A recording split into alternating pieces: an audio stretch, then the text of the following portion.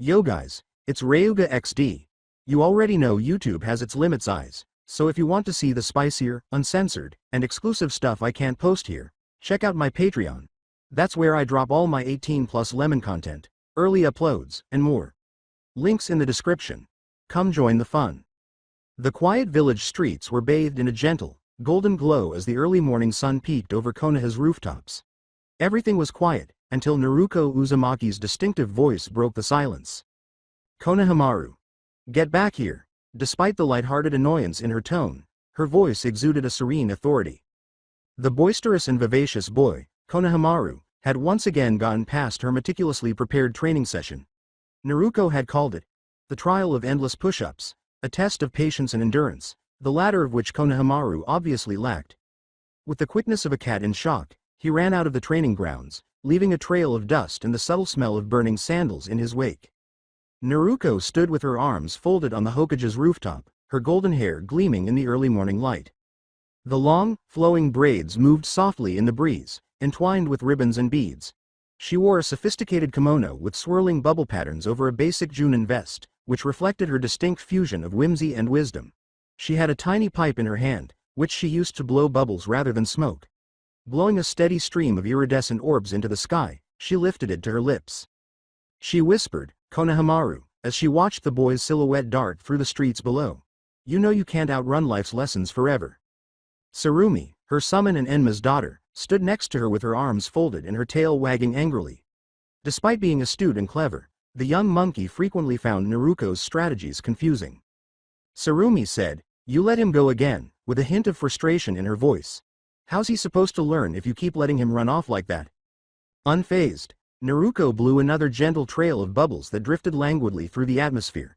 It's not about chasing him down, Tsurumi. It's about letting him come back when he's ready to face the lesson. Tsurumi rolled her eyes. And what happens if he just keeps running? Are you going to blow bubbles at him until he decides to come back? With her eyes still focused on the horizon where Konohamaru had vanished, Naruko's lips formed a tiny smile. Bubbles are fragile, delicate things, she remarked reflectively. But even something fragile can carry meaning. He'll come back when he realizes that. Tsurumi, obviously unimpressed, snorted. You're getting too philosophical about this. The kid is just running away from push-ups, not the meaning of life. However, Naruko's focus had already changed. It pleased her that she could sense Konohamaru's direction. The boy was sprinting straight toward the training area she had set up hours earlier for her next session. As he ran away from the training grounds, Konohamaru darted between alleyways in the village, his chest heaving with effort. A smile appeared on his face as he felt pleased with himself for making it out once more. He could almost feel the rush of triumph, until he abruptly stopped as he turned a corner. Dozens of glistening bubbles, floating carelessly in the air, were in front of him, obstructing his path. They created a surreal, dreamlike scene as they shimmered in the sunlight, each one reflecting the world in miniature. Konohamaru blurted, blinking in bewilderment, What? He initially believed them to be harmless, playful bubbles. However, the bubbles started to enclose him as he moved forward, creating a shimmering wall around him. They formed an impenetrable barrier by moving in unison and swirling in delicate yet exact patterns. Konohamaru yelled, Naruko Nichan, in a frustrated tone. What is this? At the end of the alleyway, Naruko's figure emerged, her calm smile unwavering. With her pipe still in hand, she walked slowly closer, blowing more bubbles. You didn't think I'd just let you run off without a little guidance, did you? Konohamaru gave the bubbles a fierce look. This is ridiculous. Bubbles? How are bubbles supposed to stop me? Naruko stopped a few feet away from him with a quiet laugh. Bubbles may seem fragile, but they can be powerful when used wisely. They move with the wind, not against it. Sometimes, the most delicate things carry the most important lessons. Unimpressed, Konohamaru crossed his arms. So what's the lesson here? That I can't outrun soap. Amusement sparkled in Naruko's eyes. The lesson is that you can't run from what you need to face. You can keep trying, but eventually, life will bring you back to the same place. These bubbles, Konohamaru. They're not here to stop you. They're here to show you that some things can't be avoided. Evidently not in the mood for another of Naruko's philosophical lectures, Konohamaru frowned. He didn't see how bubbles could teach him anything significant because he was a boy of action rather than contemplation. However, something changed within him as he stood there encircled by the glistening orbs. He observed how the bubbles moved and how they were oblivious to the mayhem around them as they drifted effortlessly on the breeze. They moved with the wind, not against it. Konohamaru let out a sigh and lowered his shoulders a little. Fine. What do I have to do? Naruto grinned, pleased that he was willing to participate. All you have to do is stop running. Face what's in front of you, even if it's uncomfortable. The bubbles will clear when you're ready. Up above, Naruto silently observed Konohamaru's energy gradually changing from defiance to introspection as he started to relax. Her thoughts strayed to her other pupils as she blew another stream of bubbles. Not far from the academy grounds, Sasuke, Sakura, and Shikamaru, all genin she had been surreptitiously watching for the past few weeks, were probably getting ready for the day. She had always thought that subtle guidance could have a powerful effect. A person's life could be drastically altered by the right word or lesson at the right moment. She whispered softly, "They're growing stronger," as she followed the bubble trail with her eyes. But strength without wisdom is like wind without direction. They still have much to learn. Tsurumi, sitting next to her on the roof, sighed with laughter. You always say that. But what if they don't want to learn? What if they're like Konohamaru, always running away from the lesson? Naruto's smile did not waver. You can't force a seed to grow before it's ready. You can only give it water, sunlight, and time. The rest is up to the seed. Tsurumi arched an eyebrow, obviously not persuaded. And what if the seed decides to stay underground forever? Naruto gave a quiet laugh. Then I'll keep watering it. One day, it will grow. It's inevitable. Tsurumi rolled her eyes but refrained from arguing. She was wise enough not to doubt Naruto's endurance. The young Junin possessed an almost superhuman capacity for patience, allowing him to watch the world develop naturally without hurrying anything. Later that day, Naruto found herself heading toward the academy grounds as the village was a hive of activity. Sakura, Shikamaru, and Sasuke, the three genin she had been watching, were huddled close to the training grounds, conversing in low tones. Naruto moved toward them in silence, initially going unnoticed. Her voice was calm but authoritative when she finally spoke. The three of you, you've been training hard. Startled by her sudden appearance, the genin turned to look at her. Ever the skeptic, Sasuke arched an eyebrow and crossed his arms. What's it to you? Unaffected by his demeanor, Naruto gave a gentle smile. I've been watching you. You're all growing stronger, but strength alone isn't enough. Sakura blinked, obviously perplexed. What do you mean? Watching the bubbles float idly into the air, Naruto blew another stream of bubbles. Strength without purpose is like wind without direction. It might be powerful, but it's chaotic. You need to understand the purpose of your strength, the why behind it. Raising an eyebrow, Shikamaru leaned against a tree in his typical sluggish manner. And let me guess, you're here to tell us what that purpose is. Naruto laughed, amusement shining in her eyes. No, that's something you have to figure out for yourselves. I'm just here to give you the tools you need to find it. Sasuke, obviously unimpressed, scoffed. And what tools are those? More bubbles. Naruto never wavered in his smile. Sometimes, the simplest things can teach us the most profound lessons, but only if we're willing to listen. Uncertain of how to interpret her words, the three genin looked at each other. Although they had heard tales of Naruto, the peculiar Junin who used bubbles and metaphors to teach, they had not anticipated meeting her in this manner. Naruto whispered, I'll leave you with this, in a low voice. A flower doesn't rush to bloom. It unfolds slowly, petal by petal, in its own time. Strength is like that. You can't force it. You can only nurture it and let it grow when it's ready. Sasuke narrowed his eyes, still doubtful. What does that even mean? We don't have time for flowers and bubbles. There's a world out there that needs power, not patience. Naruto's blue eyes, serene and unwavering, met his. Power without understanding is like a flame in the wind. It burns brightly, but it won't last long. Patience isn't about waiting, Sasuke. It's about learning to see what's truly important. Sakura's brow was furrowed in thoughtfulness. But how do we know when we're ready? When we're strong enough? With a gentle smile, Naruto blew another stream of bubbles between them. You'll know when your heart is at peace with your path. Strength isn't just about fighting. It's about knowing when not to fight. After remaining silent for the majority of the discussion, Shikamaru sighed and raised his gaze to the sky. He muttered, this sounds like a lot of trouble, but his tone was slightly curious. With a quiet laugh, Naruto acknowledged the thoughtfulness that lurked beneath his typical indolence. Trouble or not, Shikamaru, life has a way of bringing us back to the same lessons until we learn them. Sasuke turned to go, obviously getting impatient. I don't have time for this. I need to train. He was not stopped by Naruto. She merely nodded, allowing him to leave. You'll find your path, Sasuke. Just don't lose sight of who you are along the way.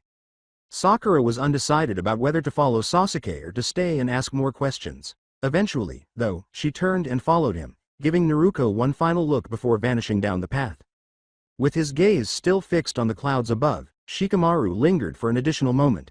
Though there was a hint of curiosity in his voice, he asked idly, "So, what's our next move?" Before responding, Naruto blew another bubble and watched it soar into the sky. For now, we observe. The world is moving, Shikamaru, and soon you'll have to make choices that will shape who you become. Pay attention. The answers are already around you. Shikamaru sighed once more, but there was a faint smile on his lips this time. You really are troublesome, you know that? Naruto smiled. I've heard that before. Shikamaru then waved lazily and began to return to the village while keeping his hands in his pockets. Naruto blew another trail of bubbles into the air as she watched him leave, her face thoughtful. Naruto returned to the Hokage's office later that afternoon as the sun started to set. Her thoughts drifted like the bubbles she so frequently let out into the world, while the village was a flurry of activity. She sensed a familiar presence waiting for her as she got closer to the office. The third Hokage, Hiruzen Sarutobi, was sitting at his desk, surrounded by documents, but obviously anticipating her arrival. As she walked into the room, his old, wise eyes softened. "Ah, Naruto," Hiruzen said, smiling softly. "How did the training go today?" Before answering, Naruto blew a tiny bubble and smiled back. "The seeds are being planted, sensei. Slowly, but surely." Hiruzen nodded, realizing the deeper significance of what she had said. Patience is a difficult lesson to teach, but you seem to have mastered it well. Konohamaru will benefit from your guidance, even if he doesn't see it now. As Naruto considered the boy, her face softened. He'll find his way, in time. They all will. Leaning back in his chair, Hiruzen observed her intently. And what of the others? Sasuke, Sakura, Shikamaru, what do you see in them? Naruto inhaled deeply and looked away as she thought about the three people she had met that morning. Sasuke is walking a dangerous path. His desire for power may lead him away from what's truly important. Sakura is still discovering her own strength. She doesn't yet realize how much potential she has. And Shikamaru, well, Shikamaru knows more than he lets on. He's wise beyond his years, but he needs a push. Hiruzen gave a contemplative nod. They're in good hands with you watching over them. With a silent sense of purpose, Naruto grinned. I don't know about that, but I'll guide them as best I can. For a brief moment, the two of them sat in friendly silence, the world's burdens barely weighing on their shoulders. The village went about its everyday business outside, oblivious to the silent times of introspection that were forming its future. With a gentle yet worried tone, Hiruzen questioned, "Do you think they'll be ready?" Naruto looked out the window and saw the village covered in long shadows from the last of the sunlight. She said, "None of us are ever truly ready," in a steady voice.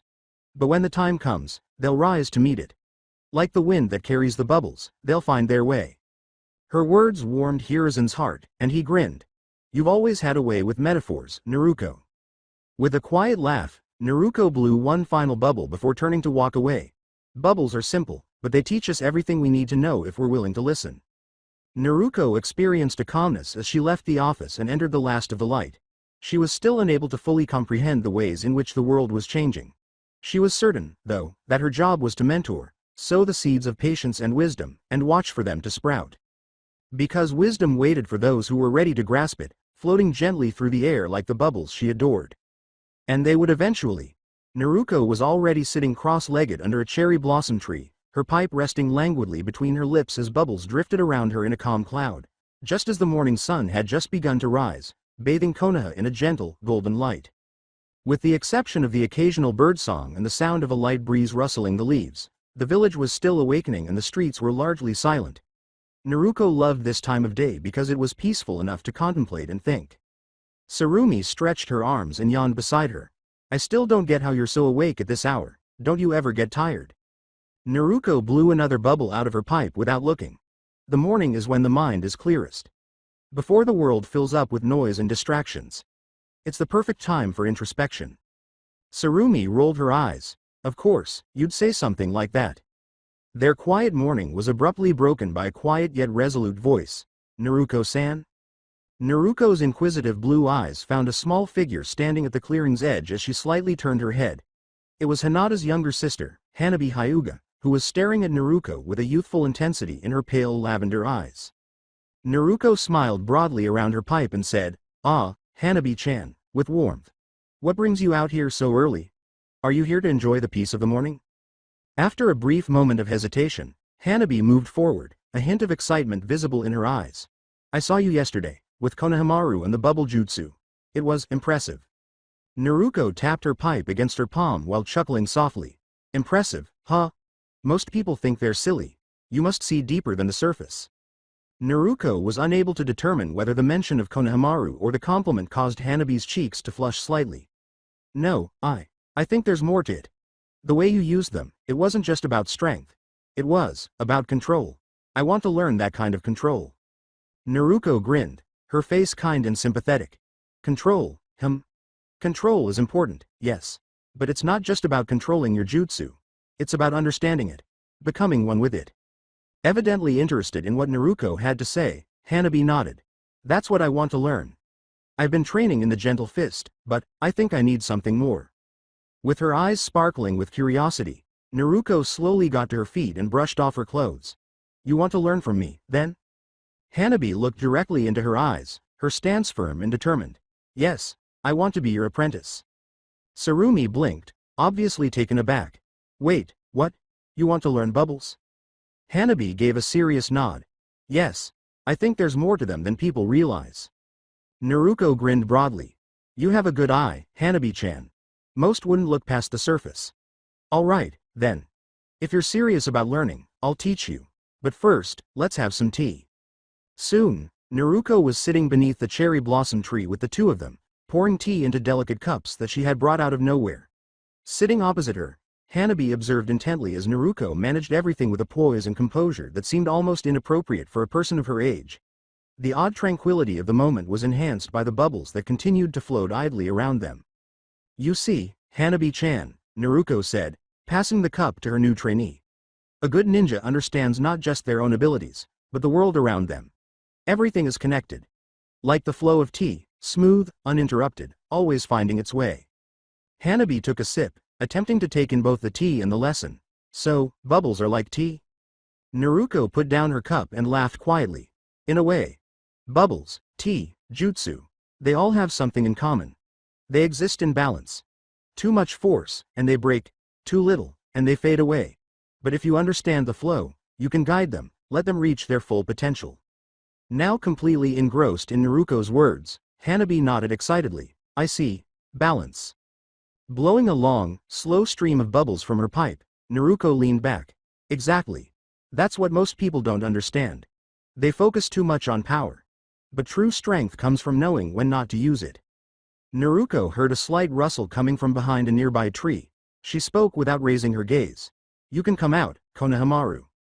Sheepishly, Konohamaru appeared, obviously embarrassed to have been overheard. Hey, Naruko-nisan." "Hanabi. I wasn't, spying or anything." Naruko gave a knowing smile. "Of course not. You're just here because you're curious, right?" Konohamaru laughed uncomfortably and scratched the back of his head. "Yeah, something like that." Hanabi's cheeks flushed a little more as her pale eyes flitted to him. She quickly averted her gaze and pretended to concentrate on her tea. Ever the astute observer, Naruko took note of the exchange but remained silent. Rather, she turned to Konohamaru in her typical composed manner. "Konohamaru, you could learn a thing or two from Hanabi-chan. She's seeking balance. Maybe that's something you should think about in your own training." Konohamaru blinked, obviously perplexed. "Balance? With bubbles?" Naruko gave a wise nod. "Balance with everything. Even in the chaos of battle, there is always a moment of stillness. Find that stillness, and you'll find your path." Konohamaru scratched his head in an attempt to comprehend the concept. "Yeah, okay. Stillness. Got it." Sarumi, perched on a nearby branch, laughed. "He's got a long way to go." Naruko smiled and waved her away. "We all do. That's why we're always learning." To any onlooker, the scene of the three of them sitting in the soft morning light, two young girls drinking tea and talking philosophy, bubbles floating in the air, and Konohamaru standing awkwardly close by, would have seemed almost absurd. For Naruko, However, this was precisely how things were meant to be. There was always a chance to connect, learn, and teach.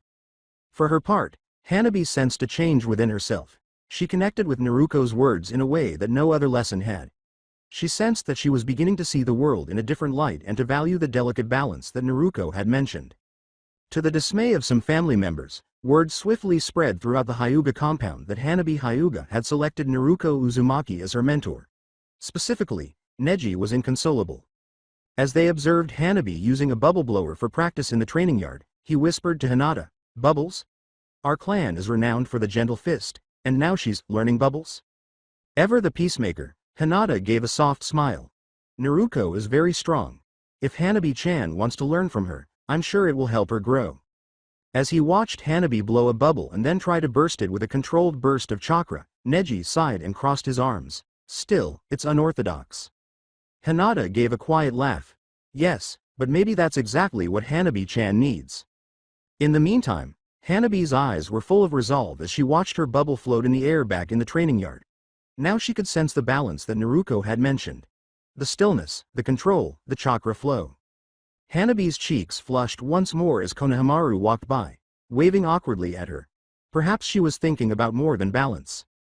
With a knowing smile on her lips, Naruko, who was observing from the sidelines, blew another bubble from her pipe. Ah, young hearts. Like bubbles in the breeze, delicate, but full of possibility.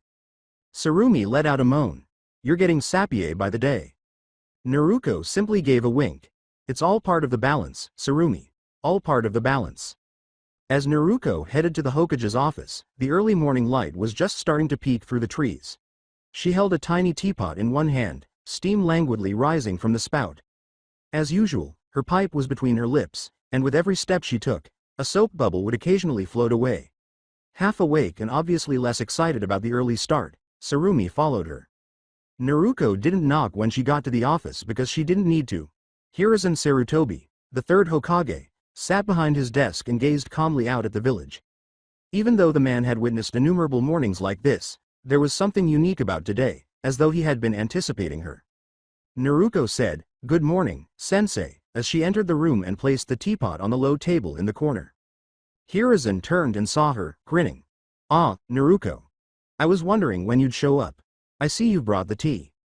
Naruko nodded, already getting the cups ready. Of course. It's the perfect time for it. With a grace that belied his age, Hiruzen got up from his desk and sat at the table opposite her. Over the years, the two of them had established this morning ritual, drinking tea and talking before the village awoke, when everything was still quiet and unaffected by the worries of the day. With practiced ease, Naruko poured the tea, causing the steam to curl upward in gentle tendrils. She sat opposite Hiruzen, her legs neatly folded under her, and gave him a cup before taking her own.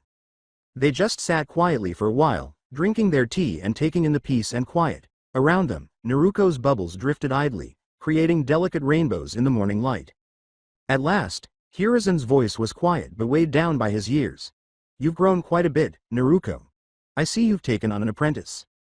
Around her cup, Naruko grinned. "Hanabi-chan. She has a good heart. She seeks balance in her training, much like I did when I was younger." Hiruzen laughed. "And she's taken to your unique approach?" Naruko grinned more broadly. "She's learning to appreciate the subtleties. Most people overlook bubbles, but Hanabi sees the potential in them. She understands that even something fragile can be powerful when used correctly." Hiruzen gave a contemplative nod. "It's a good lesson. Many shinobi focus only on brute strength, but true power comes from understanding when to use that strength and when to hold back." With her teacup in her hands, Naruko reclined. "Exactly. Like tea, it flows, adapts to the shape of its cup, but it doesn't lose its essence. It's strong, but it doesn't force itself. It finds the path of least resistance, and that's where its power lies." Hiruzen arched an eyebrow in admiration. "You've been thinking about this a lot, haven't you?" Naruko watched as a tiny bubble gently rose from her lips. "Always, sensei. There's wisdom in everything, if you're open to seeing it. Bubbles, tea, even the wind, they all have something to teach us." Hiruzen grinned, his eyes glowing with warmth. "I'm proud of you, Naruko. You've taken everything I've taught you and made it your own. Your perspective on the world is unique." Naruko put down her cup and smiled. Unique is just another word for unexpected. But that's what makes life interesting, right? It's the surprises that keep us growing. Hiruzen turned to face the window, where the village below was starting to move, and nodded in agreement. Indeed. It's the unexpected moments that shape us the most. I think the village could learn a lot from your way of seeing things. Naruko also cast a contemplative glance out the window. Maybe. But people are afraid of what they don't understand. It's easy to dismiss bubbles as harmless because they're not flashy or destructive. But that's what makes them powerful. They don't need to be destructive to be effective. Hiruzen took a sip of his tea and considered what she had said. That's a rare kind of wisdom, Naruko. Most shinobi never learn that lesson. Naruko gave a modest shrug. It's all about balance. In life, in training, in everything. Too much force, and things break. Too little, and they slip through your fingers. But if you find that middle ground, you can accomplish anything. Both of them were lost in their own thoughts as they continued to sit in comfortable silence. The only sound in the room was the gentle clinking of teacups, interspersed with the sporadic pop of a bubble as it burst. She carried herself with a poise that belied her age, and Hiruzen observed her intently. Even he, with all his years, found the wisdom in Naruko's old soul, despite her youth, refreshing. In a low voice, Hiruzen inquired, "Do you ever wonder what's next for you?" Naruko cocked her head, pondering the query. Next? I think next is just more of the same. More learning. More growing. Life doesn't have to be grand or complicated to be meaningful. Every day is a chance to learn something new. Hiruzen grinned. You remind me of myself when I was your age, always searching for meaning in the small things. Naruko winked at him playfully. Maybe I'm a little more bubbly, though. Hiruzen shook his head and laughed quietly. Perhaps. But that's not a bad thing. The world could use more people who look for meaning in the simple things. Naruko put her chin in her hands and leaned forward.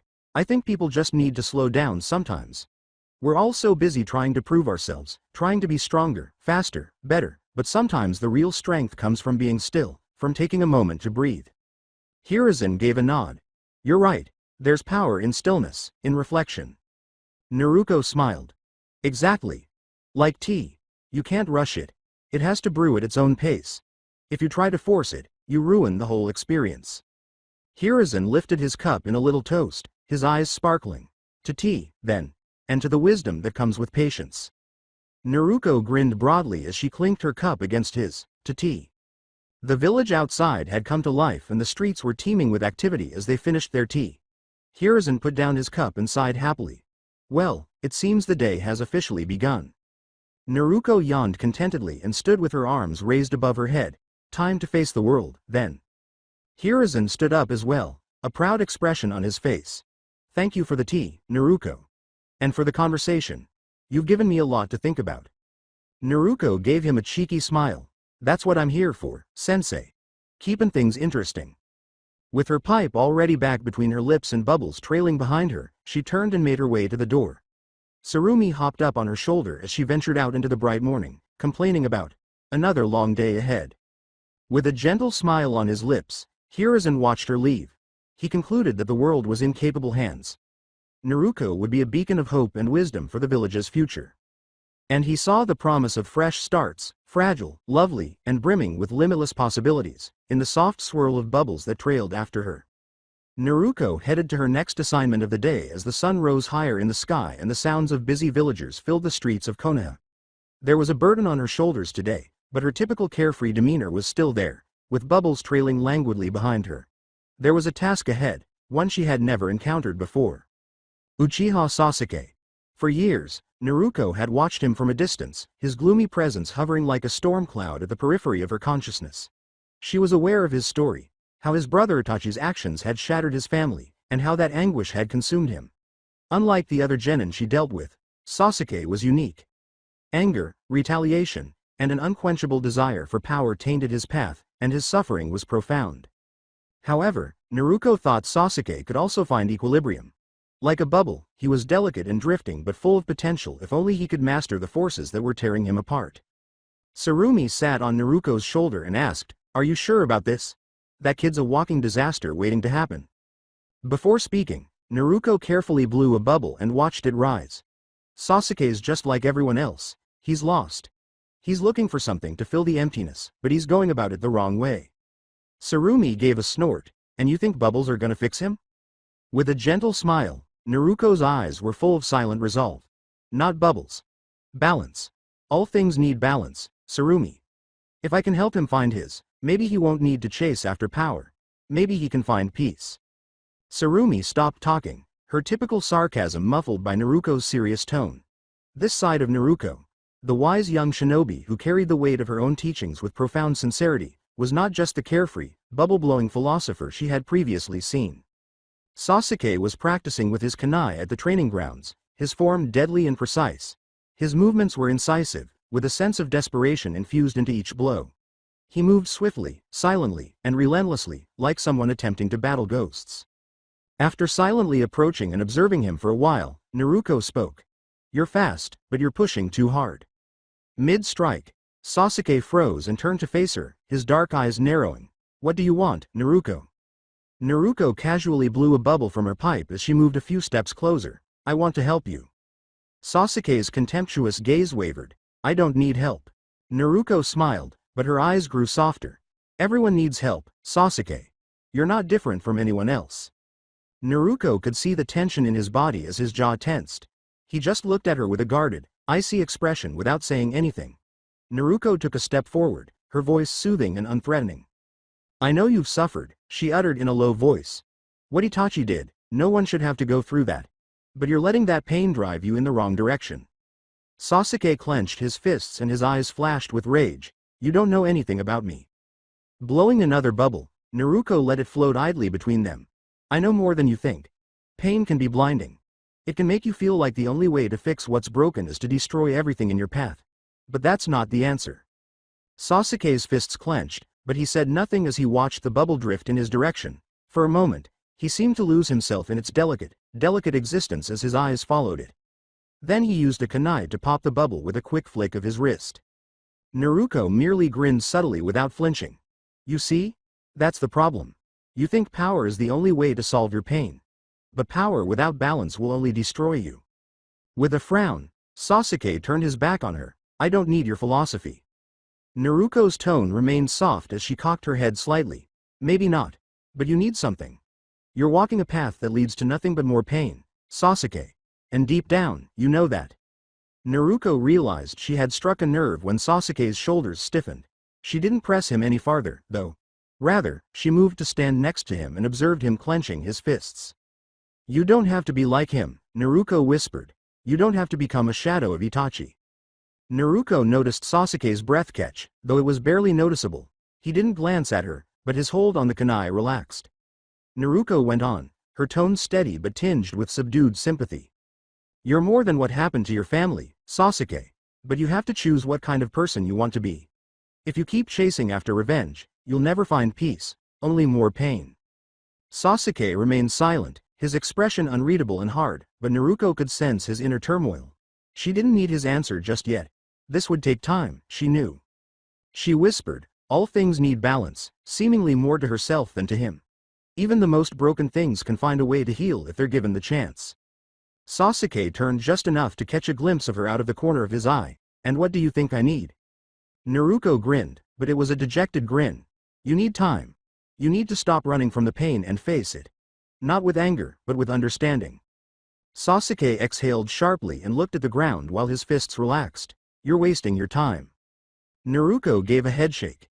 "No time spent trying to help someone is wasted. If I can plant even a small seed of change in you, it's worth it." Sasuke didn't answer right away, but there was a slight softening of the rage in his posture. Naruko stopped pushing him. She was the most aware of the fact that change was a gradual process. It was patient, steady, and slow, much like tea. Sometimes letting it steep on its own was the best course of action, and you couldn't rush it. Sasuke stood there by himself, lost in thought, as she blew one final bubble and let it float between them before leaving. Sarumi, who had remained silent the entire time, finally spoke up as she made her way back toward the village. "Do you really think you can help him?" Naruko smiled back, softly and hopefully. "I don't know, but he deserves a chance to find balance. Just like anyone else." Sarumi gave a grunt. "You really believe in this balance stuff, don't you?" Watching the bubble catch the wind, Naruko blew another one. "All things need balance, Sarumi. Even Sasuke." And with that, she carried on walking, aware that the path ahead with Sasuke would be arduous and lengthy, but also aware that every path to equilibrium started with a single step. She thought she was the one who could help him find that balance. As Naruko sat cross-legged beneath her favorite cherry blossom tree, her pipe resting in her mouth as she blew gentle streams of bubbles into the cool breeze, the following morning was clear and bright, with the sounds of birds chirping filling the air. Hanabi and Konohamaru sat opposite her, their eyes wide as they observed Naruko's bubbles glimmering in the sunlight. There was more to today's lesson than just bubbles. Naruko said, "All right, you two," in a quiet but firm voice. "Today, we're going to learn about something very important: control, balance, and understanding your own limits." Finally recuperating from his last bubble-induced training session, Konohamaru let out a loud groan. "More bubbles, Naruko-ni-chan?" In contrast, Hanabi appeared fascinated, her pale lavender eyes fixed on the bubbles that floated around them. "I'm ready, Naruko-sensei." Hanabi's excitement made Naruko smile, even though she knew this would be a difficult lesson. Physical exercises were not the only way to teach control and balance. Patience, reflection, and, above all, self-confidence were necessary. Naruko said, "I want you both to understand that jutsu, chakra, and strength aren't the only things that make a ninja great," as he continued to blow bubbles. "It's about understanding the flow of energy around you and within you. Like tea or bubbles. If you force them, they'll break. But if you let them flow naturally, they become something powerful." Konohamaru's head cocked. "But how do bubbles have power?" With a warm smile, Naruko's eyes gleamed with wisdom well beyond her years. "It's not the bubbles themselves, Konohamaru. It's the lesson they teach. Even something fragile can be strong if used the right way. You don't always need brute strength to win a battle. Sometimes, you need to adapt, to flow with the situation instead of forcing your way through it." Hanabi nodded slowly, her eyes darting from Naruko to the bubbles. "I think I understand." With her long blonde hair blowing in the wind, Naruko got to her feet and motioned for them to follow. "Good. Now, let's start with a simple exercise." She guided them to a tiny clearing with soft grass and morning sunlight, just past the cherry blossom trees. The ideal location for her vision. Naruko said, "Today's training isn't about physical strength," while removing a tiny jar from her pouch. When she opened it, she saw a unique blend of bubble soap infused with chakras. "It's about controlling your chakra, finding balance in every movement. I want you both to make bubbles." Konohamaru gazed at her incredulously. "Bubbles? Really?" But Hanabi was already grabbing the jar, obviously excited to get started. Since the first time she saw Naruko in action, she had been fascinated by her method, and now that she was receiving direct instruction from her, she was determined to become proficient in this new kind of control. Unflinching, Naruko gave them each a tiny bubble wand. "It's not as easy as you think. You need to infuse the bubbles with your chakra, control the flow, and keep the balance. If you lose control, the bubble will pop, but if you find that perfect balance, you'll be able to use them in ways you never thought possible." With a sigh, Konohamaru accepted the wand, obviously doubtful. "All right, Naruko-ni-chan. I'll give it a try." Naruko observed both of them blowing their first bubbles after dipping their wands into the soap. Konohamaru's bubble burst almost instantly, as was to be expected, while Hanabi's bubble briefly floated before vanishing. "You're both trying too hard," Naruko gave a calm explanation. "You're forcing the chakra into the bubble, trying to control it. But chakra isn't something you can control by sheer will. It's a part of you, like breathing. You have to let it flow naturally." Hanabi scowled intently, obviously determined to do it correctly. Once more, she dipped her wand into the soap and inhaled deeply before gently blowing. One bubble appeared, floating softly in the air and glimmering with chakra. Naruko gave a nod of approval. "That's better, Hanabi-chan. Now, hold on to that feeling, don't force it, just let it be." Still having trouble, Konohamaru tried again. His bubble burst after a few seconds even though it lasted a little longer this time. "This is harder than it looks," he complained. Naruko laughed. "Everything worth learning takes time, Konohamaru, but you're getting there." Naruko stood back and watched the two as they practiced, grinning proudly. Hanabi controlled the flow of chakra into each bubble with a laser-like focus and precise movements. Despite being more irritated, Konohamaru was getting better. He struggled to find the stillness Naruko had been referring to because of his natural energy, but she knew he would eventually find it. Naruko called them over after a few minutes and motioned for them to sit on the grass next to her. "You both did well today. This kind of training isn't about instant results. It's about learning to understand your own limits and then pushing beyond them." Konohamaru collapsed to the ground, obviously worn out, I never thought blowing bubbles could be so hard. Naruko put her hand on his shoulder and laughed softly. That's because you're thinking about it like it's a game. But life isn't a game, Konohamaru. Everything has its purpose, even the smallest actions. Bubbles, tea, jutsu. They all require the same thing. Balance. You can't force life to move the way you want it to. You have to flow with it, like a bubble drifting in the wind. Sitting quietly next to them, Hanabi gave a contemplative nod. Balance is everything. Naruko gave her a proud smile as he looked at her. Exactly, Hanabi-chan. Balance is what makes you strong.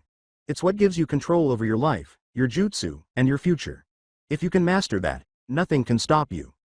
With the wind softly rustling through the trees, the three of them sat in silence for a while. While Hanabi observed the bubbles floating idly around them, Konohamaru appeared to be lost in thought, her mind obviously processing everything she had learned. Naruko finally got to her feet, blowing a final bubble into the air with her pipe back between her lips. Remember, the greatest strength isn't always the one that can destroy. Sometimes, it's the one that can adapt, the one that can find peace in the middle of chaos. Both Hanabi and Konohamaru bore the burden of her words as they followed her as she turned to return to the village. They understood that Naruko's teachings were about life and finding equilibrium in a frequently chaotic and uncertain world, not just about bubbles. Naruko couldn't help but smile to herself as they strolled. She was finding that teaching Hanabi and Konohamaru was more fulfilling than she could have ever dreamed.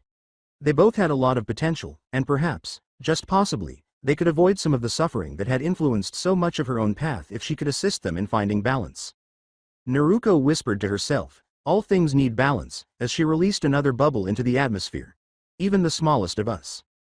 Under the shade of a big oak tree, Naruko sat opposite Shikamaru at an ancient, worn table. Between them, the shogi board was carefully arranged, with each piece shining in the gentle afternoon light. With her pipe hanging from her lips, Naruko was blowing bubbles that drifted idly across the board while maintaining her usual laid-back expression. They seemed to be a part of the game itself, floating between the pieces. With his chin resting on his hand and his elbow resting on the table, Shikamaru gazed at the board with his trademark expression of intense concentration combined with boredom.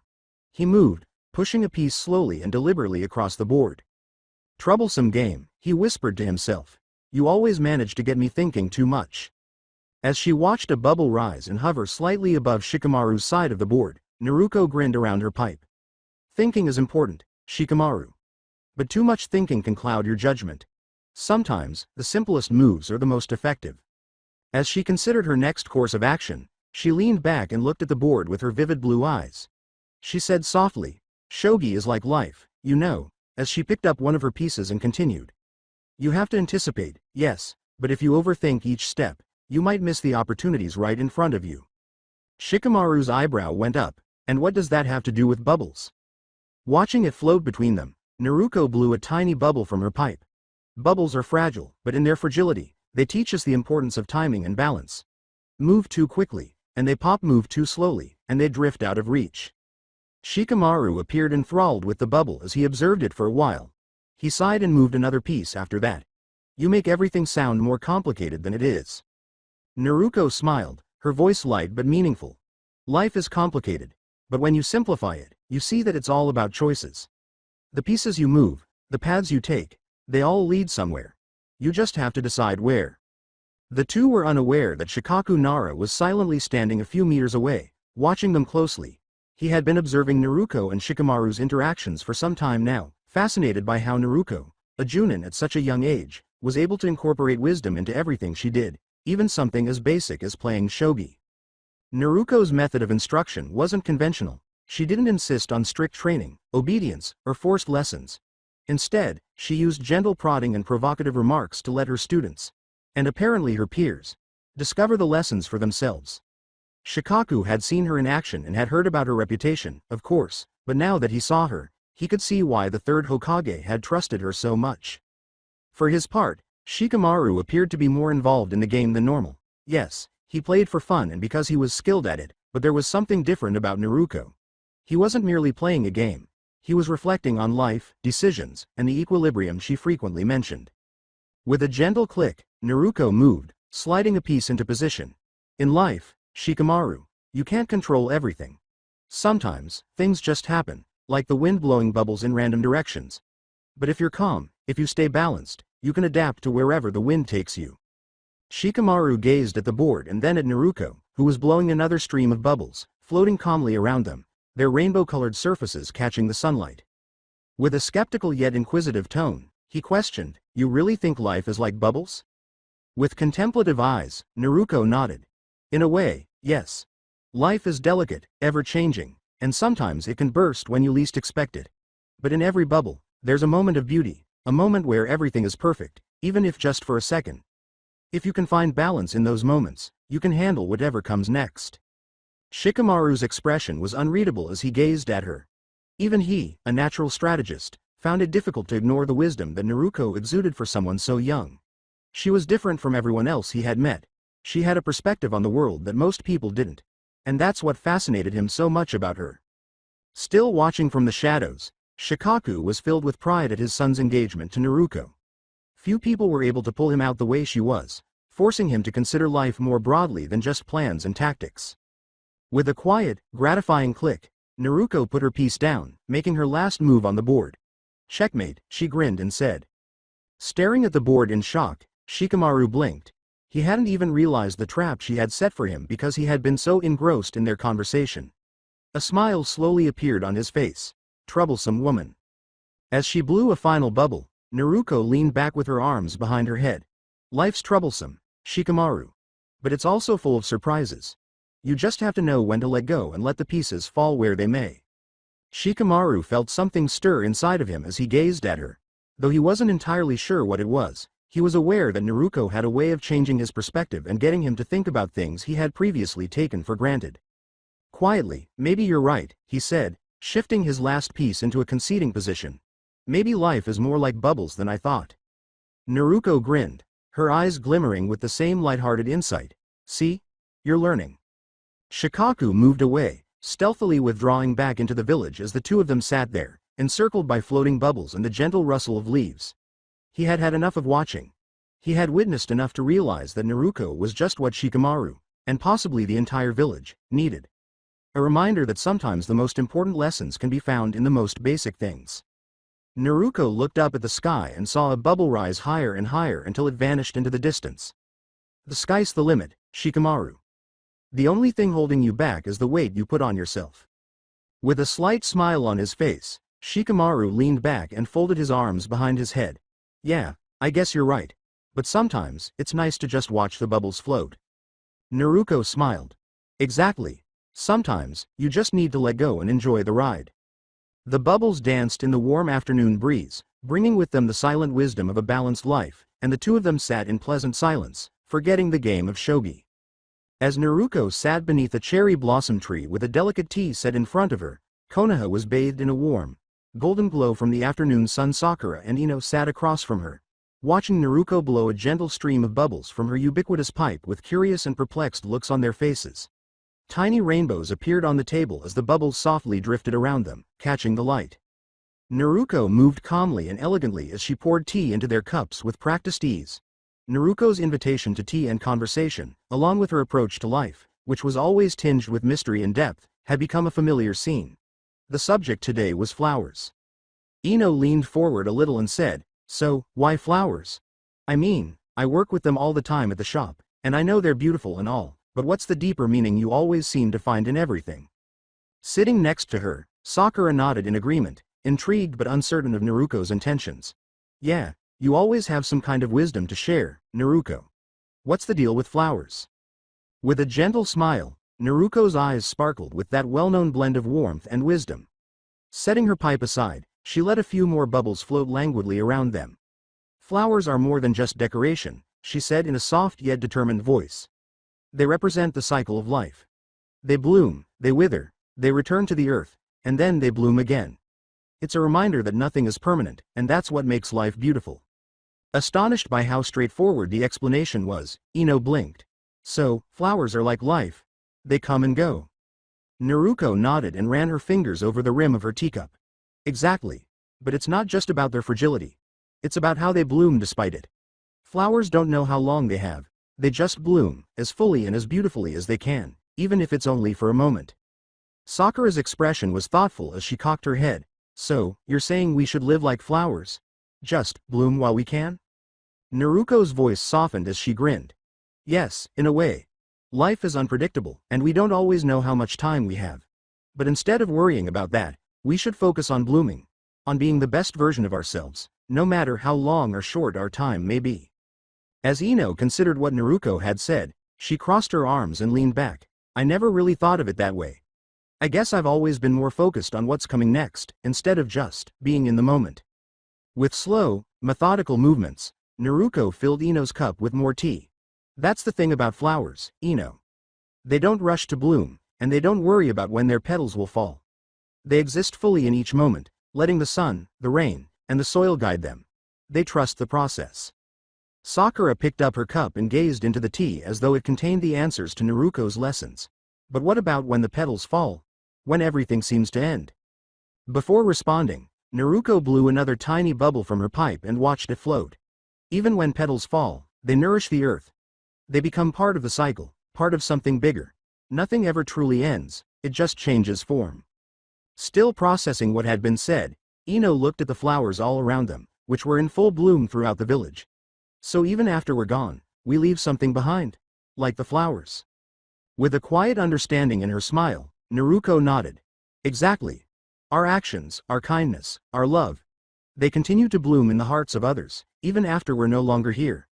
That's why it's important to live fully, to bloom as brightly as we can, because we never know who might be watching, who might be touched by our presence. The three were unaware that Inoichi Yamanaka, Ino's father, was standing silently close by, listening to the discussion with increasing interest.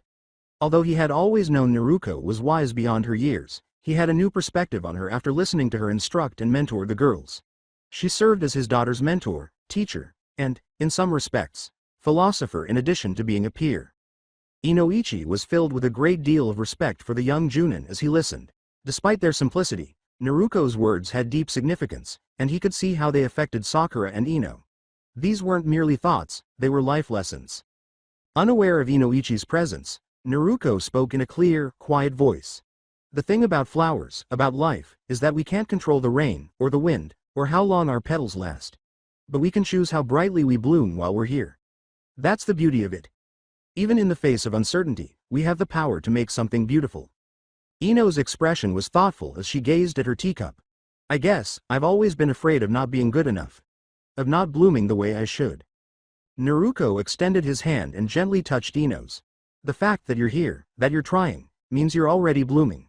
Flowers don't compare themselves to each other, Ino. They just grow in their own way, at their own pace. You don't have to be like anyone else, you just have to be you. Silently taking in what Naruko had said, Sakura added, and when we fall, it's not the end. With warm eyes, Naruko grinned at her. Exactly, Sakura. It's never the end. It's just another part of the cycle. And from those fallen petals, new life will always grow. A feeling of calm descended upon Inoichi as he listened from a distance. Even though Naruko's wisdom was expressed simply through flowers and tea, it was timeless and profoundly felt by anyone who paid attention. He was appreciative that Ino had someone like Naruko in her life, someone who could teach her how to live fully and purposefully in addition to teaching her how to be a shinobi.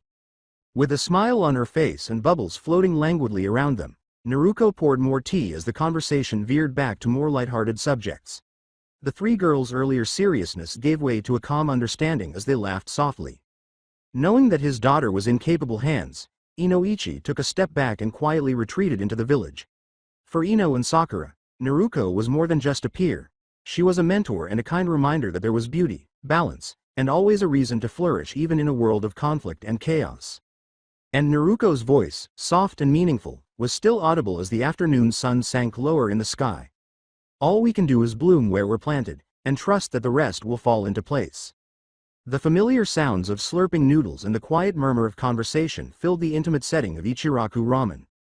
Naruko sat at the counter, blowing bubbles into the air while her pipe rested next to her bowl. Choji sat next to her, eating his third bowl of ramen with a satisfied expression on his face. Amidst the occasional burst of spice from the dishes being served, the small stand was filled with the rich aroma of noodles and broth. While she was still blowing bubbles, Naruko stopped to taste her broth slowly. You know, Choji, she said in a calm and reflective tone, there's something about ramen that always reminds me of balance. The way the flavors come together, each ingredient in harmony, complementing the others. Shoji nodded enthusiastically, his cheeks swollen with noodles. That's what makes it so good. You can't just throw a bunch of stuff in a bowl and call it ramen. It has to be balanced. In response, Naruto grinned and observed another bubble drifting in the direction of the ceiling. Exactly. It's the same with spices. Too much, and you overpower everything. Too little, and the dish feels incomplete. The key is balance. After swallowing his mouthful of noodles, Shoji gave her a questioning glance. Yeah, I guess that makes sense. But what does that have to do with anything outside of ramen? With a twinkle of quiet wisdom in her blue eyes, Naruto put down her chopsticks. Spices are like the challenges we face in life, Shoji. They add flavor, excitement, and sometimes even a little heat. But if you let one spice dominate everything, it throws you off balance. Life, like ramen, needs just the right amount of everything: joy, struggle, peace, and excitement, to be truly fulfilling. Evidently intrigued by the metaphor, Shoji blinked.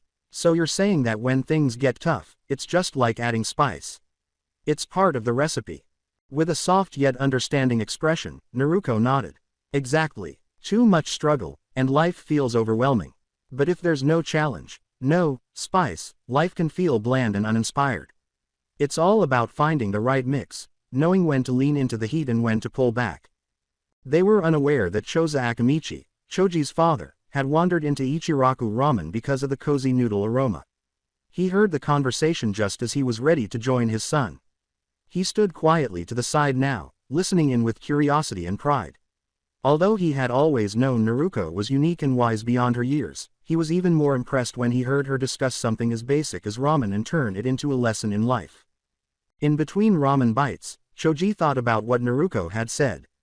But sometimes, it feels like everything's too spicy, you know. Like there's too much going on, and it's hard to handle. Another tiny bubble was blown by Naruto, who watched it float softly toward the ceiling. That's when you need to take a step back and adjust the seasoning.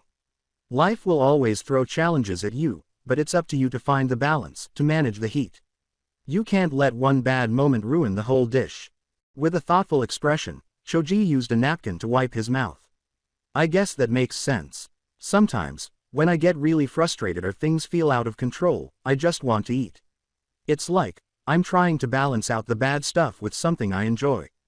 Naruto nodded and grinned broadly. And that's okay, Shoji. Finding comfort in small things, like a good bowl of ramen, is part of how we cope.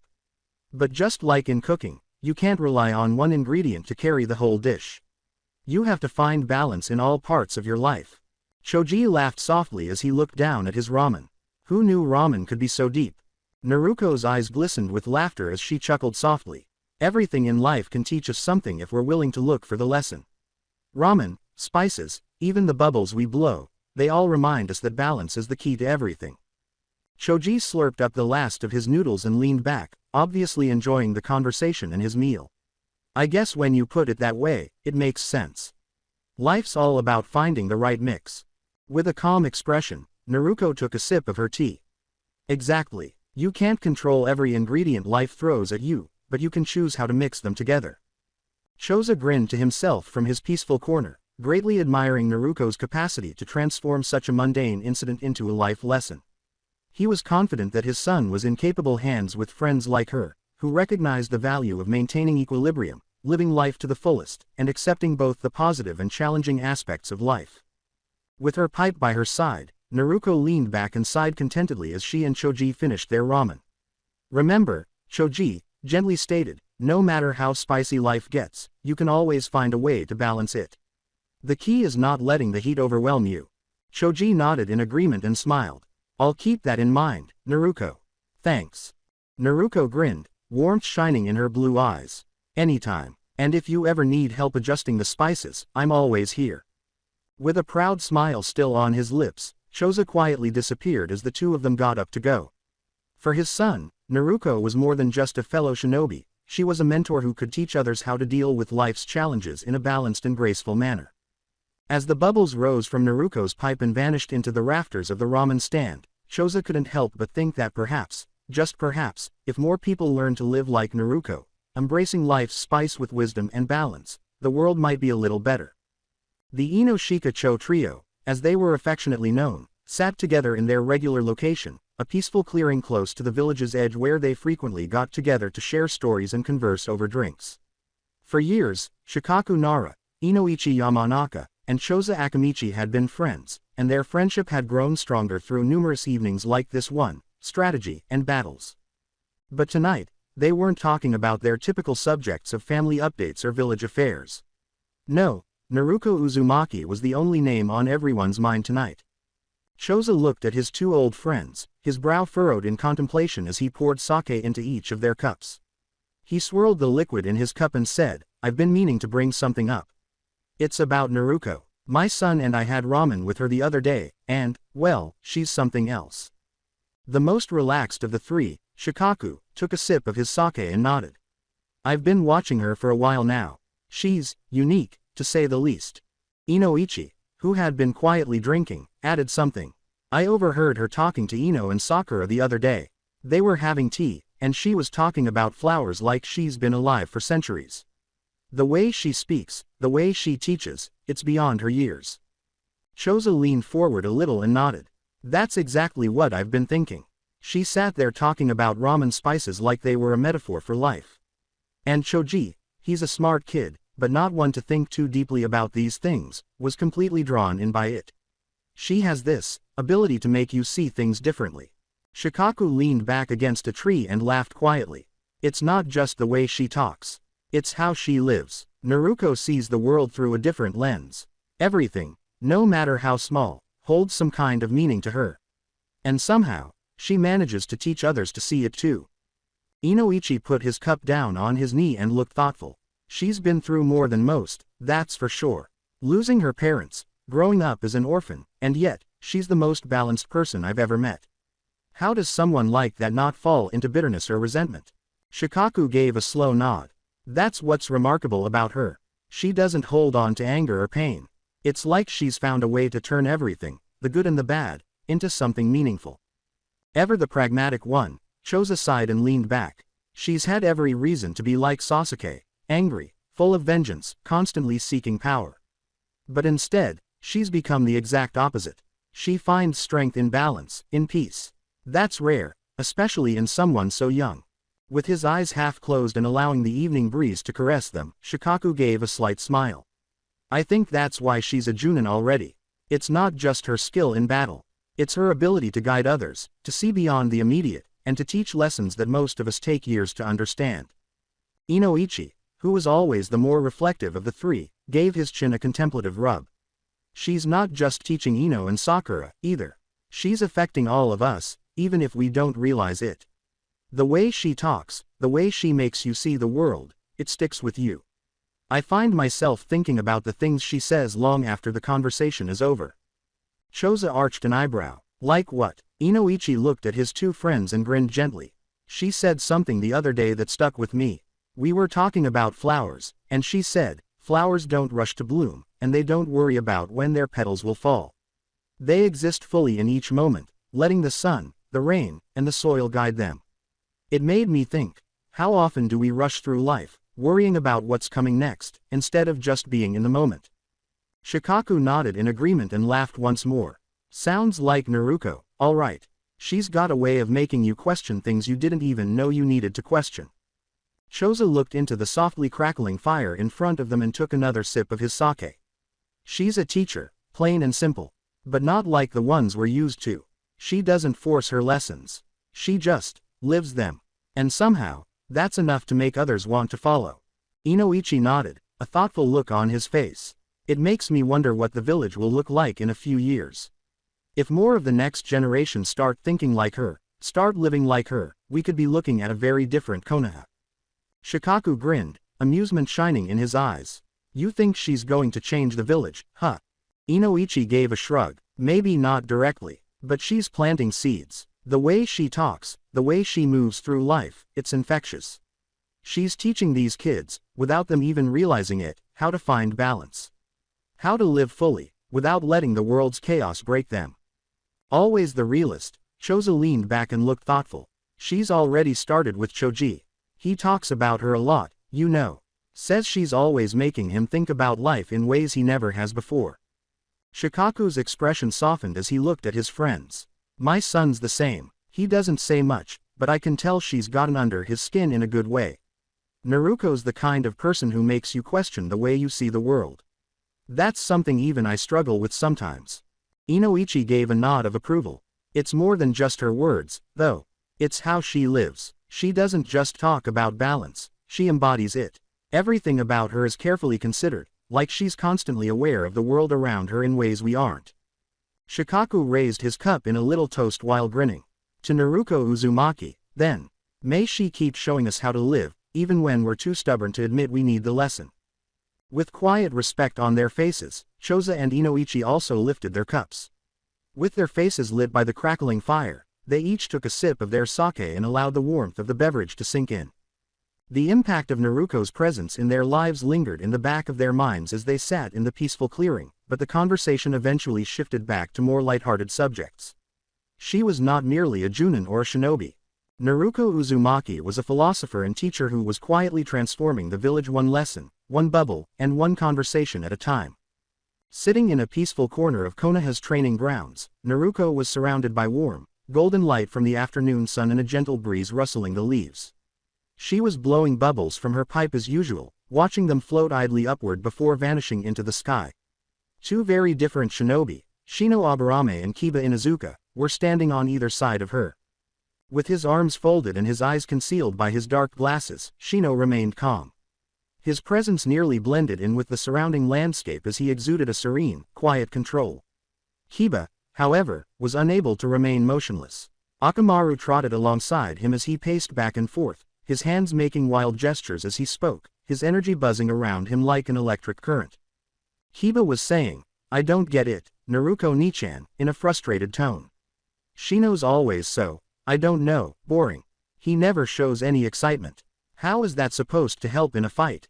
Unfazed by the remark, Shino calmly responded, adjusting his glasses, "Energy without control is useless. In battle, precision and calmness are more valuable than reckless enthusiasm." Kiba snarled in frustration, obviously dissatisfied with the response. "Yeah, but if you're too calm, you'll miss the chance to attack." Naruko sat cross-legged on the grass and smiled calmly as he observed the two of them. Before she spoke, she allowed a few more bubbles to float into the air. She said, "You're both right," in a quiet voice that eased the tension like a gentle breeze. "But you're also both missing something important." Curious to hear what she had to say, Kiba and Shino turned to face her. Watching it drift languidly between them, Naruko blew another bubble. "Kiba, you're full of energy, and that's a good thing. In battle, energy can give you the strength and speed you need to win. But if you let that energy run wild, it becomes reckless. You lose focus, and that's when mistakes happen." Still not convinced, Kiba folded his arms. "So you're saying I should be more like Shino?" Naruko gave a soft smile. "Not exactly. I'm saying you should learn to balance your energy. Use it when you need it, but don't let it control you." Her expression softened as she turned to face Shino. "And you, Shino, you have the opposite problem. You're calm and precise, but sometimes, you hold back too much. You're so focused on maintaining control that you forget to let your energy out when it's needed." Ever calm, Shino cocked his head a little. "I see your point, but I believe that control is the key to victory. Recklessness can lead to unnecessary risks." Naruko nodded, comprehension glimmering in her blue eyes. "Control is important, yes. But if you hold back too much, you might miss an opportunity. It's all about balance, finding the middle ground between calmness and energy." Kiba scratched his head, obviously having trouble understanding. "So what, we're supposed to, balance each other out?" Naruko grinned. "In a way, yes. You're both strong in your own way, but you could learn a lot from each other. Kiba, you could learn to channel your energy into something more focused, more precise. And Shino, you could learn to tap into your energy when the moment calls for it." Shino's voice was measured as he adjusted his glasses once more. "So you're suggesting that we adapt to each other's strengths?" Naruko blew another tiny bubble and nodded. "Exactly. The world is full of opposites. Calm and energy, light and dark, strength and precision. But the strongest people are the ones who can balance those opposites within themselves." With his hands on his knees, Kiba sat down beside Naruko, still displaying a hint of skepticism. "But how do you do that? How do you balance being calm and full of energy at the same time?" Naruko inhaled deeply, taking in the new scent of the surrounding forest. It's about knowing when to act and when to wait. When to push forward and when to hold back. Life is like a river, you need to flow with it, not fight against it. Sometimes, you need to move quickly, like rushing water. But other times, you need to be still, like the calm surface of a lake. Kiba scowled, obviously attempting to visualize her words. That sounds kinda complicated. Naruko's eyes were warm as she laughed softly. It's not as complicated as it sounds. You already know how to do it, you just need to trust yourself. In battle, there are moments when you need to strike fast, but there are also moments when you need to step back and observe. It's the same with your energy. You need to know when to let it out and when to hold it in. Shino, who had been silently listening, raised his voice. And how do you propose we find this balance? Naruko's expression was thoughtful as she glanced between them. Start by understanding each other's strengths. Kiba, watch how Shino moves, how he controls his energy, even in the heat of battle. And Shino, watch how Kiba channels his energy into his attacks. Then, try to bring those elements into your own training. Kiba's expression slightly softened as he turned to face Shino. I guess, I've never really thought about how Shino fights. I'm always so caught up in what I'm doing. Shino gave a nod of approval. The same could be said for me. I focus on my own methods without considering the value of Kiba's approach. Naruko grinned, pleased with their answers. That's the first step, understanding that you can learn from each other, and that both of your approaches have value. Kiba rubbed the back of his neck and exhaled deeply. Alright, I guess I'll give it a try. But no promises, okay. As she watched another bubble disappear, Naruko leaned back on her hands and laughed softly. That's all I ask, Kiba. Just give it a try. Balance isn't something you master overnight. It's something you practice, something you grow into. Always the more reflective one, Shino gave a contemplative nod. Balance is a journey, not a destination. His words caused Naruko to smile. Exactly. And once you start the journey, you'll find that you're capable of more than you ever thought possible.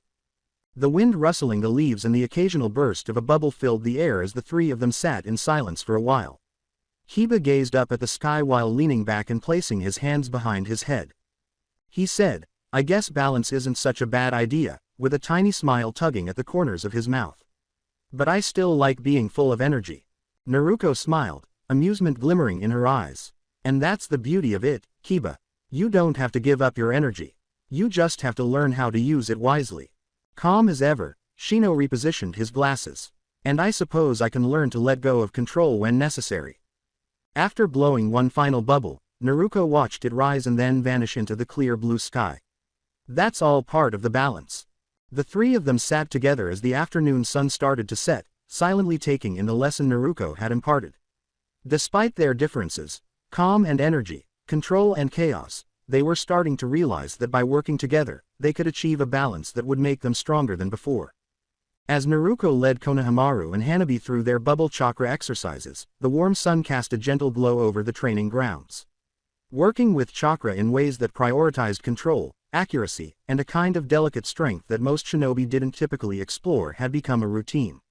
With her pipe in hand, Naruko moved with her usual serene grace, occasionally blowing bubbles that glistened iridescently in the sunlight. Konohamaru was deeply focused, his brow furrowed as he battled to keep the delicate chakra balance required to create the bubbles. As she mirrored her sensei's quiet control, Hanabi, ever composed and focused, was making rapid progress, her bubbles floating peacefully around her. But there was someone new on the training grounds today. Standing a short distance away, Hinata Hyuga, wearing her typical muted colors, observed with silent interest. The way Naruko and her students worked with the bubbles drew her in, even though she hadn't anticipated seeing this specific training session. Hinata was immediately apparent to Naruko, whose keen senses were constantly aware of her surroundings. With a gentle smile, she blew a tiny bubble and let it gently drift in Hinata's direction. As it came closer to Hinata, the bubble drifted languidly, softly reflecting the sunlight before coming to a halt in front of her face. You're watching from a distance, Hinata, Naruko said softly, her voice as composed as ever. Come closer. These bubbles are not just for control, they hold a different kind of strength, one I think you might understand better than most. After a brief moment of hesitation, Hinata nodded and moved forward, taking slow steps so as not to disturb the quiet. Naruko-sensei, I didn't want to interrupt. I was just curious. Naruko grinned, compassion shining in her eyes. You're not interrupting. In fact, I think you might benefit from this exercise. After all, bubbles, like you, are a reflection of gentleness. They are delicate, yes, but within them, there is a hidden strength, one that only reveals itself when handled with care. When Konohamaru heard this, he grinned. You mean bubbles can be strong? They pop at the slightest touch. With a quiet laugh, Naruko blew another bubble past Konohamaru's head. Strength isn't always about force, Konohamaru. It's about understanding when to push and when to let go. A bubble's strength lies in its ability to float freely, to adapt to the wind without resisting it. After silently concentrating on her own bubbles, Hanabi looked at her older sister. Naruko-sensei is right, Hinata. The bubbles might seem fragile, but they teach us to be in harmony with our chakra, to let it flow instead of forcing it. Naruko gave a nod. Exactly. And Hinata, I think you'll find that the same applies to you. You've always been gentle, but within that gentleness, there's a quiet power. Like the bubble, your strength lies in your ability to move with the world around you, rather than pushing against it. As she listened, Hinata's eyes softened and became quiet with appreciation for what Naruko had said. She had frequently struggled with the concept of strength, particularly when compared to her sister Hanabi and her more assertive cousin Neji. Naruko, on the other hand, took a different tack and didn't define strength in terms of raw power. She recognized it in the capacity to adjust, find equilibrium, and let go. Naruko let the bubble float in Hinata's direction after blowing another one that was infused with a gentle glow. Softly, try it, she said. Let your chakra flow into the bubble. Don't force it, just let it happen naturally. Feel the gentleness within you, and let that guide your chakra. After hesitating, Hinata slowly nodded. In her hand, she conjured a tiny bit of chakra, which she then carefully released into the bubble. The bubble briefly shimmered, seemingly capturing the essence of Hinata's gentle and compassionate personality. It drifted languidly through the air, catching the light as it floated upward, steady and calm. Naruko grinned. See, just like that, your chakra isn't about forcing things into place, it's about letting your natural gentleness shape it. You are more like the bubble than you know, Hinata. Soft, but filled with hidden strength. Hinata's eyes were wide with amazement as she watched the bubble drift away. It's peaceful, she said in a barely audible whisper. I never thought chakra could feel like this. Watching as it floated next to Hinata's bubble, Naruko blew another one. Chakra is a reflection of who we are. You, Hinata, are gentle by nature, but that doesn't mean you're weak. It means you understand the flow of the world better than most. You're in tune with it, just like the bubble is with the wind. Konohamaru sighed in exasperation as he continued to try to create his own bubble. I don't get it, I keep trying to control it, but it just pops. Naruko looked at him calmly. That's because you're trying too hard, Konohamaru. Control isn't about forcing something to happen. It's about guiding it, like how a bubble floats. Let your chakra flow naturally, and trust in the process. Hanabi, who had been listening to the conversation in silence, watched Hinata with a gentle smile. She could see that her sister was starting to realize a deeper aspect of herself that had always existed but had never been fully acknowledged. A feeling of calm descended upon Hinata as she continued to observe the bubbles. She didn't feel the need to compare herself to anyone else, not to Hanabi or Neji, for the first time in a long time. It was sufficient that she was just herself. Ever the reserved tour guide, Naruko took a sip of her tea and blew out one final bubble. Remember, Hinata, she gently said, strength comes in many forms. Sometimes, the gentlest touch is the most powerful of all. With her heart lighter than it had been in years, Hinata nodded. She couldn't help but feel that, like the bubbles, she was at last starting to discover her own path as they gently drifted into the sky. The Broken Kunai, a quaint, dimly lit bar hidden away from the village's busier streets, was a favorite hangout for Konoha's shinobi. After a long day of training, Junin could unwind there, tell stories, and, most importantly, conjecture about their students. But there was something different in the air tonight, something that piqued the interest of every Junin. Sitting at the bar, calmly drinking her tea and blowing bubbles from her ubiquitous pipe, was Naruko Uzumaki, who had just become a Junin herself. The bubbles were caught in the gentle glow of the bar's lights and drifted languidly around the room, shimmering like tiny orbs of light. Naruko was a common sight among the more experienced Junin, and her presence here was not out of the ordinary. The topic of discussion tonight was unusual, the subtle changes they had been observing in their students. With a contemplative look on his face, Asuma leaned back in his chair while holding a drink. I've noticed something about Ino lately. She's been more reflective. It's like she's taking more time to think things out before acting. Never used to be that way, he said, turning to face the other people seated around the table. The person sitting next to him, Kurenai, nodded. Hinata, too. She's always been quiet and thoughtful, but lately, there's a different kind of calm about her. It's like she's found a new level of control.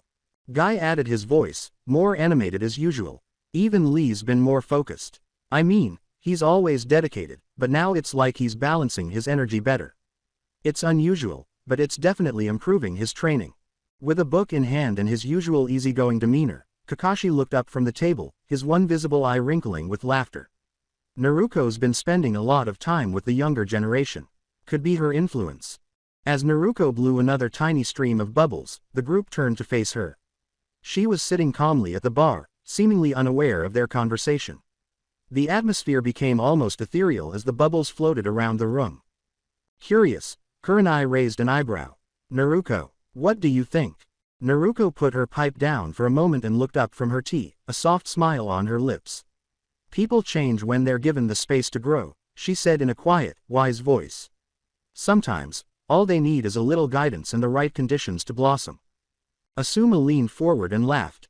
So, you're saying all these changes we're seeing in our students, that's your doing? Naruko shook her head, amusement sparkling in her blue eyes. Not mine. The changes are theirs. I've just been helping them see what was already inside them. Ever the eager one, Guy lifted his glass in praise. Your methods are unconventional, but it seems you've found a way to reach them. Kakashi put down his book and looked interestedly at Naruko. It's not just the students who are noticing, you know. You've gotten the attention of quite a few of us, too. Even I've seen the difference in Sasuke. Naruko grinned once more, a little mischievously this time. Balance, was all she said. Everyone needs balance, calmness and energy, control and freedom. Once you find that balance, everything else falls into place. Curious, Kurenai leaned in. And how do you manage to teach that balance? Before responding, Naruko took another sip of her tea. It's not about forcing them to change. It's about showing them that the way they've always done things isn't the only way. For someone like Kiba, it's teaching him to slow down, to think before he acts.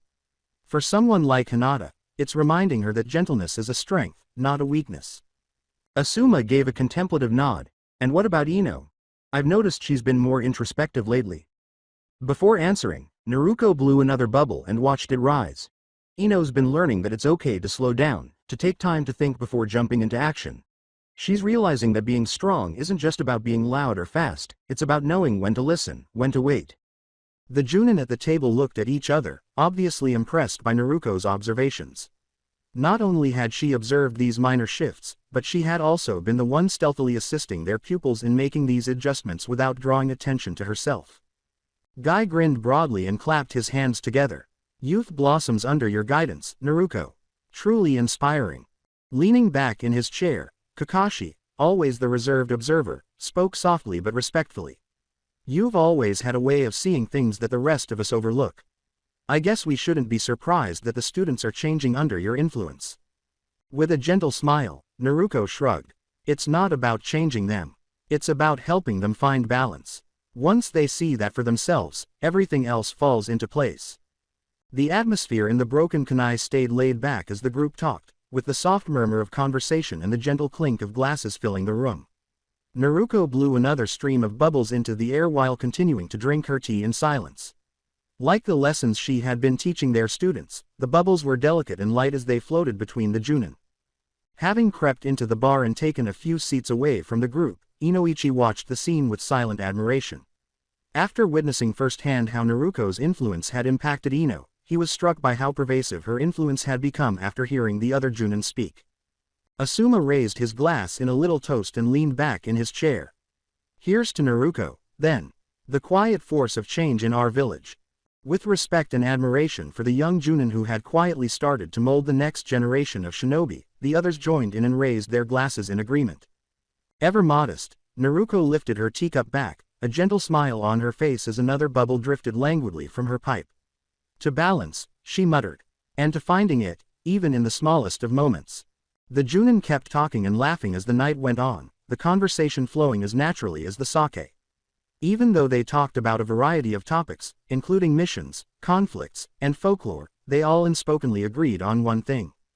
They had no idea they needed to learn what Naruko Uzumaki, with her bubbles and her quiet wisdom, was teaching them all. The typical enthusiasm of young pupils filled the academy classroom, their voices humming with curiosity and excitement. Clearly excited to see what Naruko would do next, Konohamaru, who was seated in the front, bounced in his chair. Hanabi sat next to him, her pale eyes showing a hint of anticipation, but her expression remained composed and focused. The instructor today was none other than Naruko Uzumaki, so it wasn't like the regular classes. Standing at the front of the room, Naruko blew a constant stream of bubbles into the air while her pipe hung loosely from her lips. The bubbles, shimmering surfaces, reflected the light as they drifted around the room, captivating the students. The regular teacher, Iruka Yumino, stood silently behind them, interested in seeing what Naruko had prepared for the class. Naruko turned to face the class and spoke to them, her smile soft. Today, we're going to talk about something very important. Not jutsu, not chakra, but something that can help you in everything you do as shinobi. Without hesitation, Konohamaru held up his hand, his excitement barely restrained. Is it about being strong? Naruko shook her head and grinned. Not exactly, Konohamaru. It's about balance. Curious but unsure of what she meant, the class fell silent. Sitting beside Konohamaru, Hanabi listened intently, her attention focused. Naruko went on, her tone composed but determined. As shinobi, we face challenges every day. We train our bodies, our minds, and our jutsu. But none of that matters if we don't learn how to balance everything. It's not enough to be strong if you can't control that strength. She released another bubble and allowed it to float softly throughout the space. Take this bubble, for example. It's delicate, fragile, and seems like it could pop at any moment. But if you handle it with care, if you balance your movements, it floats perfectly. As the bubble floated through the air with ease, the students watched as Naruko's words started to take hold. Even Iruka, who had listened to innumerable teachings throughout his life, found himself bending forward as Naruko drew closer. Konohamaru furrowed his forehead, obviously still considering it. But how does that help us with training? With a smile, Naruko knelt before him, bringing them level with his eyes. Think about it this way, Konohamaru. When you're fighting, you can't just rely on strength or speed alone. If you're too reckless, you might miss something important. But if you're too cautious, you might never make a move. Balance means knowing when to act and when to wait. With a thoughtful nod, Hanabi spoke in a quiet yet distinct voice. Like how we balance our chakra when using jutsu. Naruko smiled at her, obviously enjoying the bond. Exactly, Hanabi-chan. Just like that, you have to balance your chakra, your movements, your emotions. Everything works together. A young boy with wide eyes was among the students in the back who raised their hand. But how do we know when we're balanced? Naruko got to her feet, her smile unwavering. You'll feel it. It's like when you're learning a new jutsu. At first, it feels awkward, but after practicing, it starts to feel natural. Balance is the same. You practice it every day, in small ways, until it becomes a part of everything you do. Then, with a playful sparkle in her eyes, she turned to look at Iruka. Even teachers need balance. Iruka blinked, taken aback by her candor. Me, what do you mean? Naruko turned to face the class and began speaking to them all. Iruka-sensei is one of the best teachers in the village. He's patient, kind, and cares about all of you. But even teachers can forget that balance is important. Sometimes, we focus too much on what we think our students should know, and not enough on what they're already learning on their own. Iruka rubbed the back of his head, obviously agitated but reflective. I suppose I've been guilty of that a few times. Naruko gave a kind smile. It's natural. We all want to make sure our students succeed. But sometimes, success comes from giving them space to find their own way, to learn their own lessons. The students each took in her words in their own unique way as the room fell into a calm, contemplative silence. Even the normally vivacious Konohamaru sat quietly, lost in thought. With a gentle yet solemn expression, Naruko looked back at the class. Being a shinobi isn't just about being the strongest or the fastest. It's about finding balance in everything you do, your strength, your emotions, your mind. When you learn to balance these things, you'll find that everything else becomes easier. She let one last bubble float into the middle of the room after blowing it. It drifted softly between them, suspended in perfect harmony with the surrounding air, as the students marveled. For today's lesson, Naruto said with a lighthearted tone, I want you all to focus on something small. Find a moment in your day where you feel balanced, where everything feels just right. It might be when you're practicing jutsu, or it might be when you're walking home. But when you find that moment, remember it. Hold on to it.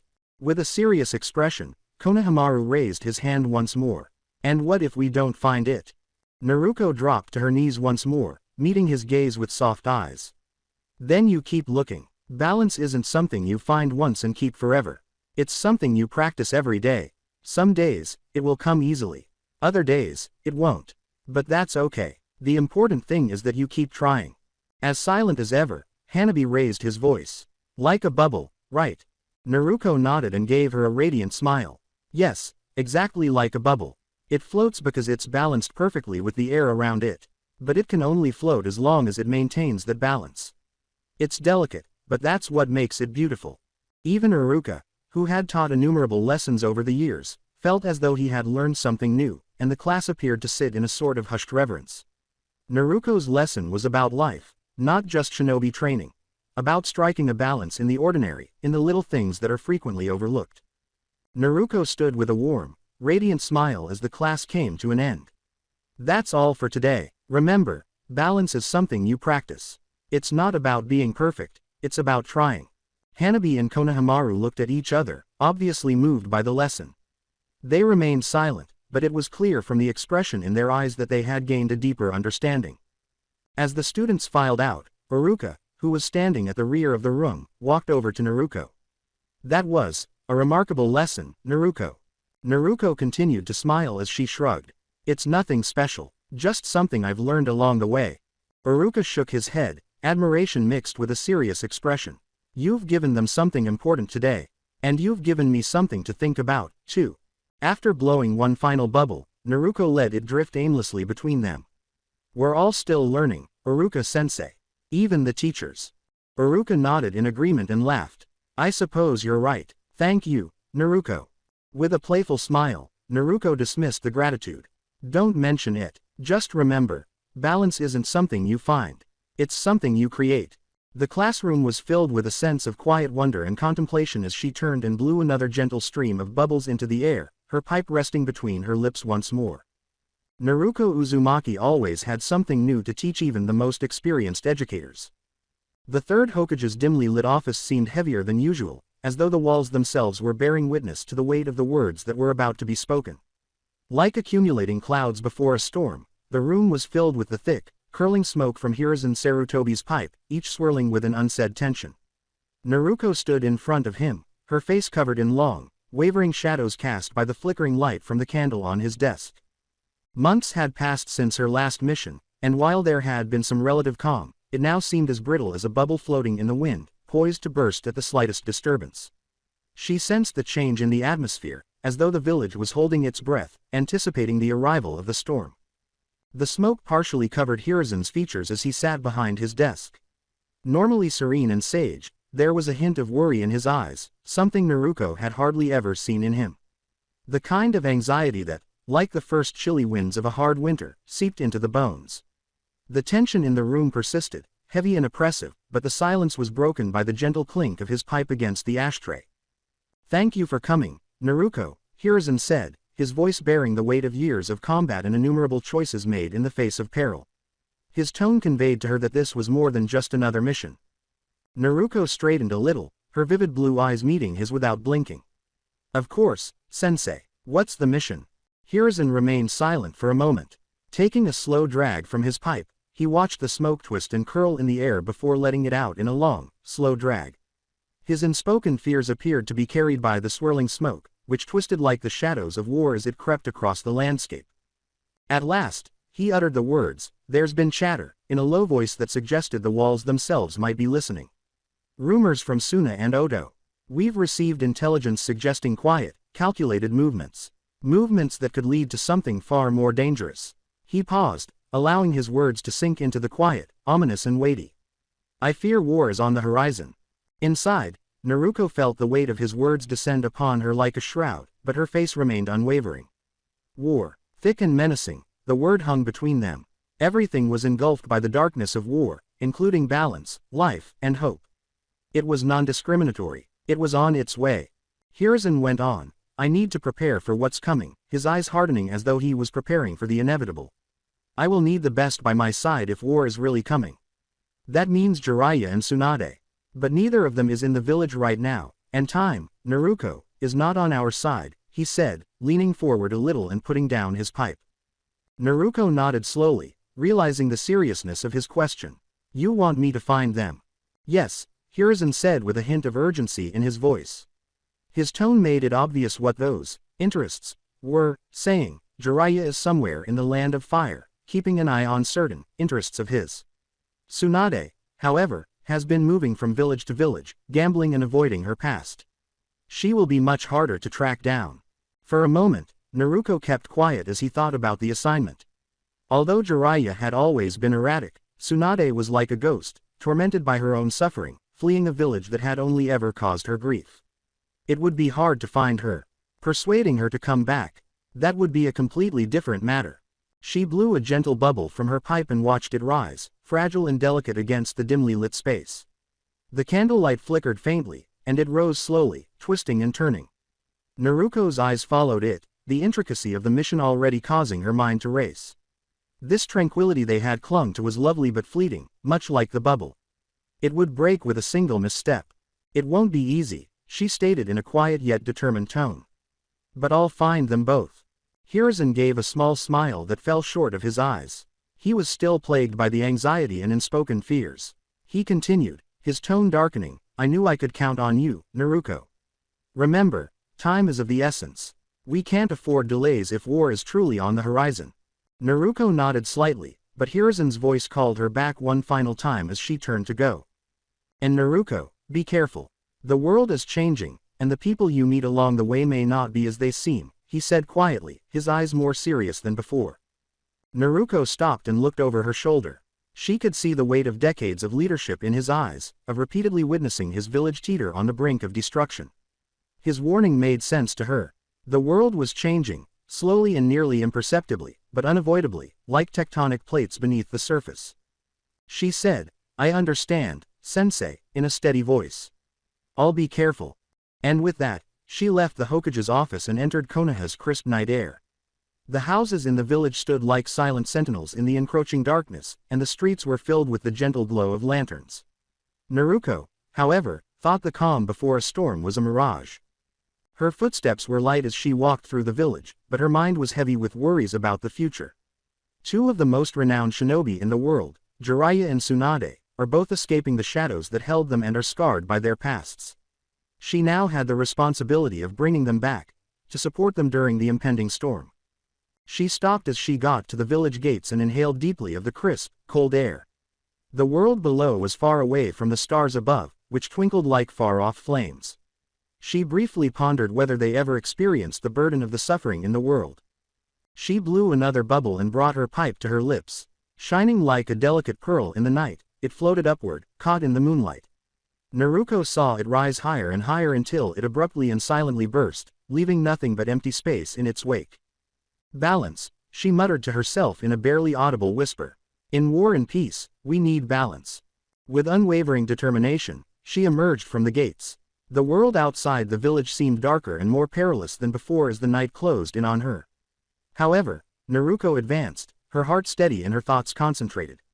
She would confront the impending war. Naruto Uzumaki was prepared to face the changing world with her strength and quiet wisdom. The world may be changing, but how long could even the strongest among them hold on to the light before it, too, was consumed by the darkness? This darker thought, however, lingered in the air behind her as she vanished into the night, like the faint echo of an impending storm. As Naruto emerged from Konoha's gates, the vast darkness of the outside world engulfed her silhouette. The rustling wind, the murmur of trees swaying under the force of the night breeze, and the occasional sound of creatures moving unseen in the wilderness had replaced the village's quiet. She had started her journey, but this mission was more burdensome than any she had ever faced. There was uncertainty about the path ahead, both literally and symbolically. Finding Jiraiya and Tsunade wasn't the only goal, it was also about anticipating the future, getting ready for it, and getting to know herself well enough to withstand the inevitable storm. Naruko's thoughts started to float like the mist that settled among the trees as she strolled through the forest. The world was whispering all around her, and the forest was alive, the underbrush crackling beneath her feet. Long shadows twisted around her feet with every step she took forward, tangled like the uncertainties she faced. She started thinking about the lessons she had learned over the years while she was by herself. Every step felt like a beat of meditation, and memories of her training, mentors, the innumerable lives she had impacted, and the innumerable more that needed to be guided came flooding back with each footfall. Jiraiya had always talked about the world's cycles, the never-ending rise and fall of peace and war, like the tides in the ocean. A woman who had witnessed too much loss and made the decision to ignore it all, Tsunade, on the other hand, had embodied strength wrapped in pain. It was up to Naruko, who stood between them, to close the distance and bring them both back. But she needed to be certain of her own course in order to do that. The forest grew denser and quieter as the night wore on, as though the trees themselves were holding their breath. Every slight crunch of the ground beneath her sandals and every rustle of leaves seemed more purposeful and louder. The entire world seemed to be observing and anticipating Naruko's next move. She arrived at a clearing where the moon shone through the trees, illuminating the ground with silvery rays. Naruko stopped there, closing her eyes and taking a deep breath, the cool night air filling her lungs. She whispered to herself, "What am I really seeking?" as the wind carried her voice away. In many respects, Jiraiya had always been her mentor, but he was also elusive, always vanishing into the distance to pursue shadows. Strong and wise, Tsunade had turned into a ghost of the past as she fled the suffering that had damaged her spirit. Tsunade, who had fled from war, and Jiraiya, who aimed to stop it, both represented opposing responses to it. The pull of both extremes was felt by Naruko, who was in the middle. As the night grew darker, Naruko went back for her stroll, the silence enhancing her senses. Finding her mentors wasn't the only goal of the journey ahead. It was about comprehending the fine line between war and peace, between fighting and giving up, that Jiraiya had mentioned. Finding her place in that balance was more crucial. Naruko had never been the same. She was aware of that. She took a gentler, more reflective approach to the world. Naruko sought strength in understanding, while others sought strength in combat. Her philosophy was reflected in her use of bubbles as a technique, which were delicate, and surprisingly potent. She was aware that the world was fragile and that sometimes the most gentle touch had the greatest impact. Could such a philosophy, however, withstand the harsh realities of war? Was it possible to keep things in balance when the world was falling apart? As she journeyed through the wilderness, the darkness enclosing her like the burden of her thoughts, these were the questions that tormented her. She arrived at a river that meandered through the forest at dawn, its waters shimmering in the sun's first rays. Although the river flowed steadily, Naruko could see the minute variations in its currents, the spots where the water slowed, nearly motionless, and the spots where it surged forward with fury. It was like life itself, sometimes serene, sometimes chaotic, but always progressing. She cupped her hands to collect water as she knelt by the river. She thought of Jiraiya's teachings as the cool liquid trickled through her fingers. He had always likened life to a river. He had once told her that it was more important to move with the flow and let it lead her while staying rooted inside herself. Naruko had to find her own calm in the midst of the chaos as the world continued to change. Balance, she murmured once more as she observed the ripples in the water. She had adopted it as a mantra and a compass, but it felt more important than ever at this point. Everything she held dear would be put to the test by the impending war. The fire of battle would test the concept of balance, which was as brittle as the bubbles she conjured. She was unable to falter, though. The impending war was too much for her to handle. A bird, its wings catching the light of the rising sun, took flight from the trees as she got up to continue her journey. Watching it fly, unrestricted and free, Naruko was reminded that there was always a way forward, even in the most dire circumstances. She would track down Tsunade and Jiraiya. When the time came, she would support them, not just as a soldier in the impending conflict, but as a symbol of the harmony each of them sought in their own unique ways. Despite the lengthy journey ahead and the war's lingering shadows, Naruko proceeded with a calm assurance. She was looking for more than just her mentors. She was looking for a better understanding of who she was and how she fit into this dynamic world. And as she went on, a faint pop of a bubble reminded her that even the most fragile things could withstand the test of time. Despite the fact that the world was changing, Naruko was certain of one thing. No matter how bleak the road got, she would survive the storm as long as she clung to her belief in balance. The trees stood like silent sentinels in the moonlight, their branches twisted like ancient gods' fingers, keeping watch over the earth below. The forest was alive with secrets. Naruko's presence blended into the shadows like smoke as she moved quickly through the undergrowth, each step confident and quiet. The village was now only a faint memory, veiled in the soft hum of crickets and the murmur of leaves stirred by the night wind, as the familiar warmth of Konoha dwindled behind her. The loneliness of the road ahead was nothing new to her. It was uncertain, like a river meandering through rocky cliffs, and it stretched before her.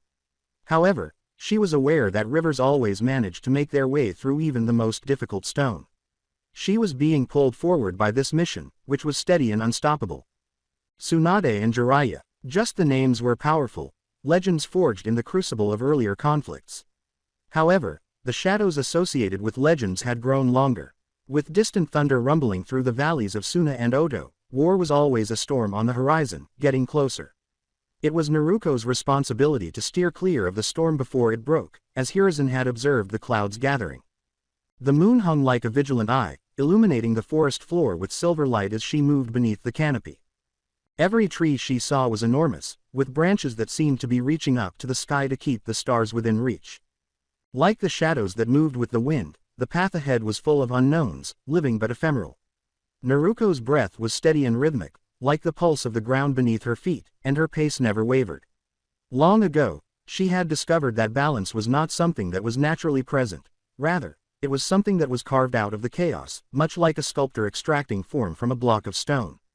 She arrived at the town's outskirts, where Jiraiya was last seen, as the hours blended together. The streets were eerily quiet in the late hours of the night, their stone-paved walkways shimmering like a sleeping dragon's scales in the chilly moonlight. A few stragglers stalked the streets with hollow faces, as if the world's indifferent hand had also carved them. As she approached the inn, Naruko tightened her cloak and blended in with the darkness. She sensed it here, an all too familiar presence akin to the ripple of a stone dropped into still water. Jiraiya, under his frequently playful exterior, his chakra was a force that was unmistakable and vibrated with a hidden warmth. Naruko looked slowly across the rooftops until she caught sight of a familiar face resting against the edge of the roof, his white hair glowing ghostly in the moonlight. Jiraiya's voice called out, "Oi, Naruko." It was warm and playful, but it also had a sharp edge, like a blade concealed in a silk sheath. "I figured you'd track me down eventually." Even though the seriousness of the task at hand was already weighing heavily on her mind, Naruko's lips curled into a tiny smile. She whispered, "Jiraiya-sensei, it's time to come home." With a graceful thud, Jiraiya landed after leaping down. He folded his arms and smiled, but there was a tiredness in his eyes that he couldn't quite conceal. "Konoha must be desperate if they've sent you to track me down. Heard you've been making quite a name for yourself, Bubble Sage." A bubble emerged from Naruko's pipe, rising like a silent star before vanishing into the darkness. "Hiruzen-sensei needs you. He's worried. There are whispers, darker than usual, coming from Suna and Oto. He thinks war is coming, and he needs you at his side." With his face shadowed by memories that didn't belong in the light, Jiraiya's smile wavered.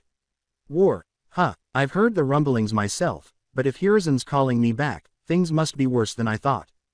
His eyes met Naruko's, serene and unflinching. "It is, but it's not just you, sensei. Tsunade's been gone too long. We need her strength, her heart. Without her, we won't survive what's coming." Jiraiya ran a hand through his silver hair and sighed deeply. "Tsunade, she's buried her heart somewhere even she can't reach. You know she won't come willingly, Naruko. She's running from more than just the village." Naruko's voice was firm but soft, like a river that wouldn't go away. "I know, but I'll bring her back. It's not just about the village, it's about the lives that hang in the balance. War doesn't care for the broken hearts of old legends. It will claim what it will unless we stand against it." Jiraiya examined her, his eyes softening as he realized how strong she was. "You've grown, Naruko. There's something in you now, a light that wasn't there before. You've found a balance most never do. But remember, carrying the weight of the world doesn't mean you have to do it alone." Naruko gave a slight smile, but there was a darker undertone to the corners of her face, a knowledge that came from too many struggles she had fought in her head. "I know, sensei, but this isn't about me. This is about the village. It's about saving the people we love." The following morning was quiet and chilly, with the sun, a pale disk, slowly rising over the mountains and illuminating the sleeping town with long fingers of light. Chasing rumors like fishermen tossing nets into uncharted waters, Jiraiya and Naruto wound their way through villages and mountains, moving through the forests like shadows. With every tale, they got to know Tsunade, the woman who was once a source of strength but was now buried deep within her own grief. They eventually reached a small town tucked away in the mountains after several days that were all reflections of one another. The smell of wood smoke and moist stone filled the air. They had found a gambling den, a den of lost fortunes and dashed hopes, thanks to Jiraiya's connections. The dice inside echoed through the smoke-filled room, clattering like the bones of the dead. Tsunade was sitting at the far end, surrounded by the spoils of yet another defeat. Jiraiya sighed, a hint of bittersweet nostalgia in his voice. Looks like she hasn't changed much. Naruto moved forward, her presence like a breeze in the dense air, piercing the room's haze. She said, "Tsunade-sama," in a quiet voice that belied the weight of the world behind it. Tsunade's golden eyes narrowed as she looked up and saw the pair. "You too, what do you want?" With her words as steady as the ground beneath them, Naruto maintained eye contact. "Hiruzen-sensei sent us. War is coming, and the village needs you. We need your strength." Tsunade's eyes clouded with memories she didn't want to relive, and her face hardened. "I told him I'm done with that life. I'm not going back." Naruto took a step forward, her blue eyes brimming with the serene resolve of someone who had witnessed too much but still had faith in what was still good.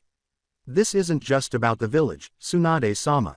This is about the lives that will be lost if you don't return. You're the only one who can save them. Without you, the storm that's coming will sweep through us all." With the weight of the past bearing down on her like the gravity of old wounds, Tsunade clenched her jaw. Naruto, however, continued. Naruto whispered, "Balance," her words a lifeline tossed into the shadows. "You've spent years running from the pain, but now the village needs you to find that balance again. You are both strength and compassion, Tsunade-sama. The people who love you, they need both." Tsunade's silence hung over the room like smoke for a long while. Her eyes met Naruto's, looking for something, maybe the will to believe in hope once more. She pushed herself to her feet slowly, her steps laden with resigned acceptance and resignation. Tsunade muttered, "You're just like him," in a tone that was both admiring and frustrated. "Just like Hiruzen." The smile that Naruto gave was brief and gentle. "I'll take that as a compliment." Tsunade let out a sigh and looked at Jiraiya, who nodded slightly in encouragement. "Fine, I'll come back to the village. But don't think for a second that I'm happy about it." Relief washed over Naruto like the first raindrop after a protracted drought, and her smile grew slightly. "That's all we needed to hear." Dark and ominous storm clouds gathered on the horizon as they departed the town. However, Naruto remained a beacon of hope against the encroaching darkness, a constant light amidst the growing shadow. Blowing another bubble out of her pipe, she watched as it drifted into the sky, its delicate surface glinting briefly in the early morning light before vanishing. Naruto muttered to herself, "Balance in all things," as a reminder and a mantra. They would deal with the impending storm together for the time being. Despite the length of the journey back to Konoha, the company was anything but boring. Naruto had gathered two of the greatest shinobi in history, Jiraiya and Tsunade, who were walking beside her. The air seemed lighter as they moved through the wooded paths, but the threat of war continued to loom over them like a far-off storm cloud. Shizune, her devoted apprentice, who had been called upon as soon as Tsunade consented to go back, was walking beside her. Shizune's expression was often one of quiet concern, and she had always been focused and industrious. She was deeply respectful of Jiraiya and Tsunade, but she couldn't help but be interested in Naruto. She had heard stories about this young Junin, after all, about how she had a unique perspective on the world, akin to an elderly sage trapped in a young body. Leading the group with her customary composure, Naruto walked while blowing bubbles from her pipe. Behind her, the bubbles drifted idly, creating delicate rainbows in the sunlight. Naruto silently thought back on the discussions they had had while they were adrift. She was aware of how difficult the task at hand was, but there was space for reflection in the forest's silence. After some time, Shizune said, "So, Naruto," and moved forward to walk with her. "You've made quite an impression on both Jiraiya and Tsunade-sama. I have to admit, I'm curious. You're not like most shinobi." Naruto blew another bubble with a soft smile and thoughtful blue eyes. "I guess I see things a little differently. I've always believed that the world isn't just about power or skill. It's about understanding the bigger picture, seeing the connections between everything. Like how a leaf falls from a tree, it doesn't just drop. It dances with the wind, guided by forces we don't always notice. Shizune blinked, taken aback by how profound Naruko's remarks were. So, you think everything is connected? Naruko gave a steady, gentle nod. In a way, yes.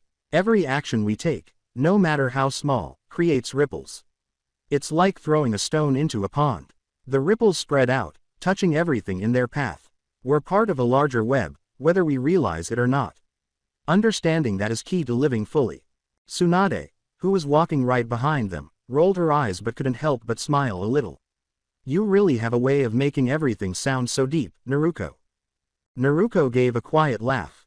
Life is deep, Tsunade-sama. Every moment is full of meaning, whether we see it or not. Take Shizune, for example. Curious, Shizune glanced over. Me, Naruko nodded once more, her eyes kind and perceptive.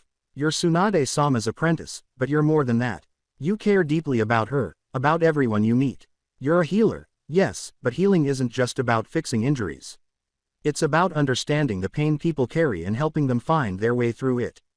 Naruko's insight obviously moved Shizune, who blinked. I guess I never thought of it that way. Naruko grinned. Most people don't, but it's true. You're like a river, Shizune. You flow gently, quietly, but you're always there, guiding others without forcing them. That's a powerful thing.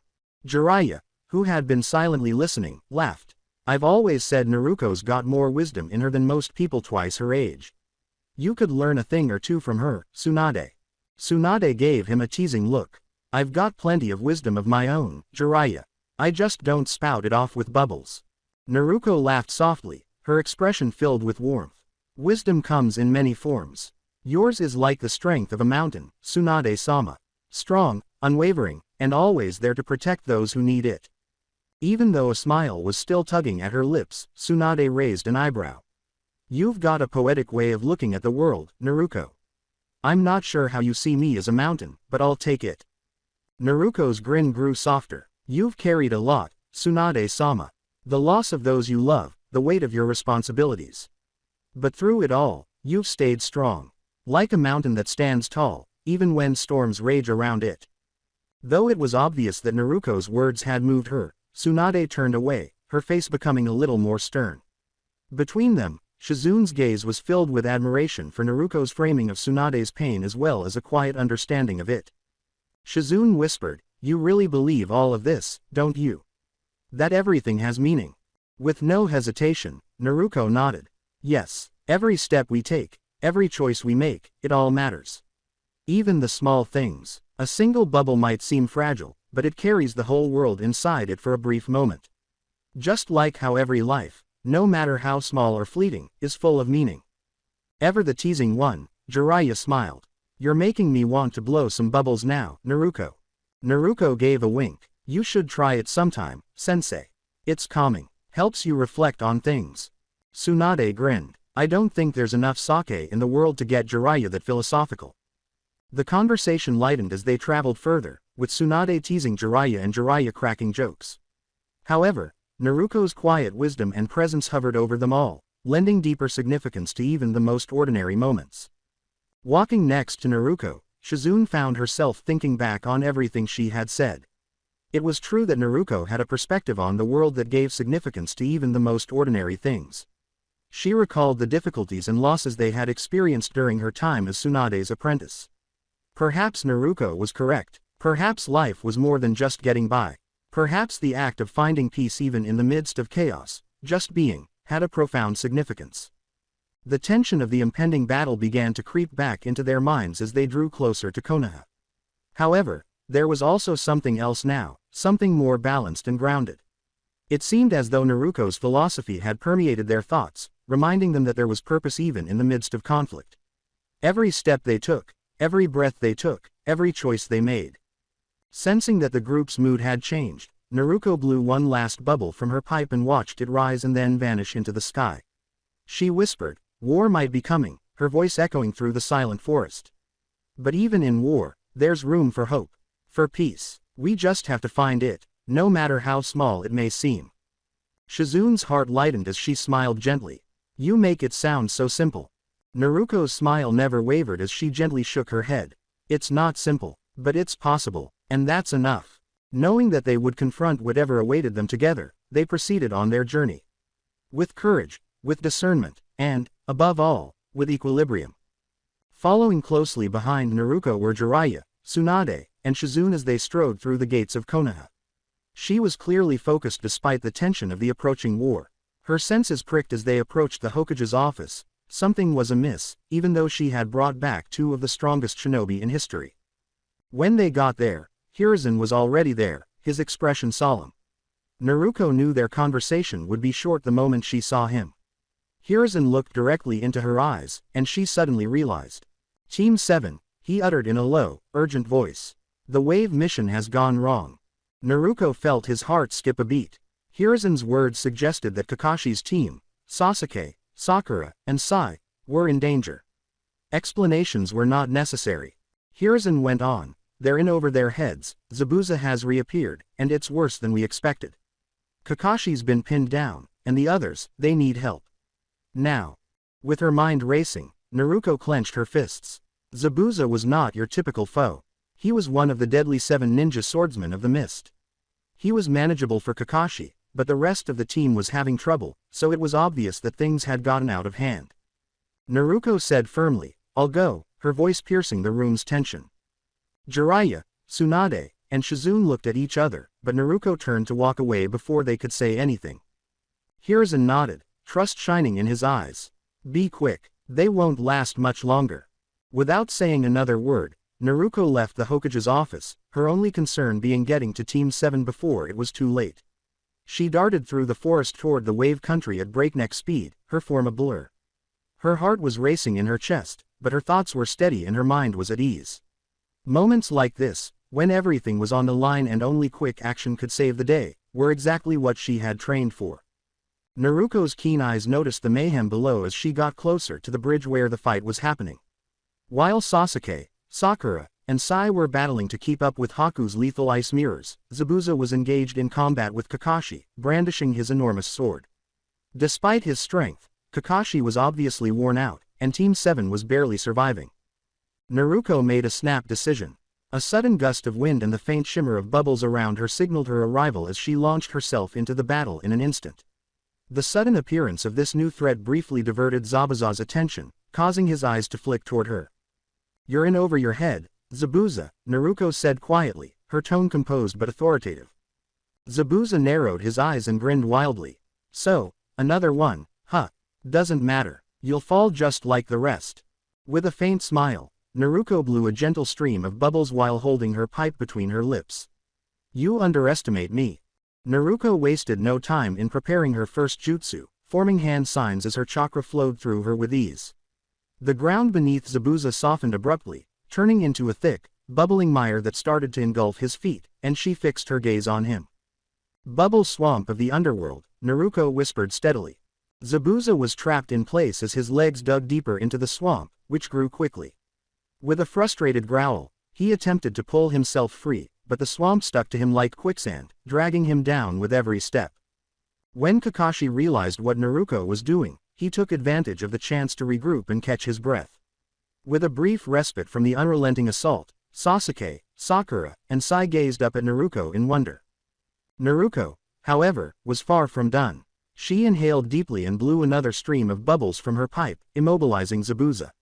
The bubbles glowed dangerously and flickered this time. Naruto muttered, burning ash bubble jutsu, with a hint of fire in her voice. A cloud of fragile orbs surrounded Zabuza as the bubbles drifted toward him. It appeared nearly lovely for a second, until the bubbles burst into a blaze of blazing fire, engulfing Zabuza in a raging conflagration of charred ash. Zabuza's body writhed as the flames licked at his skin, and he howled in agony.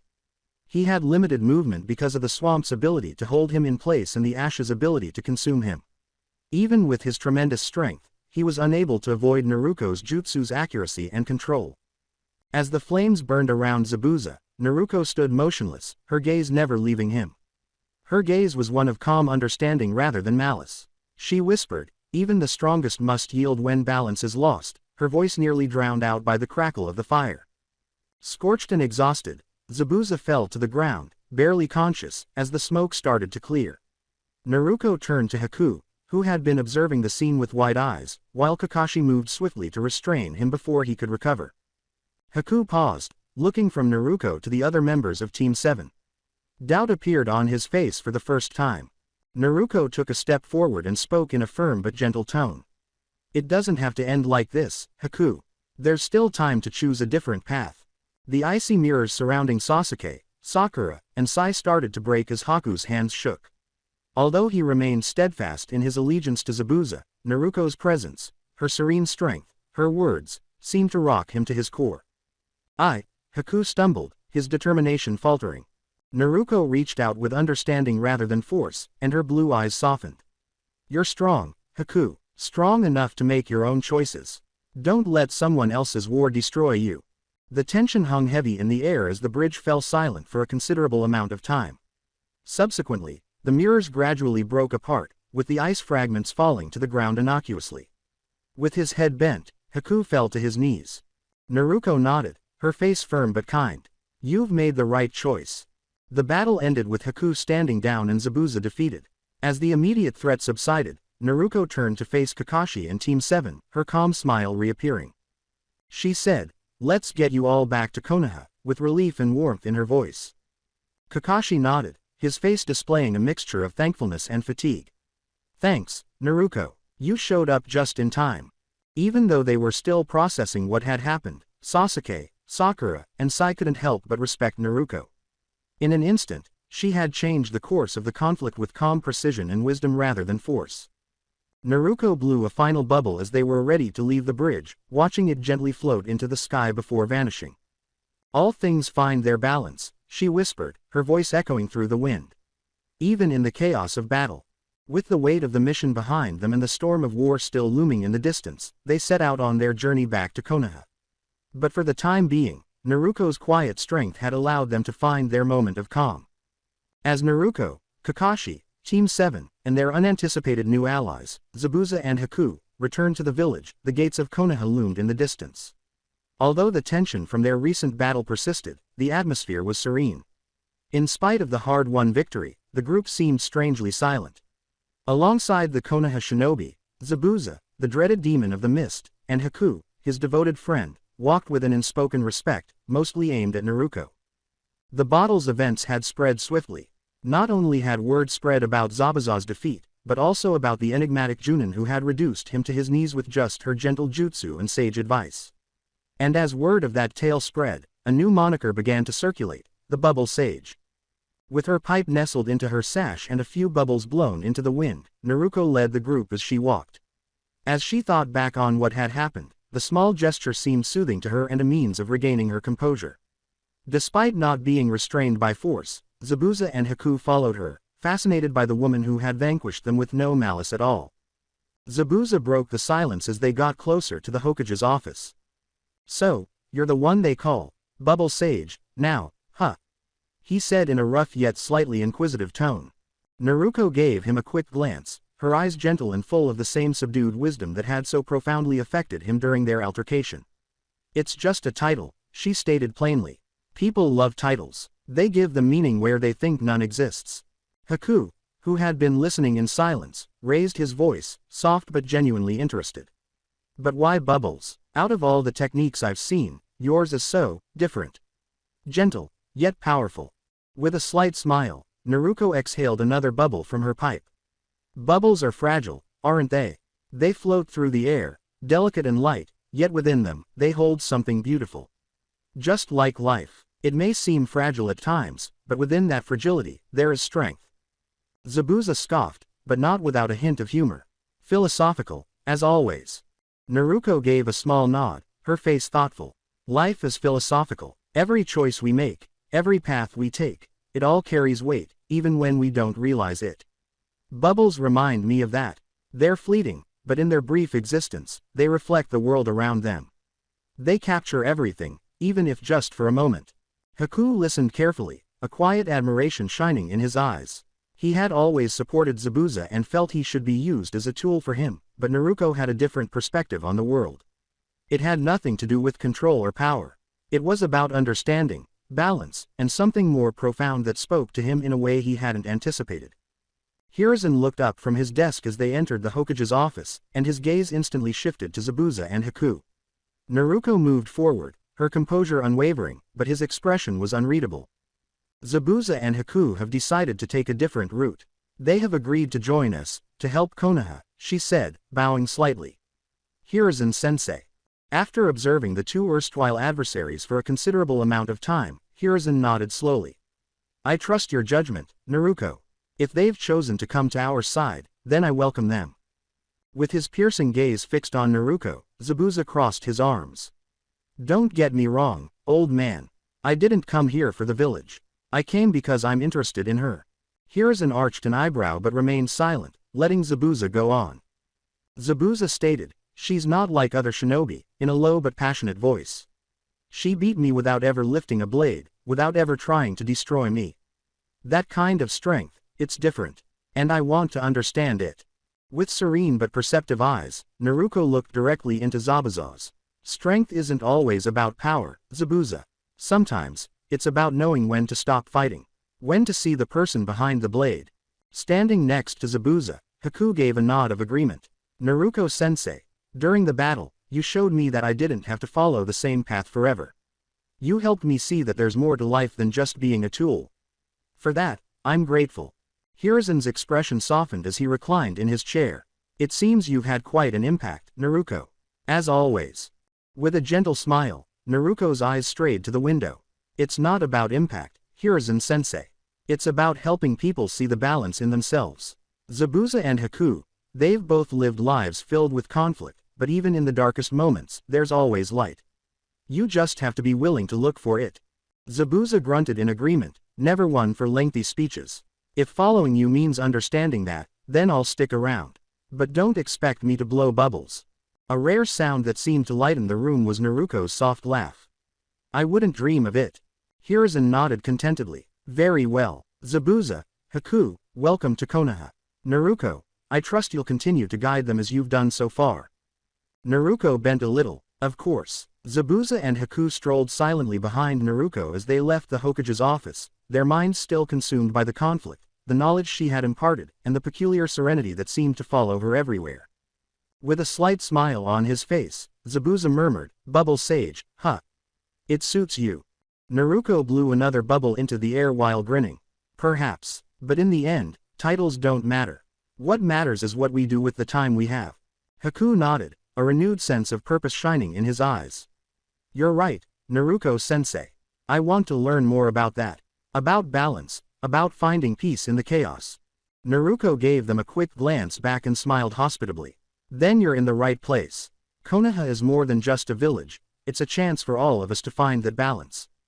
The three of them then moved on, putting the past behind them and heading toward a future that was full of the quiet, potent wisdom that Naruko personified. The Bubble Sage was a name with deeper significance than most people could ever comprehend. The village was slowly coming to life as the sun had just begun to rise over Konoha's rooftops, giving it a golden glow. Naruko stood silently close to the training area, blowing gentle bubbles into the morning sky with her pipe. As she thought back on the past few days, the gentle murmurs of the wind caressed her face. Unexpected but welcome, Zabuza and Haku had joined Konoha. Naruko was more intrigued by their willingness to adapt and try new things than by their shinobi abilities. For her, that was the true triumph. They were on the brink of a new chapter today, one in which they would discover the meaning of their work in addition to learning how to fight with Konoha. And Naruko was prepared to lead them as usual. Zabuza leaned against a tree and watched her with his arms crossed, his usual frown softened a bit by curiosity. Standing close by, Haku appeared almost excited, his gaze fixed on Naruko's every action, as though he were anticipating some deep realization. Zabuza said, You wake up early for a shinobi who doesn't have a mission, in a rough but kind voice. With a slight smile, Naruko blew another bubble. The early morning is when everything is clearest, she remarked in a quiet yet profound voice. It's when the world is quiet, before the chaos of the day begins. In those moments, we can reflect, understand the path we've walked, and decide how to move forward. Intrigued, Haku took a step forward. And what do you reflect on, Naruko-sensei? With contemplative blue eyes, Naruko turned to face him. Everything. Our actions, our choices, the way we interact with the world. Life isn't just about surviving. It's about understanding the impact we have, on others, on ourselves, and on the world around us. Zabuza's eyebrow went up. Sounds like a lot of thinking for a world where strength is all that matters. Naruko gave a soft shake of her head. Strength is important, yes. But without wisdom, it's meaningless. You can be the strongest shinobi in the world, but if you don't understand why you fight, or what you're fighting for, you'll lose your way. Zabuza's eyes narrowed slightly, but more in thought than in rage. And what about those of us who've spent our lives fighting? Where's the meaning in that? Naruko looked him in the eye, her face firm but gentle. You've fought for survival, for power, for respect. But there's more to life than fighting. You're here now, in Konoha, because something inside you knew there was more to seek. You don't have to keep walking the same path forever. Haku nodded as he listened to Naruko's words in silence. Is that why you fight, Naruko-sensei? For meaning. With a smile, Naruko looked off into the distance. I don't fight unless I have to. But when I do, it's not just for survival. It's for the people I care about, for the future we're all building together. Every battle, every choice, it's all connected. And when we understand that, we can find peace, even in the midst of chaos. Ever the skeptic, Zabuza crossed his arms more tightly. Peace, huh, that's something people talk about but never really find. Naruko gave a small nod. True peace is rare, but it's not impossible. It's not about ending conflict, it's about finding calm in the storm. Balance, yes, but also understanding that the world will never be perfect. And that's okay. As he absorbed her words, Haku's eyes grew softer. You've helped me see that, Naruko-sensei. I used to think I was just a tool for Zabuza, that my life had no meaning beyond what he needed from me. But now, I'm starting to see that I can find my own path, my own purpose. Naruko touched his shoulder tenderly. And that's the most important thing you can learn, Haku. Purpose isn't something given to you. It's something you create for yourself. It's not about living for someone else, it's about finding your own truth in this world. Zabuza appeared to be paying closer attention than usual, despite his reserved demeanor. Even though he wasn't one for introspection, Naruko's words were beginning to sink in. She was leading them towards something more profound than merely surviving and fighting. She wasn't merely talking about philosophy, she was living it. With a hint of doubt in his voice, Zabuza said, So, you're saying we just stop fighting and focus on finding this? Naruko gave a headshake. No, fighting will always be a part of our world. But it doesn't have to define you. You can fight for something bigger than yourself. And when you do, it changes everything. Zabuza scowled, obviously considering what she had said. And what am I supposed to fight for, then? Naruko's grin grew a little. That's for you to decide, but I think you already know the answer. Zabuza's eyes softened slightly as he looked at Haku. They had always had a close relationship that was shaped by conflict and bloodshed. Now, though, it might develop into something more. Zabuza couldn't deny the seed that Naruko's words had sown, but he wasn't quite ready to accept it. For his part, Haku appeared to be happier than before. He had always been devoted to Zabuza, but as he stood here with Naruko, he came to the realization that his sense of self didn't have to be sacrificed for loyalty. He could remain loyal while still pursuing his own interests. Naruko-sensei, Haku murmured, I want to learn more from you. Not just about fighting, but about everything. About life. Warmth sparkled in Naruko's eyes. You're already on the path, Haku. I'll guide you as long as you need it, but remember, the answers you seek are already within you. I'm just here to help you see them. Zabuza grunted, but it wasn't a malicious one. Guess I'm stuck with the bubble sage for a while, then. Naruko chuckled quietly. It's not such a bad thing, Zabuza. You might even enjoy it. As the morning wore on, the sun rose higher in the sky, and the group trained for the remainder of the day, not only in fighting but also in understanding and philosophy. Naruko's teachings were more than just lessons, they were a way of life and a perspective on the world outside of combat. Even Zabuza began to think differently as the day went on. Perhaps life wasn't just about fighting. Even though it was difficult to find, perhaps there was something to this concept of peace and purpose. And the way ahead appeared more obvious to Haku than before. Although he had always been strong, he now realized that strength was more than just power thanks to Naruko's guidance. Understanding, balance, and knowing when to fight and when to let go were all important. Naruko stood again as the day was coming to an end and the sun was setting. He blew a gentle bubble into the air and watched it float toward the horizon. She whispered, everything is connected, more to herself than to others. Even in the smallest things, there's meaning. After that, the trip went on. Naruko sat in a peaceful clearing with a delicate tea set spread out in front of her, bathed in a soft, golden light from the early morning sun. With the soft rustle of leaves and the occasional bird chirp welcoming the new day, the air was clear and crisp. It was a peaceful moment, a time for introspection, and Naruko embraced it as usual. Her summon, Tsurumi, a young, nimble monkey with a sharp tongue and a quick wit, sat next to her. Though she still contributed her own sense of humor and attitude to their conversations, Tsurumi had started to reflect Naruko's philosophical outlook despite her youth and sporadic sass. The aromatic steam rose softly from the cup as Naruko poured herself a cup of tea. With her blue eyes staring thoughtfully at the horizon, she took a slow sip. With a slight smirk on her face, Tsurumi, who was sitting cross-legged next to her, watched with mild interest. "You know, Naruko," Tsurumi said in a light-hearted yet reflective tone, "you've got a real thing for tea and deep thoughts. I never thought a monkey like me would end up spending mornings like this." With a gentle smile, Naruko blew a tiny bubble from her pipe and set it down next to her. "Life has a way of surprising us, Tsurumi. We don't always end up where we think we will, but sometimes, those unexpected places are the ones we need most." Tsurumi snorted, but not in a mean way. Yeah, I get it. Life's full of twists and turns. But seriously, this whole balance thing you're always going on about, does everything really have to be so calm all the time? With a contemplative expression, Naruko took another sip of her tea. "Not everything, no. There's a time for calm, and there's a time for energy. The key is knowing when each is needed.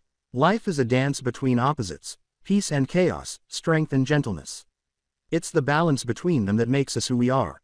Tsurumi grinned while rolling her eyes. "You've got that dance down, don't you? All those bubbles and wise words. Makes me feel like I should be more zen, or whatever." Naruko chuckled softly, her voice brimming with infectious warmth. "You're already on the path, Tsurumi. Being philosophical doesn't mean losing your fire or sass. It's about seeing the world clearly, understanding the connections between things, and deciding how you want to move through it. Your sass is just part of who you are, there's nothing wrong with that." Tsurumi was obviously happy with herself as she leaned back and extended her arms behind her head. "Well, I guess I'm already pretty wise if you put it that way. I've got the attitude, after all." With an unwavering smile, Naruko nodded. "Wisdom comes in many forms. Sometimes, it's in the questions we ask, and sometimes it's in the way we challenge the world around us." With exaggerated care, Tsurumi picked up her own tiny cup of tea, imitating Naruko's movements. All right, I'll bite. What deep, philosophical question should I be asking today, O wise bubble sage?" Naruko thought about the question, her eyes sparkling with laughter. "How about this? What does it mean to be true to yourself? Is it about being consistent, or is it about evolving with each new experience?" Tsurumi stopped drinking and arched an eyebrow. Clearly thinking, she set down the cup and said, "That's actually a good one. Being true to yourself, huh? I guess I'd say it's about being who you are at your core. But that doesn't mean you don't change. You learn, you grow, but you stay true to the parts of you that really matter." Naruko gave a nod of approval. "Exactly. We all change over time, but there are parts of us that stay constant, the parts that make us who we are, even as we evolve. It's about recognizing what's essential and letting the rest flow with the changes of life." Tsurumi leaned in conspiratorially and grinned. "You know, for a bubble-blowing philosopher, you're not half bad at this whole guidance thing." Naruko gave a quiet laugh. "I do my best." Tsurumi's playful manner softened a little as she took another sip of tea. "You've been rubbing off on me, you know. A few months ago, I wouldn't have cared about this kind of talk. But now, I kind of like it. Makes me think about stuff I never would have before." Naruko grinned broadly, the morning light gleaming in her eyes. "That's how it starts, Tsurumi. We begin by asking small questions, and over time, we start seeing the world differently. It doesn't mean we lose who we are, it just means we gain a deeper understanding of ourselves and everything around us." Tsurumi let out a loud sigh, but her smile revealed that she was having fun. Fine, I'll admit it. These morning tea sessions aren't so bad. But don't expect me to get all serious all the time, alright? A monkey's gotta have some fun." In a little toast, Naruko lifted her cup. To balance, then, to finding the space between wisdom and humor, between calm and energy. Tsurumi grinned as she clinked her cup against Naruko's. Now that I can drink too. For a while, the two sat quietly, surrounded by the gentle sounds of the morning. Tsurumi was gradually coming to appreciate the tea, the bubbles, and the soft breeze as all components of the rhythm of life, which Naruko had learned to embrace. Tsurumi looked at Naruko with a playful twinkle in her eye as the sun rose higher. So, Bubble Sage, what's the plan for today? More deep thoughts and reflections, or are we going to actually do something fun? Blowing a final bubble into the air, Naruko grinned. Why not both? After all, life is about finding the balance between them, isn't it? Tsurumi laughed, obviously having fun. Alright, you've convinced me. Let's go find some adventure, and maybe we'll throw in a few philosophical musings along the way. After that, the two of them stood prepared to take on the day with wisdom, humor, and a sense of purpose. Together, they were the ideal balance of serenity and vigor, sass and wisdom, exactly as life had intended. With a razor-sharp focus, Hanabi stood in her stance while the quiet sounds of the training grounds filled the air. As Konohamaru trained with Ebisu, Moegi, and Udon, his voice could be heard faintly in the distance. However, Hanabi's world had shrunk to just herself, Naruko, and the bubbles she was meticulously creating with her chakra. With a playful smirk never far from her face, Tsurumi, who was sitting comfortably on a nearby tree branch, watched with mild interest. The monkey summon was still full of sarcasm and humor, especially when it came to observing new students learn, even though she had adopted a more philosophical perspective under Naruko's tutelage. With her blue eyes calm and focused, Naruko stood peacefully next to Hanabi and blew a tiny stream of bubbles from her pipe. For some time now, Hanabi had been her only pupil, and during that time, the young Hyuga had developed quickly in both knowledge and skill. Her Byakugan gave her a unique perspective on chakra control and accuracy, and she jumped right into Naruko's teachings. Good, Naruko murmured as he observed Hanabi's development. You're controlling the bubbles better. They're more stable now, more precise. Hanabi nodded, her concentration unwavering as she worked her chakra to create tiny bubbles that drifted before her. Her Byakugan was active, and she could see the veins surrounding her eyes as she skillfully controlled the flow of her chakra. Delicate but full of promise, the bubbles glistened in the sunlight. It's harder than I thought, Hanabi said quietly but resolutely. Keeping the chakra steady while shaping it into bubbles, it requires so much focus. Naruko spoke softly and grinned. That's the nature of life, Hanabi. The things that seem the most fragile often require the greatest strength to maintain. It's not just about controlling the bubbles, it's about understanding the balance between force and gentleness, between precision and flow. Hanabi's expression was thoughtful as she looked at her sensei. It's like the way I use my Byakugan, the precision is there, but I can't overwhelm the technique. It's about guiding the chakra, not forcing it. Naruko blew another tiny bubble into the air and nodded. Exactly. Chakra is like the water in a river, it flows naturally, but if you try to force it, you'll disrupt the current. The key is to guide it, to work with it, not against it. Tsurumi smirked as he added, dangling upside down from the branch. You're doing better than I did when I first started, Hanabi. I kept trying to burst the bubbles on purpose. Naruko didn't appreciate that very much. Hanabi grinned, but her attention was still on her training. I can see why. The control is delicate. It's not like the gentle fist, where I strike and release chakra in bursts. This requires constant attention. Naruko kept a close eye on Hanabi, pride shining in her eyes. You're learning quickly, but remember, control isn't just about focus, it's about being in harmony with your surroundings. You're not separate from the world around you. The bubbles are a reflection of your own energy, your own connection to everything else. Hanabi nodded, her face growing thoughtful. I've always been taught to control my chakra in a strict, disciplined way. But with your teachings, it feels more natural. Like I'm not just controlling it, but understanding it. Naruko spoke softly and smiled warmly. That's the heart of it, Hanabi. True strength comes from understanding, not just control. When you learn to listen to your chakra, to understand its flow, you'll find that your power increases not because you're forcing it, but because you're working with it. Tsurumi landed lightly on the ground after swinging down from the tree. Naruko's got a point, as usual. You've got to let the bubbles guide you sometimes, not the other way around. As the bubbles gently drifted into the sky, Hanabi exhaled and released the chakra she had been holding. I think I'm starting to understand. Naruko took a step forward, her face composed yet determined. You're ready for the next step. I want to show you something more advanced, my strongest soap-style jutsu. It's called Bubble Dragon, and it works similarly to the Water Dragon jutsu. Hanabi's Byakugan deactivated as she focused solely on Naruto, her eyes widening slightly.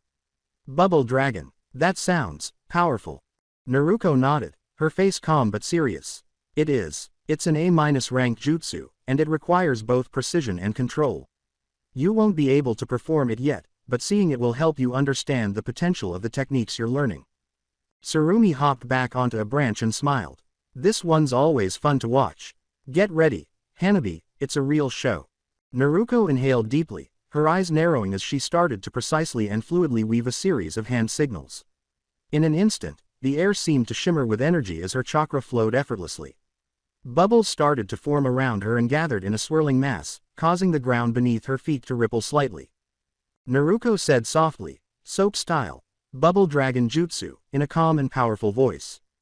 Together, the bubbles formed a huge dragon shape, composed entirely of glistening bubbles.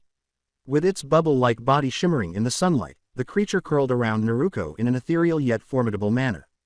The dragon's movements were fluid but controlled, and despite its delicate appearance, it exuded a sense of immense strength. As the dragon spiraled and twisted through the air, Hanabi's eyes widened in amazement. She had never witnessed anything like the jutsu's immense size and the deft control Naruto displayed. Naruto explained, the dragon is made of chakra-infused bubbles, as the enormous structure whirled around her. It's powerful, but its strength comes from the balance between form and flow. The bubbles are fragile, but together, they form something unstoppable. Hanabi nodded, a determined look on her face. I see, it's about bringing together the small, delicate pieces to create something larger, more powerful. As she let go of the jutsu, Naruto grinned and softened her eyes. The delicate forms of the bubbles vanished one by one as the bubble dragon vanished into a cascade of bubbles that drifted softly into the air. Exactly, that's the essence of this technique, and of life itself. It's the small moments, the small efforts, that come together to create something greater. For a moment, Hanabi stood silently, taking in the lesson. She said, "I still have a long way to go," in a modest but determined voice. With a warm expression, Naruto put a hand on her shoulder. "You're on the right path, Hanabi. Remember, it's not about reaching the end quickly. It's about learning along the way, about growing with each step. The strength will come, but the understanding is what will guide you." Ever the sassy friend, Tsurumi swung down from her perch and smiled. "Don't worry, kid, with Naruto teaching you, you'll be blowing dragon bubbles in no time." Hanabi grinned, her determination evident. "I'll keep practicing." Naruto nodded in a quiet but profound voice. "And I'll be here to guide you." After that, the serene morning went on, full of quiet resolve and the soft sound of bubbles drifting in the wind. In addition to teaching strength and technique, Naruto also taught life lessons and how to understand the world and one's place in it. Hanabi was aware that she was learning more than just jutsu as she persisted in her training. She was beginning to see the world through Naruto's eyes, a world of wisdom, strength, and balance. As Hanabi continued to practice her bubble chakra exercises under Naruto's close supervision, the quiet sounds of training filled the air. The bubbles shimmered in the mid-morning light as they delicately floated in front of her.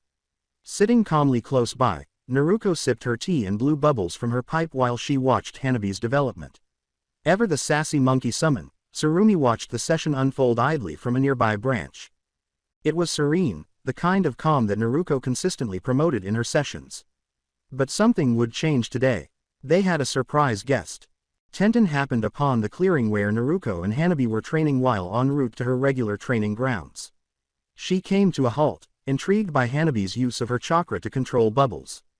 Tenten was compelled to move closer for a closer look because she had never seen anything like it before. Tenten yelled, hey," and walked slowly closer. "What exactly are you doing?" As she released the chakra she had been holding, Hanabi turned, her face composed and intent, her Byakugan deactivated. "I'm practicing chakra control through bubbles," she said in a calm, deliberate voice.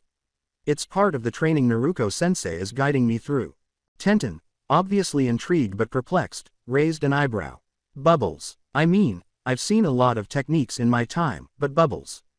Tsurumi, who had been relaxing on her branch, suddenly started laughing and swung back and forth while hanging upside down. "Oh, this is gonna be good. Go on, Hanabi," hit her with some wisdom. "I've got to hear this." As serene as ever, Naruko sipped her tea and softly blew another bubble, allowing Hanabi to take the initiative while she observed the exchange. Unfazed by Tsurumi's laughter, Hanabi turned to Tenten and smiled calmly. It might seem strange at first, but bubbles are more than just a technique. They represent something deeper, a way of understanding chakra and life itself. You see, bubbles are fragile, delicate, and fleeting, but within them, they hold an entire world. Just like how we, as shinobi, carry great power, yet that power is balanced by the fragility of life. Tenten blinked, taken aback by Hanabi's sudden insight. Wait, you're telling me that bubbles are a metaphor for life? With a quiet but assured voice, Hanabi nodded. Yes, bubbles float freely, guided by the wind, just like we are guided by the forces around us. They remind us that while we may be strong, we are also connected to the world in ways we don't always see. It's about balance, understanding the power within us, but also knowing how fragile that power can be. Tenten looked at Hanabi for a while, obviously taking in what the younger girl had said. Wow, I didn't expect that kind of answer. Meanwhile, Tsurumi was swinging wildly from her branch, practically howling with laughter. Oh, that's rich, Hanabi, you've been spending way too much time with Naruko. You're starting to sound like her. While continuing to drink her tea, Naruko grinned subtly, obviously amused by the conversation but remaining silent. She watched the bubbles drift languidly above the group as she blew another gentle stream of them into the air. Tenten's arms were crossed, her face contemplative. I mean, I've heard some pretty deep stuff, but bubbles. You're serious? Hanabi nodded once more while maintaining a fixed gaze. It's true. Life, like bubbles, is delicate. We can't control everything, but we can guide it, work with the flow rather than against it. That's what Naruko-sensei is teaching me. Power isn't just about strength, it's about understanding the balance between force and gentleness, between control and freedom. Tenten whistled softly, obviously impressed in spite of herself. I've got to admit, that's actually kind of profound. Still laughing, Tsurumi leapt from her branch and landed softly next to Hanabi. Profound. Oh, it's more than that, it's full-blown, bubble sage, wisdom now. Hanabi's practically the next Naruko. Blowing bubbles that glistened in the light, Naruko watched the conversation unfold with a gentle smile while continuing to drink her tea. Although she was clearly amused, she was still happy to let Hanabi lead the philosophical conversation. Tenten scratched her head, still trying to make sense of it all. I guess I never thought about things that way. But now that you mention it, I can see where you're coming from. It's not just about fighting, it's about understanding the bigger picture. Hanabi grinned, her composed expression never wavering. Exactly, it's easy to get caught up in the fight, in the power we wield as shinobi. But true strength comes from knowing when to act and when to let go, when to fight and when to find peace. That's what bubbles teach us, they float freely, but with purpose. Clearly beginning to see the wisdom in Hanabi's words, Tenten nodded slowly. I guess I could learn a thing or two from that. Still smiling, Tsurumi gave Hanabi a playful shove. You're really going all in, huh? Next thing we know, you'll be blowing bubbles and giving out life lessons like Naruko. Hanabi laughed quietly, but she remained focused. I'm just learning to see the world differently, Tsurumi. And I think it's helping me become stronger, not just as a shinobi, but as a person. With her calm smile unwavering, Naruko blew another bubble into the air while continuing to sip her tea in silence. She said, You're doing well, Hanabi, in a warm, proud voice. Keep following the path, and you'll find your own strength in the balance. Tenten looked from Hanabi to Naruko, obviously impressed by both of them. I didn't expect to walk into a training session and get a life lesson, but I'm kind of glad I did. Tsurumi shook her head, still smiling. That's Naruko for you. Stick around long enough, and you'll start seeing the world in bubbles and metaphors too. Tenten chuckled, obviously at ease now. I think I'll leave the bubbles to you too. But the wisdom, yeah, I'll take that. And so, with the sound of bubbles floating through the air, soft laughter, and quiet wisdom, the training went on. Under Naruko's tutelage, Hanabi was not only becoming a more formidable shinobi but also developing new perspectives on the world that enabled her to appreciate life's strength and frailty. As the morning wore on, Naruko continued to be her usual composed self, drinking her tea and silently watching as her student developed in both ability and comprehension. Even the young summon could not deny that something unique was taking place, despite Tsurumi's laughter filling the air. The way ahead was obvious, full of strength, balance, and the tender direction of the bubble sage, Naruko Uzumaki. When Naruko gently woke Hanabi from her slumber, the sky was still dark. After a moment of confusion, the younger Hyuga blinked and remembered why she had been woken up so early. Her first morning tea with the Hokage and the Sannin made today particularly memorable. It was one of Naruko's personal customs, a peaceful assembly of knowledge exchanged over steaming cups of tea where contemplation and philosophy flowed as naturally as the beverage. Hanabi followed Naruko through the peaceful and quiet streets of the village. The silence was almost sacred, and the morning air was clear. As they headed for the Hokage's home, there was no hurry, just a feeling of serene purpose. Like Naruko's morning teas, the meeting would be small. Today, Hanabi would be joining Hiruzen, Jiraiya, Tsunade, and even Shizune for the first time. Hanabi was filled with awe as they reached the peaceful garden where the event was to be held. Delicate cups and a pot of freshly brewed tea were already on the table, and the air was filled with the soft aroma of herbs and jasmine. At the head of the table sat the sage third Hokage, Hiruzen Sarutobi, whose serene manner mirrored the quiet of the morning. Jiraiya and Tsunade were sitting next to him, sipping their tea with contented expressions. Ever the obedient apprentice, Shizune hovered close by, but even she appeared comfortable around such esteemed people. When Naruko gestured for Hanabi to stand next to her, Hanabi became aware of how much she had changed. This was more than just tea, it was a representation of her development and her newfound status among people who valued introspection and comprehension just as much as strength and power. As Hanabi sat, Hiruzen smiled kindly at her. "Good morning, Hanabi," he said quietly, his eyes sparkling with age-old wisdom. "It's a pleasure to have you join us." Hanabi lowered her head in deference. "Good morning, Lord Third. Thank you for allowing me to be here." Tsunade poured her a cup of tea while keeping a close, if not hostile, eye on Hanabi. "Naruko speaks highly of you," Tsunade remarked in a calm but inquisitive tone. "She says you're learning quickly."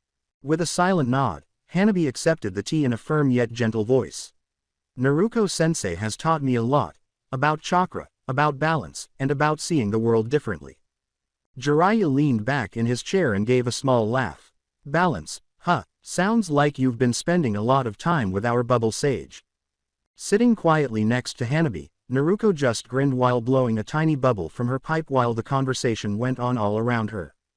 As Hanabi sipped her tea, she felt the warmth settling into her and bringing her back to the present. After a moment, she said, "Yes," with contemplative eyes.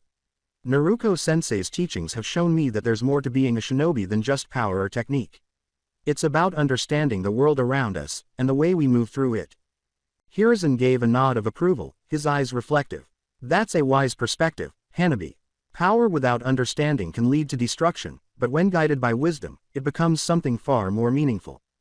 Hanabi looked at Naruko, who encouraged her with a slight nod. Hanabi turned back to the group and spoke steadily. "I used to think that as a shinobi, all that mattered was perfecting my techniques, honing my chakra control. But I've realized that it's about more than that. It's about how we use our power, and why we use it. Naruko-sensei taught me that even something as fragile as a bubble can teach us important lessons, about control, about balance, and about letting go when the time is right." Tsunade, obviously impressed, raised an eyebrow. "And what do you think you've learned from those lessons?" With a contemplative look, Hanabi gently put down her cup. "I've learned that strength isn't about being unbreakable. It's about understanding when to be strong and when to be gentle. The bubbles Naruko-sensei teaches me to control are delicate, but within them, there's great power. It's a reminder that as shinobi, we must always find the balance between force and compassion." Ever the teasing one, Jiraiya smiled. "Naruko, you've really rubbed off on her, haven't you?" Still drinking her tea quietly, Naruko grinned but said nothing, allowing Hanabi to carry on the discussion. Shizune, who had been quietly listening, leaned forward curiously. "It's rare to hear someone so young speak with such insight. You've come a long way, Hanabi." Hanabi acknowledged with a slight bow of her head. "I've had a great teacher." Hiruzen spoke softly, his eyes glowing with approval. "Naruko has indeed guided you well, but it's your own willingness to learn and grow that has brought you here, Hanabi. Wisdom isn't something that can be taught, it's something you cultivate through experience and reflection."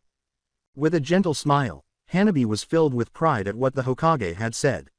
She was aware that she still had a lot to learn even though she had come a long way. Even so, she felt like she belonged and was headed in the right direction as she sat among the elders.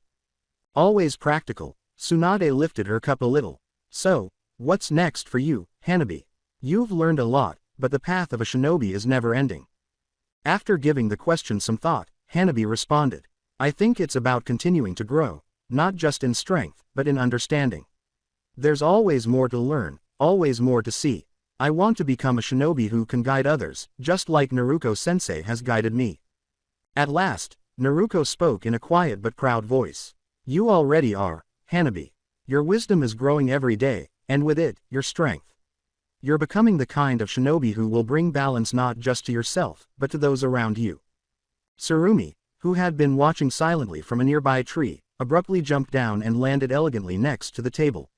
She teased, look at her, all grown up and spouting wisdom like a little sage. But her tone was one of obvious affection. The group laughed, which was the ideal counterpoint to the serious discussion they had just had. Hiruzen gave Hanabi a warm smile while raising his cup in a small toast. To growth, to wisdom, and to the future of our village. For a moment, the only sounds were the soft rustle of leaves in the morning breeze and the clink of porcelain as the others lifted their cups in agreement. Hanabi felt a calmness descend upon her as the tea went on. She had realized how far she had come after being given a unique chance to express her opinions to some of the village's most esteemed shinobi. As she blew another bubble into the air and watched it drift away on the wind, Naruto, ever the silent observer, grinned gently. Hanabi knew that her student was well on her way to discovering her own path because she had taken her lessons to heart. The silent discussion, which was full of insight, introspection, and the promise of what lay ahead, continued as the sun rose higher in the sky. The gentle rustle of leaves from the village below was carried by the wind as it blew across the Hokage monument. Naruto drank her tea and blew bubbles into the air while sitting calmly on top of her father's head with her legs crossed in a contemplative pose. Her hair, now styled in elaborate beaded braids, glistened in the sunlight and fluttered in the wind. Her Junin vest was worn over an exquisite kimono, which blended her practical role with her developing philosophical presence. The material was soft and modest. Her eyes were calm and full of a quiet understanding as she cast her gaze over the village. A certain restlessness had descended upon Konoha with the approach of the Chunin exams. While the village was bustling with activity and preparations were underway, Naruto found equilibrium in the monument's silence. The sound of footsteps came from behind her as she blew another bubble and watched it drift languidly into the air. Naruto knew who it was, so she didn't turn. Quite the view, isn't it? Hiruzen said in a gentle, respectful voice. Naruto put down her tea and smiled softly. The village below is like a river, always moving, always flowing. But from here, you can see the whole river at once. Each drop of water is important, but it's the flow of the whole that gives it its power. Hiruzen laughed and moved to stand next to her. As the third Hokage looked at Naruto, whose serene manner was always consoling, his eyes glowed with affection. You've always had a way with metaphors, Naruto. Another voice, deeper and more formal, joined them before she could reply. And it seems have come at the right time for such wisdom. With a slight head turn, Naruto acknowledged the fire daimyo who had come with Hiruzen. His expression was one of quiet curiosity, and his robes were ornate. The daimyo rarely visited the village, much less looked for someone like Naruto. However, there was something unique about her that even the strongest men were drawn to. With her eyes still serene, Naruto bowed her head respectfully. Even the tallest mountain is shaped by the smallest of pebbles. Welcome, Daimyo-sama, it's an honor to share this view with you. Her remarks obviously amused the fire daimyo, who smiled slightly. You're full of surprises, Naruto Uzumaki. I've heard much about you, the bubble sage, they call you now. With a slight smile, Naruto turned back to the village below. A title is just a reflection of what others see. It's like a bubble, beautiful for a moment, but in the end, it fades. What matters is the meaning behind the reflection. Now sitting next to her, Hiruzen poured himself a cup of tea while nodding in agreement. We're preparing for the Chunin exams, Naruto. The village is on edge, and there's talk of new alliances, new rivalries. Your insight would be invaluable during this time. With a contemplative expression, Naruto sipped her tea. The Chunin exams are like a storm on the horizon, powerful, unpredictable, but necessary for growth. It's not the storm itself that should be feared, but how we navigate it. Those who fight against the wind will find themselves battered, but those who learn to dance with it will emerge stronger. Curious, the fire daimyo sat down too, staring at her. And how do you suggest we navigate this particular storm? Naruko's eyes reflected the village below as she cocked her head slightly. We prepare not by seeking control, but by fostering trust. The young ones entering these exams are like seeds, each growing in their own way.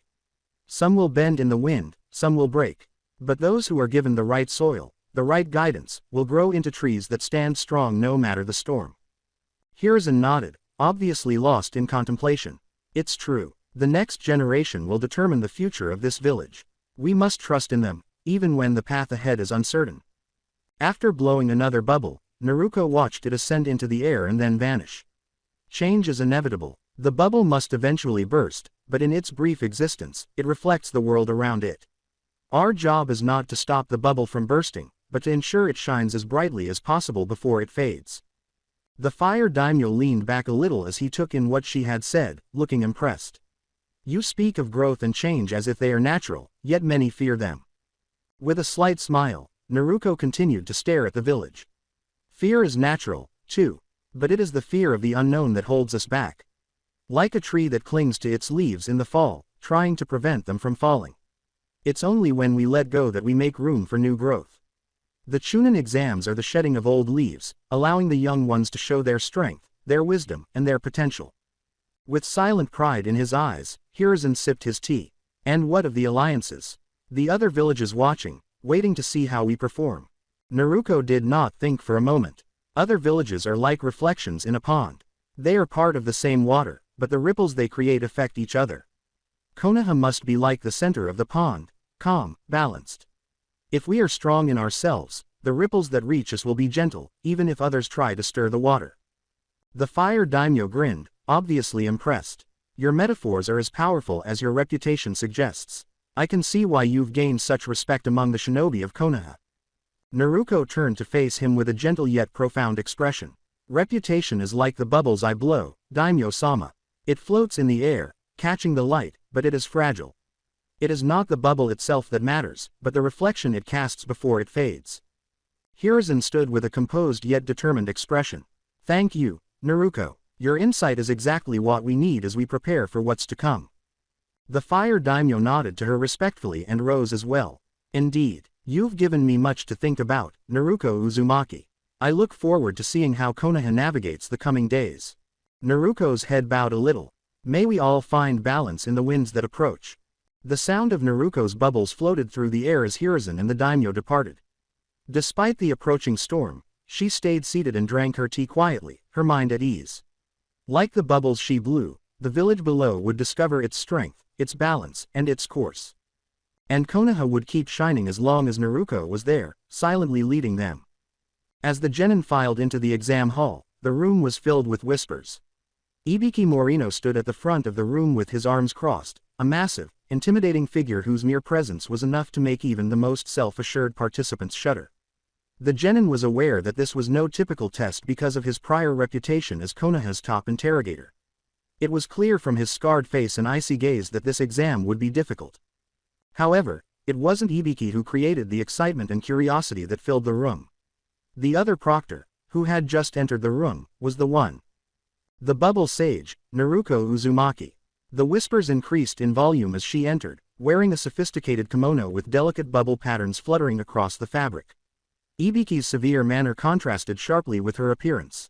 Naruko, in contrast to him, was serene and soft, like a cool breeze that didn't seem appropriate in such a high-stakes situation. However, the tension in the room was only increased by their contrast. One genin whispered, "Is that her? The bubble sage?" To another. Another whispered, "She doesn't look like much of a fighter," but their trepidation was evident in their tone. The murmurs did not disturb Naruko, as usual. She approached the desk with her pipe in one hand and a small cup of tea in the other, looking calmly around the room. Her kimono appeared to catch the light just right, causing the bubble designs to shimmer as she moved, and the light bounced off her braids and beads. Without a word, she placed her tea on the desk and then, with slow, deliberate movements, hopped up to sit cross-legged on the surface. With her blue eyes half closed in peaceful reflection, she sipped her tea and then, as though she were the only person in the room, blew a gentle bubble from her pipe. Every genin in the room was drawn to the bubble as it floated idly through the air, its rainbow surface catching the light. Standing next to her, Ibiki looked over, his grim face remaining unchanged. The two proctors could not have been more different. Ibiki, whose mere presence seemed to exude intimidation, and Naruko, with her composed demeanor while sipping tea and blowing bubbles. Nevertheless, each had a distinct command of the space. The tension built as the genin waited for the first instructions, unsure of what to expect. At last, Ibiki said, "Welcome," his deep voice piercing the murmurs like a knife. "This is the first stage of the Chunin exams. You've all heard the rumors. The difficulty of this exam isn't exaggerated." He took a moment to allow the room to absorb the impact of his words. With tense nerves, the genin shifted uneasily. With a gentle yet unexpected authority in her voice, Naruko took another sip of tea. In the world of shinobi, it's not always the strongest who succeed. It's the one who understands the flow of life, who can see beyond the surface. The first test will challenge not just your knowledge, but your understanding of the world around you. She blew another bubble, her eyes scanning the room, though her expression remained calm. This exam is about more than just information. It's about wisdom. Knowledge without understanding is like a river without a current. It stagnates, and eventually, it dies. The genin was listening to her every word, and the room was silent. Even Ibiki, who was used to dominating the space with his commanding presence, appeared happy to let Naruko steer the conversation. "Your task," said Naruko, "is to gather information. But more importantly, you must learn to see what isn't obvious, to read between the lines of the answers you seek. The answers are all around you, floating like bubbles in the air. If you reach out too quickly, they'll pop. But if you wait, they will come to you." Ibiki continued where she had left off, nodding. "Each of you will receive a written exam. The questions are designed to test your knowledge, but there are deeper layers to this exam. The information you need may not be within your grasp, but the way you go about finding it will determine your fate." Naruko closed her eyes for a moment in contemplation as she sipped her tea. In this world, nothing is as it seems. The surface of a pond reflects the sky, but beneath it lies the water, deep and ever-changing. Do not rely solely on what you see in front of you. Uncertain of how to interpret the mysterious instructions, the genin were clearly uneasy. Some of them looked to Ibiki for clarification as they exchanged glances, but his expression was stony. Sakura, Sai, and Sasuke, the rookies in the front row, kept a close eye on Naruko. Ever the skeptic, Sasuke squinted. He whispered to himself, "What's with all the metaphors?" Sakura, seated next to him, was more reflective. Whispering, "It's not just about the questions," she said. "She's telling us to think deeper. There's more to this exam than just getting the right answers." Ever perceptive, Sai simply grinned his typical apathetic grin, as though he had already foreseen this. After blowing another bubble, Naruko observed it drifting languidly above the genin's heads. "Remember," she said with a soft voice, "a shinobi who rushes blindly forward will miss the beauty of the journey. The answers you seek are like the bubbles I blow, fragile, delicate, but full of meaning. Reach for them with care." As they attempted to interpret her words, the genin's whispers became more intense. Was the exam merely an information test? Or was there something more profound going on? The confusion was broken by Ibiki's voice. "You have 1 hour. Begin." Looking down at the written exam in front of them, the genin quickly picked up their pens, their minds racing. As was to be expected, the questions were challenging, but something about Naruko's speech stuck with them. Finding the correct answers wasn't as important as comprehending the procedure and recognizing the links between the questions and their surroundings. Naruko stayed seated at the desk throughout the exam, blowing bubbles and sipping her tea, her calm demeanor in odd contrast to the tension in the room. Each bubble caught the light as it drifted through the air, occasionally attracting the genin's attention. For some, it served as a diversion, but for others, it served as a reminder that this test involved more than just what was written on the page. Ibiki crossed his arms and looked around the room with his usual acerbic gaze, but even he appeared to recognize the wisdom of Naruko's strategy. She instilled thought where he instilled fear. Naruko blew a final bubble as the hour was coming to an end, watching it rise before popping and vanishing into thin air. "Time's up," Ibiki declared in a firm tone. With uncertain expressions on their faces, the genin set down their pens. Had they gone far enough? Had they realized what the real purpose of the test was? Naruko stood, moving with a gentle flow of her kimono. "Remember," she said softly, her voice resonating throughout the room, "the answers you seek are not always the ones you expect. In life, as in this exam, it is the journey that teaches you the most." She then turned and left the room, leaving the genin to wonder what the real purpose of the test they had just completed was. Her movements were elegant and leisurely. The whispers started up again behind her. Her mark was that of the bubble sage. With the exception of the sporadic rustling of leaves and the faint sound of Hanabi drinking tea, the training field was silent. With a small pipe gently in her hand, she sat cross-legged on the ground, her posture composed and serene. From it, tiny bubbles glistened in the midday light as they drifted idly into the air. She also looked almost ethereal in the sunlight, her hair, now braided and adorned with a few beads like her sensei, Naruto. Konohamaru, Moegi, and Udon were seated across from her, and while they were all making an effort to follow Hanabi's enigmatic advice, Konohamaru was obviously having difficulty. As Hanabi blew another bubble, her calm smile never faltering, his eye twitched. Seated comfortably on Hanabi's shoulder, Tsurumi smiled as she took in the scene, enjoying it to the fullest. "Oh, this is gold," smirking, Tsurumi murmured. "I think you're getting to him." Iruka stood close by, his arms folded, observing the scene with a mix of laughter and frustration. Even though he had personally witnessed Naruto's impact on Hanabi, he was always in awe of how quickly the young Hyuga had taken on her sensei's composed manner and her fondness for metaphors. Hanabi gazed at Konohamaru with her typical composed expression while continuing to drink her tea. "A bubble," she said, "is like a thought.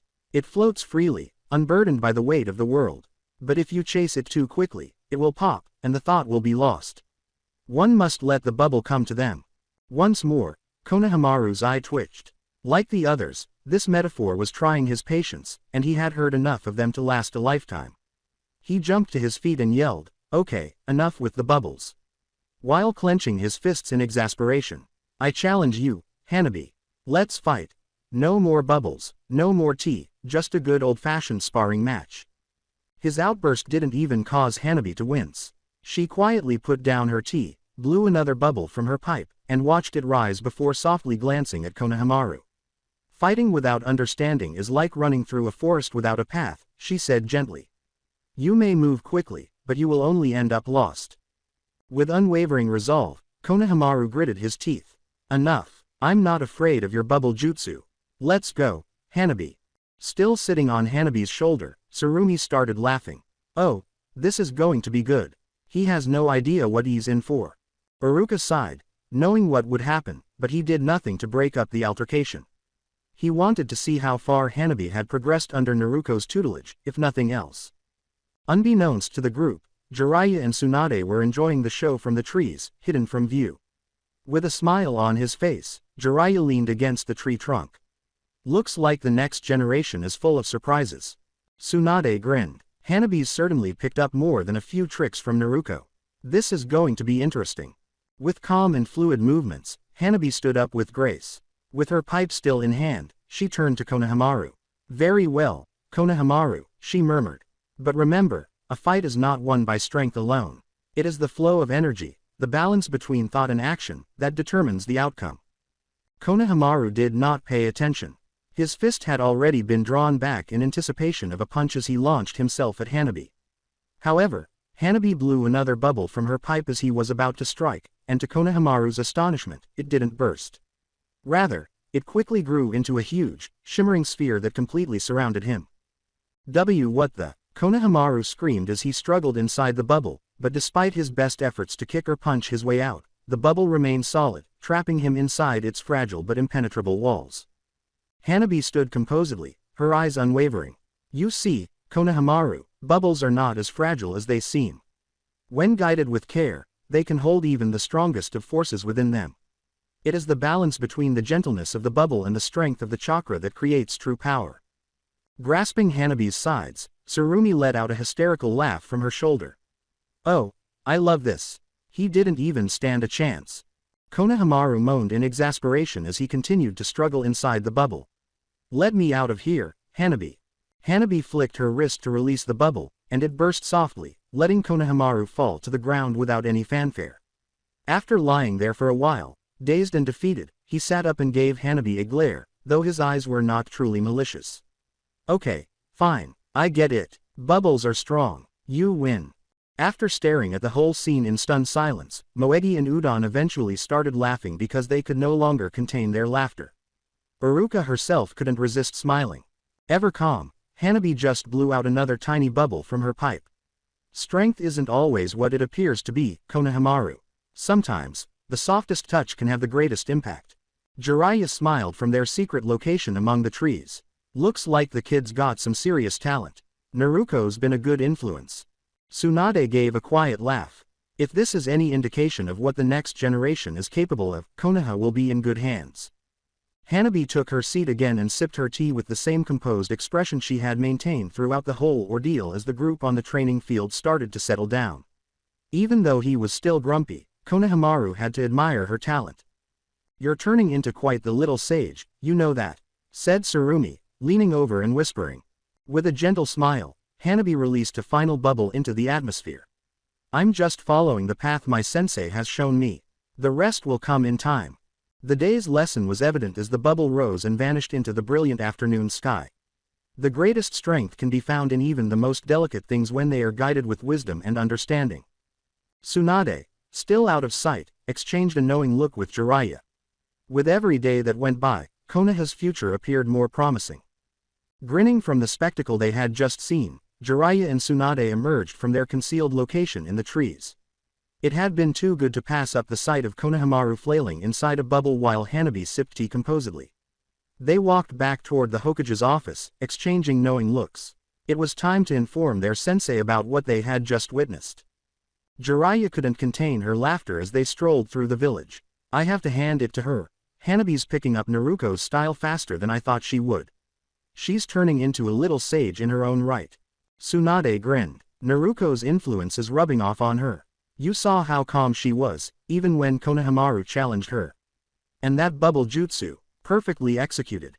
Jiraiya said, "That poor kid never stood a chance," and he shook his head. "I didn't think bubbles could be so effective in a fight." Tsunade gave a nod of approval. She didn't just beat him physically. She beat him mentally, too. Every move was deliberate, like Naruko's. It's fascinating to see the same philosophy passed down like that. When they reached the Hokage's office, the guards opened the doors and instantly recognized the legendary Sannin. Hiruzen Sarutobi was inside, silently going over scrolls at his desk. As his two students walked in, his keen eyes looked up, and a warm smile of fondness spread across his face. Hiruzen said, "Jiraiya, Tsunade," and gestured for them to enter. "What brings the two of you here so early? I suspect it's not just a casual visit." Jiraiya smiled while crossing his arms. "Oh, you're going to want to hear this one, sensei. We were watching one of Naruko's students today, Hanabi Hyuga, and let's just say, she's inherited her sensei's flair for teaching." Hiruzen's eyes glowed curiously. "Oh, tell me more." Tsunade took a seat across from the Hokage in a chair. "Hanabi has adopted Naruko's philosophical approach. We watched her spar with Konohamaru today, and she used Naruko's bubble jutsu to defeat him, without breaking a sweat. Konohamaru challenged her," Jiraiya continued as she leaned against the wall. "Poor kid didn't know what he was getting into. He thought he could beat her with pure strength, but Hanabi took him down using nothing but calm and control. She even gave him a few cryptic metaphors while doing it." Hiruzen laughed, a proud look on his face. "It seems Hanabi is learning quickly from Naruko. She's always been a talented shinobi, but it's clear that Naruko's guidance is helping her see the world in new ways." Tsunade gave a nod. The most impressive thing was how composed she was. Even when Konohamaru got frustrated, Hanabi didn't flinch. She kept blowing her bubbles, sipping her tea, and when the time came, she trapped him in a bubble with such ease it was almost poetic.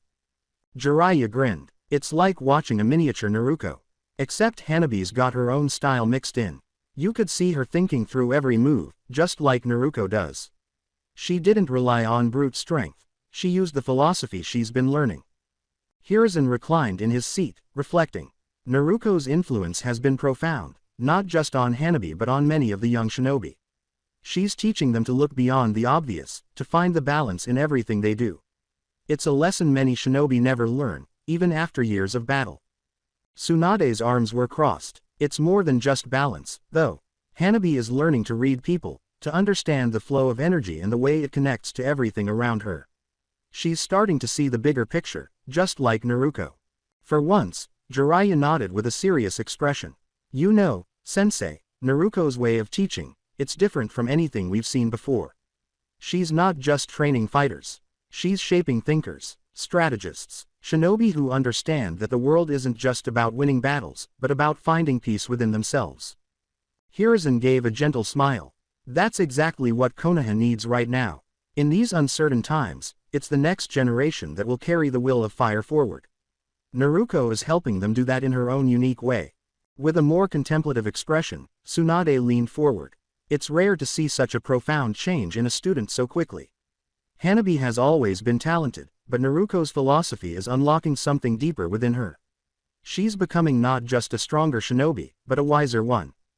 Jiraiya, who was still beaming, continued, and Konohamaru learned a valuable lesson today: strength isn't everything. Sometimes, a well-placed bubble is all it takes to turn the tide of a fight. Hiruzen laughed once more. Konohamaru is headstrong, but he'll learn. Hanabi's calm approach will do him good. They balance each other out in ways they don't even realize yet. Tsunade gave a nod of approval. It's clear that Naruko's influence is spreading. And it's not just about power or technique. It's about shaping the way these young shinobi see the world. Hiruzen's eyes were warm but wise, and he folded his hands on his desk. Naruko's path is one of peace and understanding, even in the midst of battle. If the next generation can learn that from her, then Konoha's future is bright indeed. Ever the optimist, Jiraiya arched an eyebrow. So, you think Naruko's method will stick? Hiruzen grinned more broadly. I do. Naruko's way is different, yes. But different is exactly what we need. The world is changing, and our shinobi must learn to change with it. Naruko is guiding them on that path, and I trust she will continue to do so. Tsunade got up and stretched a little. Well, if today was any indication, I'd say Hanabi's well on her way to becoming a force to be reckoned with. And I'm curious to see how much further she'll go under Naruko's guidance. Still smiling, Jiraiya pushed away from the wall. Me too, and maybe next time, Konohamaru will think twice before challenging a Hyuga with a pipe and some bubbles. The office echoed with Hiruzen's warm, deep laugh. Let's hope so, Jiraiya. Let's hope so. The Sannin then departed from the Hokage's office, continuing to discuss the amusing and surprising altercation they had seen. As the sun started to set, Konoha was covered in long shadows as they strolled through the village. The faint sound of bubbles floating through the air could also be heard in the distance, serving as a silent reminder that wisdom, like strength, can take many different forms. The late afternoon sun shone warmly on the training field, creating long shadows on the grass. Standing serenely in the middle, Naruko skillfully blended her chakra with the complex lines of a sealing formula. Little bubbles drifted languidly around her, each glimmering with a subtle glow that suggested something more intricate than they first seemed. With her pipe in hand and a few of her own bubbles drifting aimlessly in the air, Hanabi observed from a distance. Her keenly focused gaze was fixed on her sensei's movements. Naruko was developing a new technique that combined the delicate art of her bubble jutsu with her father's well-known Flying Thunder God technique. Naturally, Naruko hadn't given many explanations, at least not in the manner that most educators would. Rather, her enigmatic metaphors and philosophical reflections permeated the atmosphere, leaving Hanabi to decipher her sensei's meaning. Hanabi was intrigued, though. She had never thought it was possible to combine bubbles and fuinjutsu. Naruko turned to Hanabi and smiled calmly as she blew a tiny bubble from her pipe and watched it rise. A seal is like the ocean. Deep, powerful, and vast. But it is the shoreline, the place where the sea meets the sand, that defines its boundaries, she said softly, her voice bearing the weight of her thoughts. Hanabi blinked as he considered the analogy. So, the seal itself is the ocean, but the jutsu is the shoreline. Naruko blew another bubble and nodded. Exactly. The seal holds infinite potential, like the ocean's depths, but it is the jutsu, the form, that gives it direction, meaning. Without a form, the seal is limitless but unfocused. The bubbles, they are the shoreline, the way I shape the sea. Hanabi observed as Naruko wove her chakra into the bubbles, which were all shimmering with complex sealing formula lines. The bubbles had transformed from fragile spheres into vessels that held the potential for a potent jutsu. Naruko went on, I've been thinking, in a composed yet determined tone. My father's Flying Thunder God technique, it relied on speed, on precision, on seals placed ahead of time. But what if the seals could be carried by the wind? What if they could float freely, like bubbles, waiting to find their mark? When Hanabi finally realized, her eyes widened. You're recreating the Flying Thunder God with bubbles. With a gentle smile, Naruko's eyes strayed to the bubbles surrounding her. Not recreating, reimagining. My father's jutsu was brilliant, but it was bound by certain limitations. I want to see if I can free it. Let it move as the wind is, without boundaries, without needing to be tied to the ground. Curious, Hanabi took a step closer. But how? How do you control where the bubbles go? How do you make sure they reach their target? Watching the bubble float through the air, Naruto blew another one. Control is an illusion, Hanabi. Just like a leaf in the wind, the bubble will go where it is meant to. My job is not to control it but to guide it, to trust in the path it will take. The seal, it listens to the wind, to the flow of the world around it. When the time is right, it will find its place. Hanabi scowled as she attempted to understand the lesson. So, it's about trusting the jutsu. About letting go of control. Naruto gave a nod, her eyes gentle and reflective.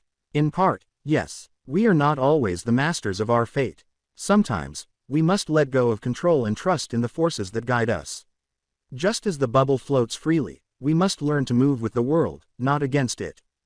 Naruto blew another bubble, this time with a sophisticated seal, while Hanabi watched.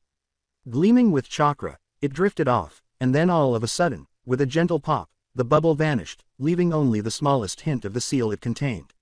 With a gentle smile, Naruto closed her eyes as though she were hearing something that only she could hear. Naruto said softly, "The seal is now where it needs to be," with a tone of quiet satisfaction. "When the time comes, I will be there, just as my father was. But this time, I won't be bound by the need for speed alone. I will move with the wind, with the flow of the world." Hanabi's mind was racing with possibilities as she gazed at the location where the bubble had disappeared.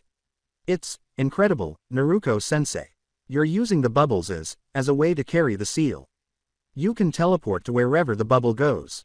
Naruto's smile widened slightly as she nodded. "Exactly. The bubbles are not just a technique, they are a bridge between me and the world. They carry my intent, my chakra, and when the time comes, they will bring me where I need to be." After sitting quietly on a nearby tree branch, Tsurumi finally spoke up, jumping down to join them and smiling. "You know, Naruto, you've got a knack for turning everything into a lesson. Even bubbles." With a gentle giggle, Naruto's eyes glistened with laughter. "Bubbles, like life, are filled with potential. It's up to us to find that potential, to shape it into something meaningful." At last, Hanabi spoke up once more while continuing to gaze in wonder at her sensei. "But what happens if the bubble pops before it reaches its destination? Doesn't that break the seal?" Another bubble was blown by Naruto, who watched it drift idly through the atmosphere. If a bubble pops before its time, it was never meant to reach its destination. That, too, is part of the lesson. Not every path will lead to the outcome we desire. But every path teaches us something, even if it ends sooner than we expected. Deep in thought, Hanabi absorbed the words. She was starting to comprehend what Naruto was teaching her about life, not just jutsu. The bubbles served as a metaphor and symbol for how the world operated. Delicate, short-lived, but, if one knew how to look, full of meaning and power. Naruto, always calm, sat down on the floor and crossed her legs to continue drinking her tea. The soft sound of bubbles popping in the distance was carried by the wind as it blew through the field. With a fresh perspective, Hanabi took a seat next to her and picked up her own pipe. The lesson wasn't just about learning a new jutsu, Hanabi realized as they sat together blowing bubbles into the evening air. It was about adopting a new perspective on the world and learning how to strike a balance between control and letting go. Hanabi couldn't help but feel that she was getting closer to discovering her own path, just like her sensei had, as the day's final bubble floated upward, glimmering in the last of the light. The only sounds in the training grounds were the distant chirping of birds and the sporadic rustling of the leaves. Standing in the middle, surrounded by glowing seals, Naruto had a calm yet focused expression. Reimagining her father's well-known flying thunder god technique with her own unique twist was a novel challenge. All around her, bubbles glistened in the sunlight and floated in the air, each one delicately marked with complex fuinjutsu and infused with chakra. Kakashi and Jiraiya stood next to her, observing closely. Naruto's bubble Hiraishin and bubble Rasengan sounded like something from a child's fantasy, so at first they had been dubious. Even the most pessimistic among them was unable to ignore the potential of what she was doing as they observed her at work, weaving her chakra into the bubbles. Kakashi folded his arms and carefully examined Naruto's movements with his one open eye. He said, "This is ridiculous," but his words lacked any real bite. "But she's making it work." Leaning against a nearby tree, Jiraiya crossed his arms and laughed. You should know by now, Kakashi. Nothing's too ridiculous for Naruto. She's like her father, but in her own bizarre way. After listening to their remarks, Naruto grinned subtly and carried on with her work. She skillfully wove chakra into the surrounding bubbles with her fingers. Each bubble caught the light in a captivating way, shimmering with an iridescent glow. She said softly, a bubble is fragile, with her usual philosophical heft. But when filled with purpose, it becomes a vessel for strength. It carries my intent, just as a leaf is carried by the wind. And like my father's jutsu, it will find its mark. Kakashi's eyebrow went up. You think you can control something as unpredictable as a bubble in combat? A quiet confidence glinted in Naruto's eyes. Control is an illusion, Kakashi-sensei. We don't control the wind, we guide it. The bubbles will follow the flow of the world, and when the time is right, I will be there. Just as my father was. Jiraiya smiled. She's got a point. Minato's flying thunder god was all about precision and timing. Naruto's trying to achieve the same thing, but with an added layer of unpredictability. The enemy won't know where she'll strike because the bubbles can move in ways a seal on the ground can't. Naruto inhaled deeply as her fingers moved to form a bigger, more intricate bubble that was infused with a revolving Rasengan and the Hiraishin seal. The bubble glowed brighter than any she had ever created, shimmering with a powerful iridescence. The Rasengan, she said, is like the center of a storm, controlled chaos. But when combined with the nature of bubbles, it becomes something else entirely. Power, contained within fragility. A contradiction, like life itself. She let the bubble go, and it burst with a burst of chakra that left a small crater where it landed. It first moved languidly, then zipped toward a target, shimmering as it did so. Kakashi's eyes widened a little, but he quickly covered up his astonishment. That was impressive. Jiraiya's smile grew as he whistled. Well, I'll be damned. She's actually doing it. Naruto turned to face them, her serene eyes reflecting the iridescent light of the bubbles. Strength is not always in the force we apply, but in the way we shape that force. The Rasenshuriken was created with the intent to destroy, but this version, it carries destruction in silence, in the fragility of a bubble. The smallest movements, the gentlest touch, can carry the greatest power. Still smiling, Jiraiya put a hand on Kakashi's shoulder. I told you, she's going to surpass all of us in no time. Beneath his mask, there was a slight smile, but Kakashi shook his head. You might be right, Jiraiya-sama. She's definitely found her own way to do it. Another bubble was blown by Naruto, who watched as it shimmered and floated idly before taking off with lightning-fast accuracy. When she used the Hiraishin, her iridescent flashes had a beauty that contrasted with her father's technique's quick, sharp movements. The very air around her seemed to ripple with color each time she disappeared and then resurfaced. She turned to face Kakashi and Jiraiya with a focused smile. She said quietly, I'm not trying to recreate my father's legacy, with a quiet resolve in her voice. I'm trying to honor it in my own way. To take what he built and shape it into something new, something that reflects who I am. Kakashi's expression was unreadable as he watched her. And you're getting there, Naruto. But remember, these techniques aren't just about power or speed. You need to know when to use them, and more importantly, why. Naruto nodded, her eyes reflective. The wind doesn't rush every time it feels a breeze. It waits, listens, and moves when the time is right. I will do the same. Evidently impressed, Jiraiya laughed. She's got her head on straight, Kakashi. And those iridescent flashes, I can already picture the legends they'll tell about the bubble sage, who moves like a wisp of light. Amusement sparkled in Naruto's eyes. Legends are just stories we tell ourselves to make sense of the world. What matters is what we do with the time we're given. My father knew that better than anyone. Jiraiya smiled, spoken like a true sage. As the light gently drifted away, Naruto blew one final bubble into the air, her eyes reflecting it. Bubbles, like life, are fleeting. But in their brief existence, they shine brighter than anything else.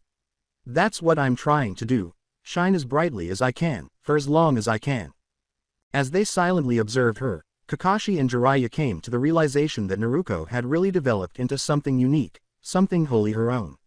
They also realized that, like her father before her, she was destined to make a difference in the world as the iridescent light of her Hiraishin continued to shimmer around her.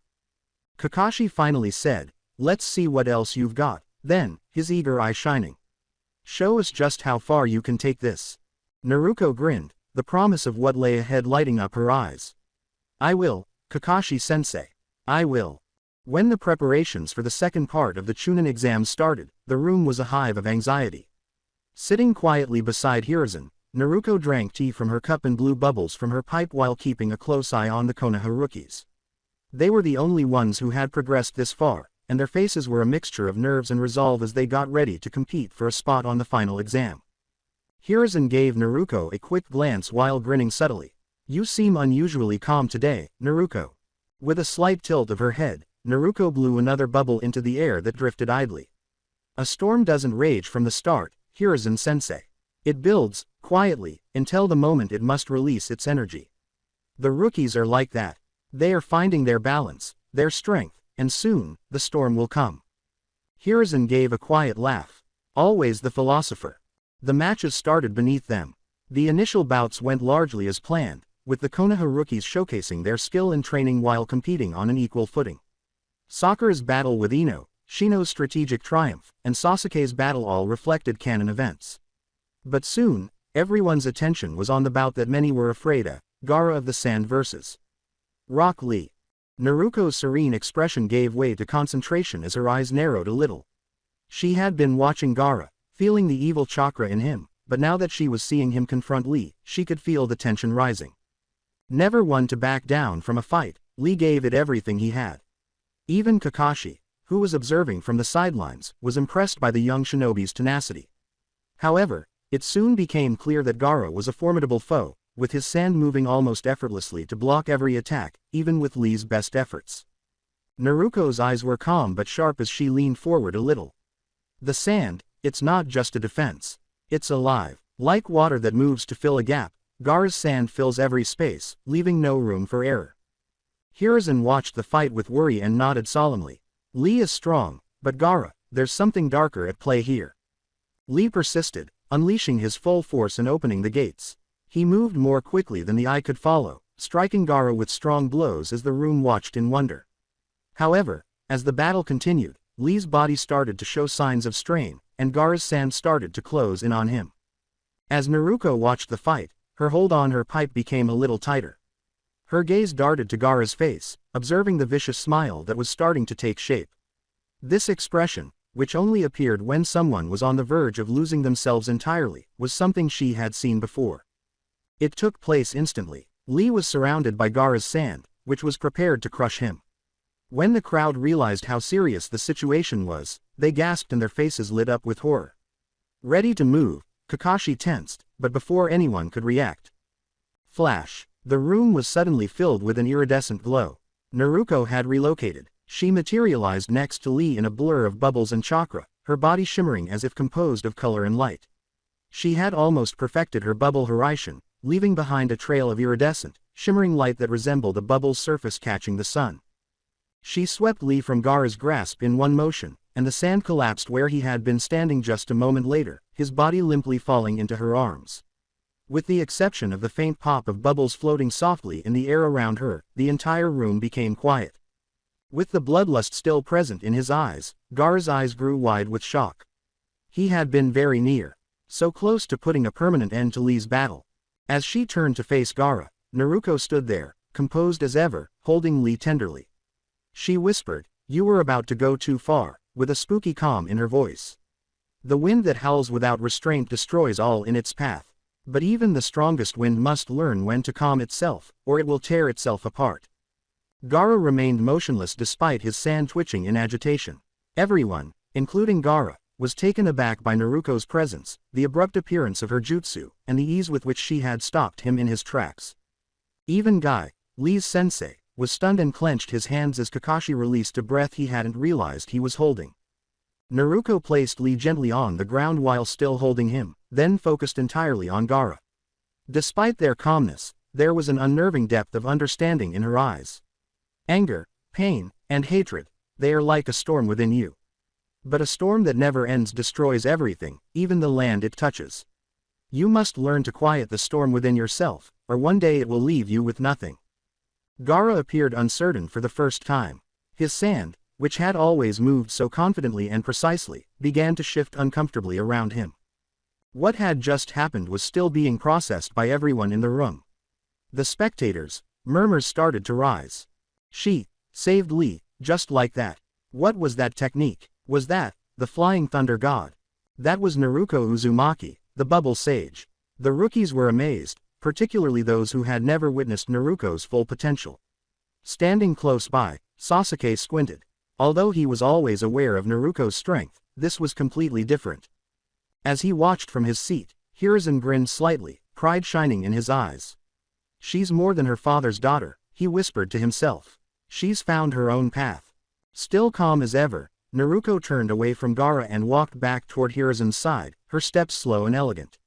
The room's tense, charged atmosphere returned as the iridescent glow that had signaled her arrival gradually subsided. Gaara clenched his fists while still standing in the arena, but he did not move to carry on the battle. His confusion and frustration swirled inside him as he fixed his gaze on Naruko. Naruko took a seat next to Hiruzen again and blew another bubble from her pipe. Her voice was quiet but meaningful as she sipped her tea. A storm will rage as long as it is fed. But every storm must end, or it will lose itself in its own fury. Everyone in the room, including the rookies, knew that something had changed as the preliminary round went on.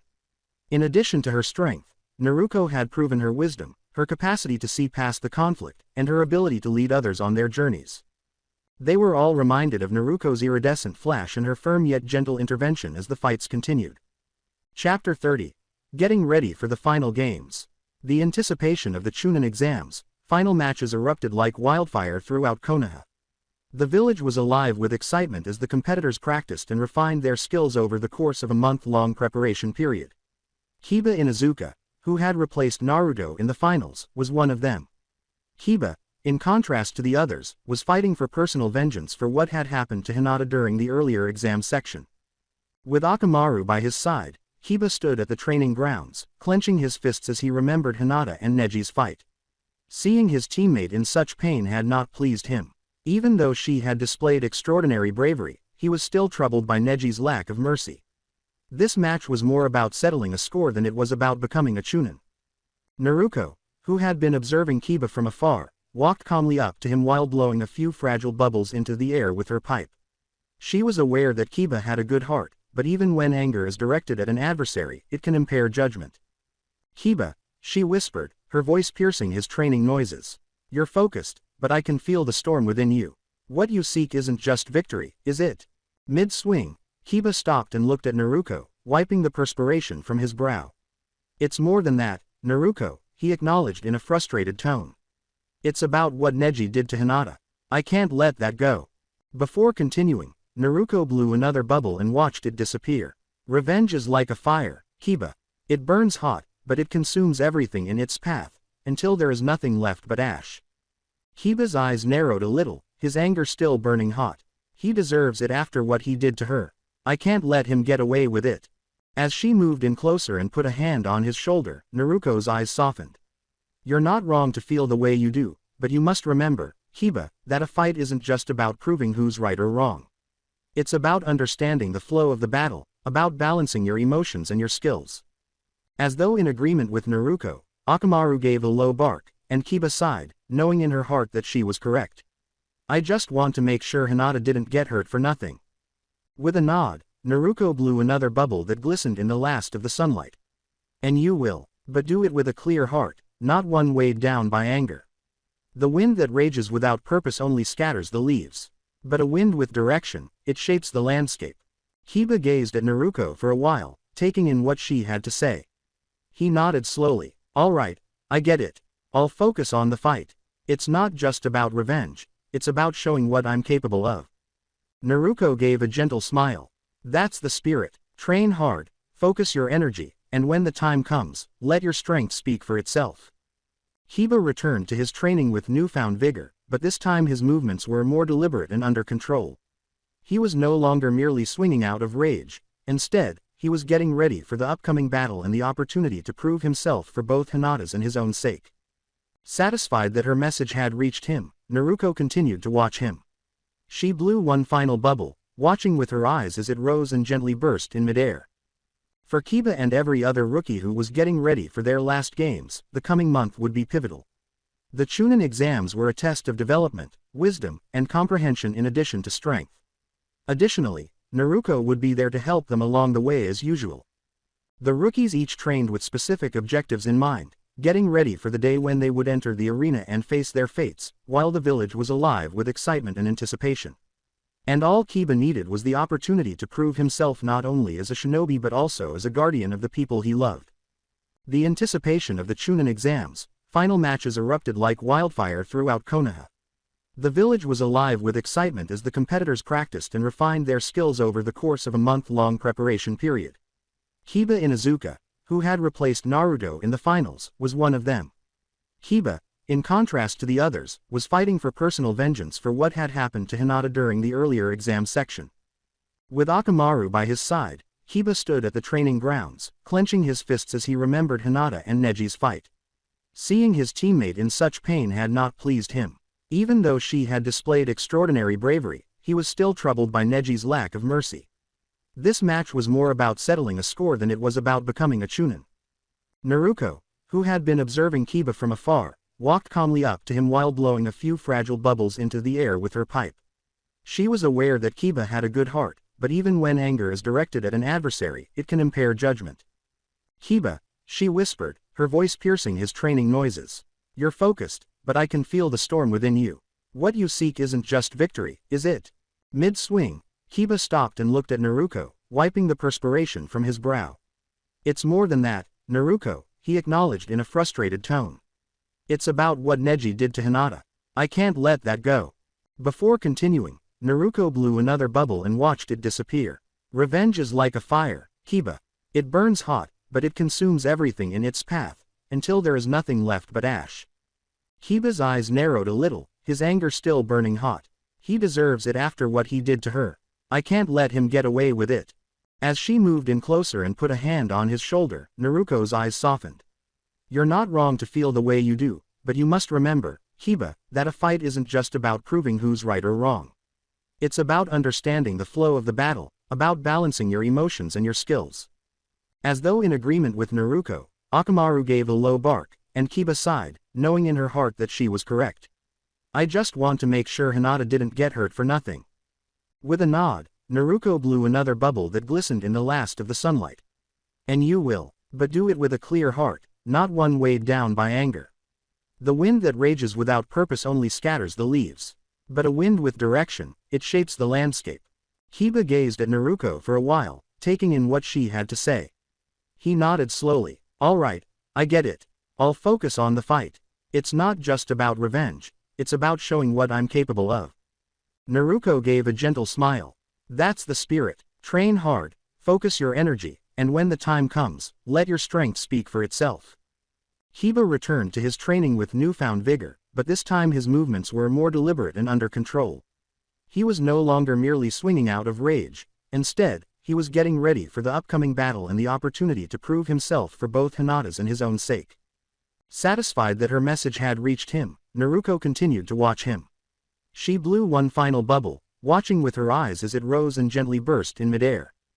For Kiba and every other rookie who was getting ready for their last games, the coming month would be pivotal. The Chunin exams were a test of development, wisdom, and comprehension in addition to strength. Additionally, Naruto would be there to help them along the way as usual. The rookies each trained with specific objectives in mind, getting ready for the day when they would enter the arena and face their fates, while the village was alive with excitement and anticipation. And all Kiba needed was the opportunity to prove himself not only as a shinobi but also as a guardian of the people he loved. The little group below the tree was softly shadowed by the early morning light that filtered through its leaves. With a cup of tea in hand, Naruto, Hanabi, and Tsurumi sat in quiet harmony, the warmth of the beverage piercing the morning cold. The soft sound of bubbles drifting through the air, each catching the gentle rays of the rising sun as it drifted languidly upward, created a calming background for them. With a slightly furrowed brow, Hanabi sat silently. The conflict between her and her cousin, Neji, had been a heavy burden on her heart ever since the battle. Although she had fought valiantly, Neji's words and deeds had left her feeling torn and unable to comprehend the feelings roiling within her. As calm as ever, Naruto sat cross-legged with her pipe and blew another bubble into the air. She had been keeping a close eye on Hanabi, feeling the turmoil in her student. Naruko was aware that the young Hyuga was battling the deeper emotional conflict that followed such a personal altercation, even though Hanabi had maintained his composure since the exams. Naruko carefully placed the cup next to her and took a slow sip of her tea. "The heart is like a river, Hanabi," she said softly, the weight of her thoughts in her voice. "It flows naturally, but sometimes obstacles fall into its path: stones, branches, debris. These obstacles create turbulence, causing the river to swirl and churn. But even in the chaos, the river continues to flow. It finds a way, always." With her eyes reflecting the silent pain she had been clinging to, Hanabi, who had been absently blowing tiny bubbles from her own pipe, looked at her sensei. I don't know how to feel, Naruko-sensei. Neji. What he said, what he did, it hurt. But he's my cousin. I don't know if I should be angry, or sad, or if I should just let it go." Before continuing, Naruko blew another bubble and watched it disappear. Anger, sadness, revenge, they are like the wind that howls through the trees. They make noise, they shake the branches, but they pass.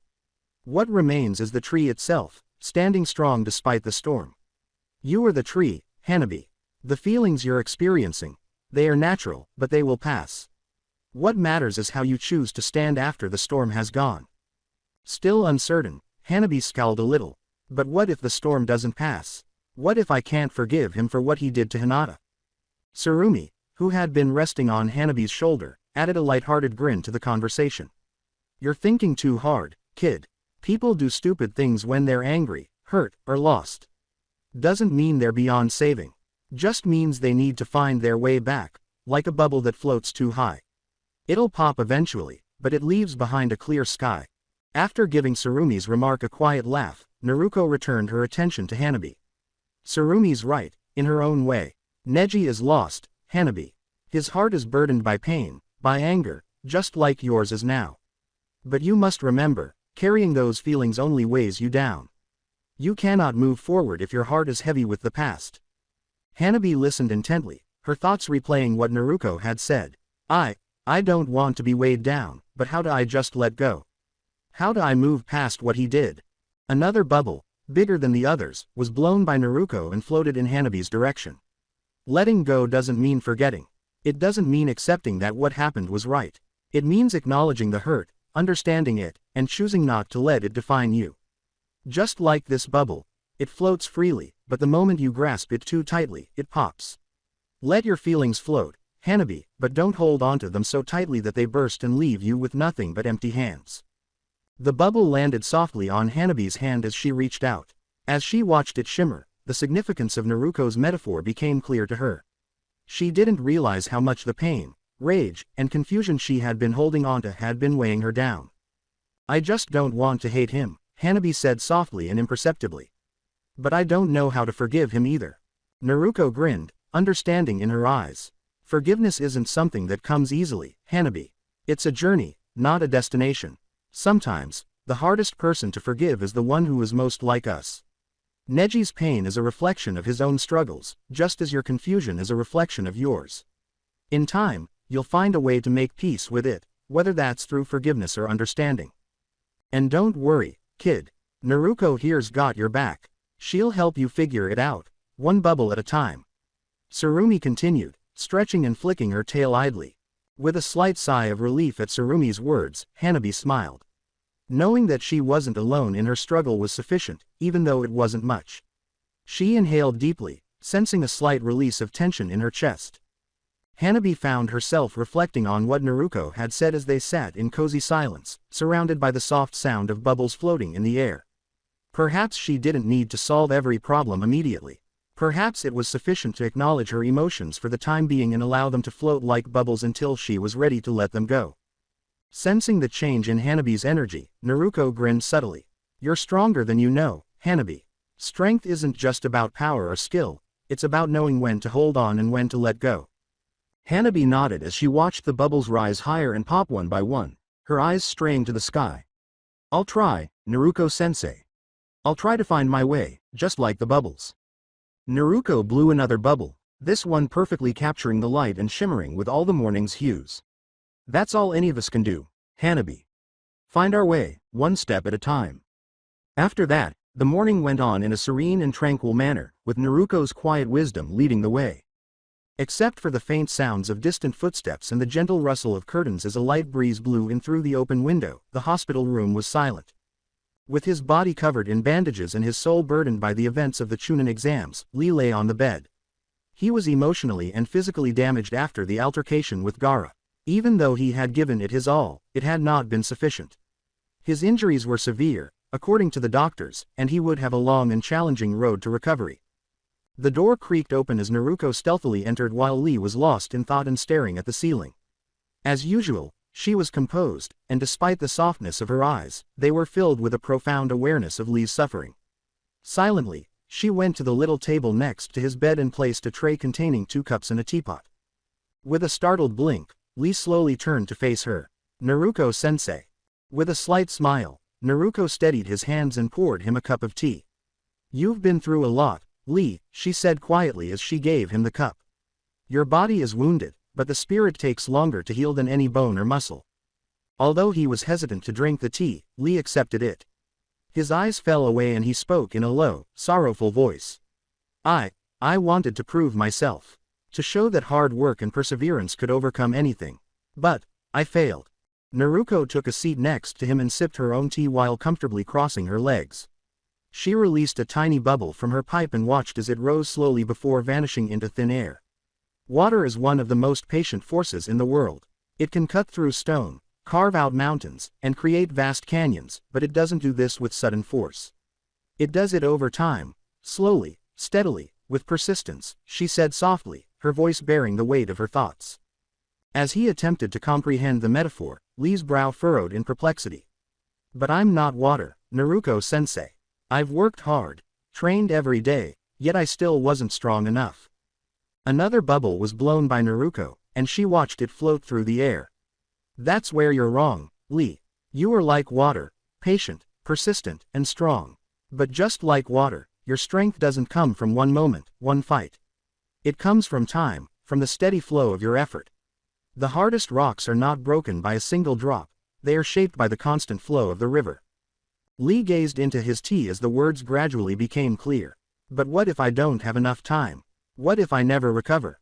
With a look of silent determination, Naruko put down her cup and leaned forward a little. "Recovery isn't a race, Lee. It's a journey, and it requires patience. Just as the river carves its path slowly, so must you heal, both physically and mentally. The strength you seek doesn't come all at once, but with every step forward, no matter how small." With a mixture of sadness and frustration, Lee clenched his fists. "I want to keep going, but it's so hard when it feels like all my progress has been erased." Naruko spoke softly but reassuringly while grinning. "Your progress hasn't been erased, Lee. The work you've done, the strength you've built, it's still within you. But just like water flowing over rocks, sometimes the path changes. Sometimes the river bends, but that doesn't mean the water stops. It keeps flowing, finding new ways forward." Lee's eyes gradually raised, a glimmer of hope mixed with uncertainty. "So, you think I can still become strong again, even after all of this?" While blowing another bubble that glistened in the sunlight coming through the window, Naruko nodded. "I know you can, Lee. You've already proven that your determination is like the strongest river, unbreakable, unwavering. But you must give yourself time. Strength doesn't only come from pushing forward, it comes from knowing when to rest, when to let the water flow slowly for a while." Feeling some of the tension in his chest release, Lee inhaled deeply. For the first time since the fight, he let himself feel a glimmer of peace as he sipped his tea and felt the warmth radiating through him. Naruko silently observed him, pride shining in her eyes. "You will recover, Lee. It will take time, but you will become even stronger than before. The river never stops flowing, it only grows, becoming more powerful with each bend, each obstacle it overcomes." Lee nodded slowly as the words of Naruko weighed heavily on him. "Thank you, Naruko-sensei. I'll try to be patient, like the water." Naruko blew a final bubble while grinning. "That's all you need to do, Lee. Let the river flow, and in time, you'll find your way forward again." The sound of bubbles popping softly in the air, bringing with them the promise of healing, patient strength, and an uncharted future, brought the room back to its tranquil silence. Gaara was standing outside the hospital room, his brow furrowed in perplexity and his hands clenched into fists. He was experiencing an unfamiliar and unsettling whirlpool of emotions in his mind. Drawn by a need, a desire for the blood of the boy in the hospital bed, he had followed his gut in this situation. His mother insisted on it, but he had been stopped by something else, something he was unable to fully comprehend. She was the one, Uzumaki Naruto. He was strangely distressed by her presence. Yes, she was strong, but she was more than that.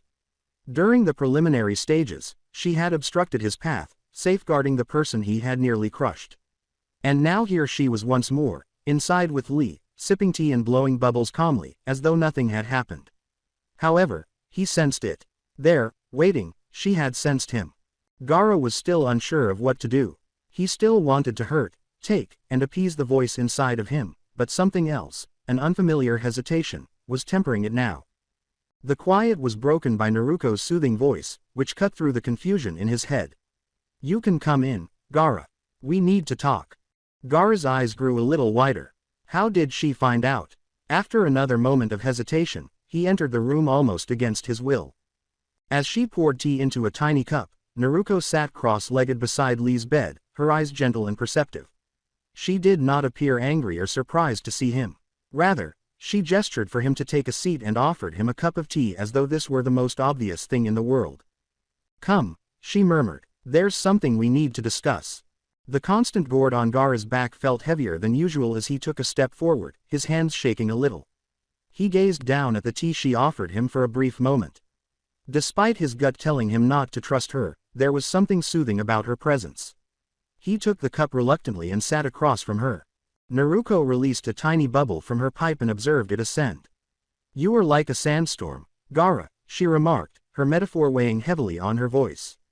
"A force of nature, wild, untamed, and destructive. But do you know what happens to a sandstorm that rages without purpose?" Gaara's expression was unreadable as he gazed at her. Uncertain of how to react, he said nothing. Naruto went on, her tone firm but gentle. "A sandstorm can blow for days, tearing apart everything in its path. But eventually, it will die down.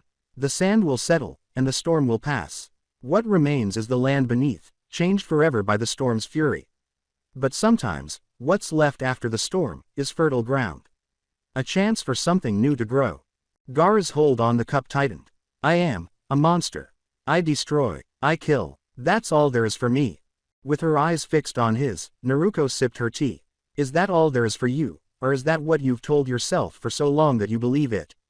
A storm cannot see beyond its own winds, Gaara. But you," she stopped and softened her gaze, "you are not just a storm. You are the sand as well. And sand, when it finds balance, can build something beautiful." Gaara's confusion continued to swirl inside of him as his eyes flickered. "Balance? How can I have balance when all I know is destruction?" Naruto gave a slight smile. "The same way a river finds balance with a sandstorm. The river flows steadily, carving its path over time, just as water carves through stone. The sandstorm rages and changes the landscape in moments, but it cannot last forever. The river, it is patient. It knows that it will outlast the storm. But they both play their roles. You are both the storm and the river, Gaara. The question is, which will you allow to guide you?" Gaara gazed at her, finding it difficult to comprehend the profundity of what she had said. He had known only pain, violence, and the need to destroy for so long. However, as he stood here listening to Naruto talk, he experienced an internal change that he was unable to fully comprehend. At last, Lee, who had been listening quietly from his bed, spoke up in a steady but weak voice. "Gaara, I don't hate you." Gaara looked at Lee, startled by what he had said. "You don't." Lee nodded slowly, his face composed in spite of the obvious pain he was still experiencing. "You're hurting, just like me. But I know now that the strength to keep going, it comes from more than just fighting. It comes from finding a reason to keep moving forward, even after the storm." For the first time, the rage and bewilderment in Gaara's eyes appeared to fade as his gaze softened. He turned to face Naruto, who was observing him intently. Naruto watched a bubble gently float through the air after blowing another one. "You don't have to make a decision right now, Gaara. But know this, every storm eventually finds its calm. And when that calm comes, you have a choice. You can continue to rage, or you can let the sand settle and find peace." Gaara's thoughts were racing as he gazed down at the tea he was holding. He had believed for so long that he was only capable of destruction. But now that he was sitting here, something had changed within him. Maybe, just maybe, there was another way. Naruko stood, her steps deliberate and slow. The balance between the river and the sandstorm isn't about choosing one over the other, Gaara. It's about understanding that both have their place. The storm brings change, but the river brings life. And together, they create the world we live in. Even though he was still silent, Gaara stood up as well, but he had changed. For the first time, he sensed that there might be an alternative to the devastation he had always experienced, even though he had no idea what to do next. Naruko's voice called out to him one final time as he turned to go. You are not just the storm, Gaara. You are more than that. When you're ready, you'll see it. Even though Gaara didn't answer, her words lingered in his mind as he left the room, thinking things he hadn't previously allowed himself to think. With a faint smile teasing her lips, Naruko watched him leave. The river will find its way, and so will he, she murmured. With quiet admiration in his eyes, Lee glanced up at her. Thank you, Naruko-sensei. For everything. Naruko gave him a warm smile as she looked down at him. You'll both find your balance, Lee. In your own time. She then blew a final bubble and watched as it rose, bearing with it the promise of transformation, development, and the silent power of the sandstorm and the river. Sweating profusely, Sasuke Uchiha pushed himself harder and harder, his hand glowing with the Chidori's energy, while the familiar crackle of lightning reverberated through the trees. His eyes were intense, focused, and showed that he was fighting against more than just the physical obstacle in front of him.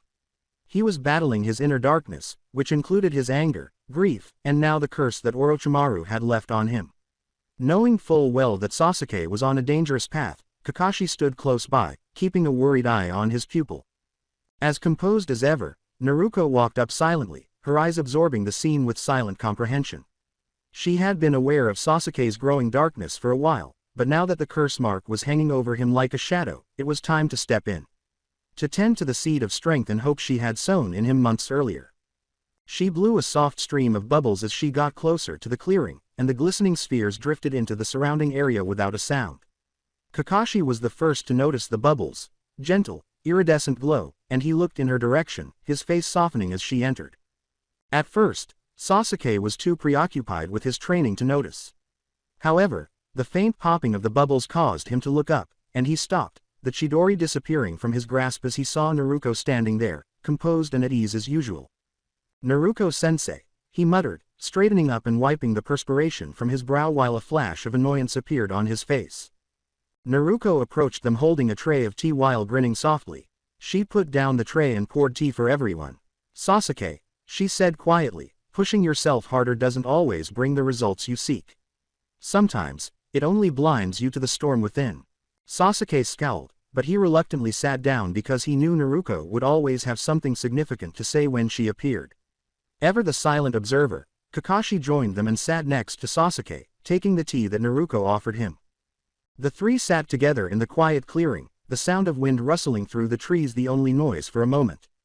Before looking at Sasuke, Naruko blew another bubble and watched it float idly upward. She said, "You are like lightning, Sasuke," in a composed yet profound voice. Powerful, quick, and dangerous. But what is lightning without the storm? Without the clouds to guide it? Without direction, lightning is nothing more than a flash in the dark. Beautiful, yes, but gone as quickly as it arrives. Sasuke's eyes narrowed and his jaw tensed. What are you saying, Naruko-sensei? That I don't have direction? Before responding, Naruko took a sip of her tea. I'm saying that your direction is being clouded by something darker. Grief, pain, they are like the clouds that block out the sun, casting everything in shadow. And now, with that curse mark, you are walking through a storm, Sasuke. A storm that threatens to consume you if you let it.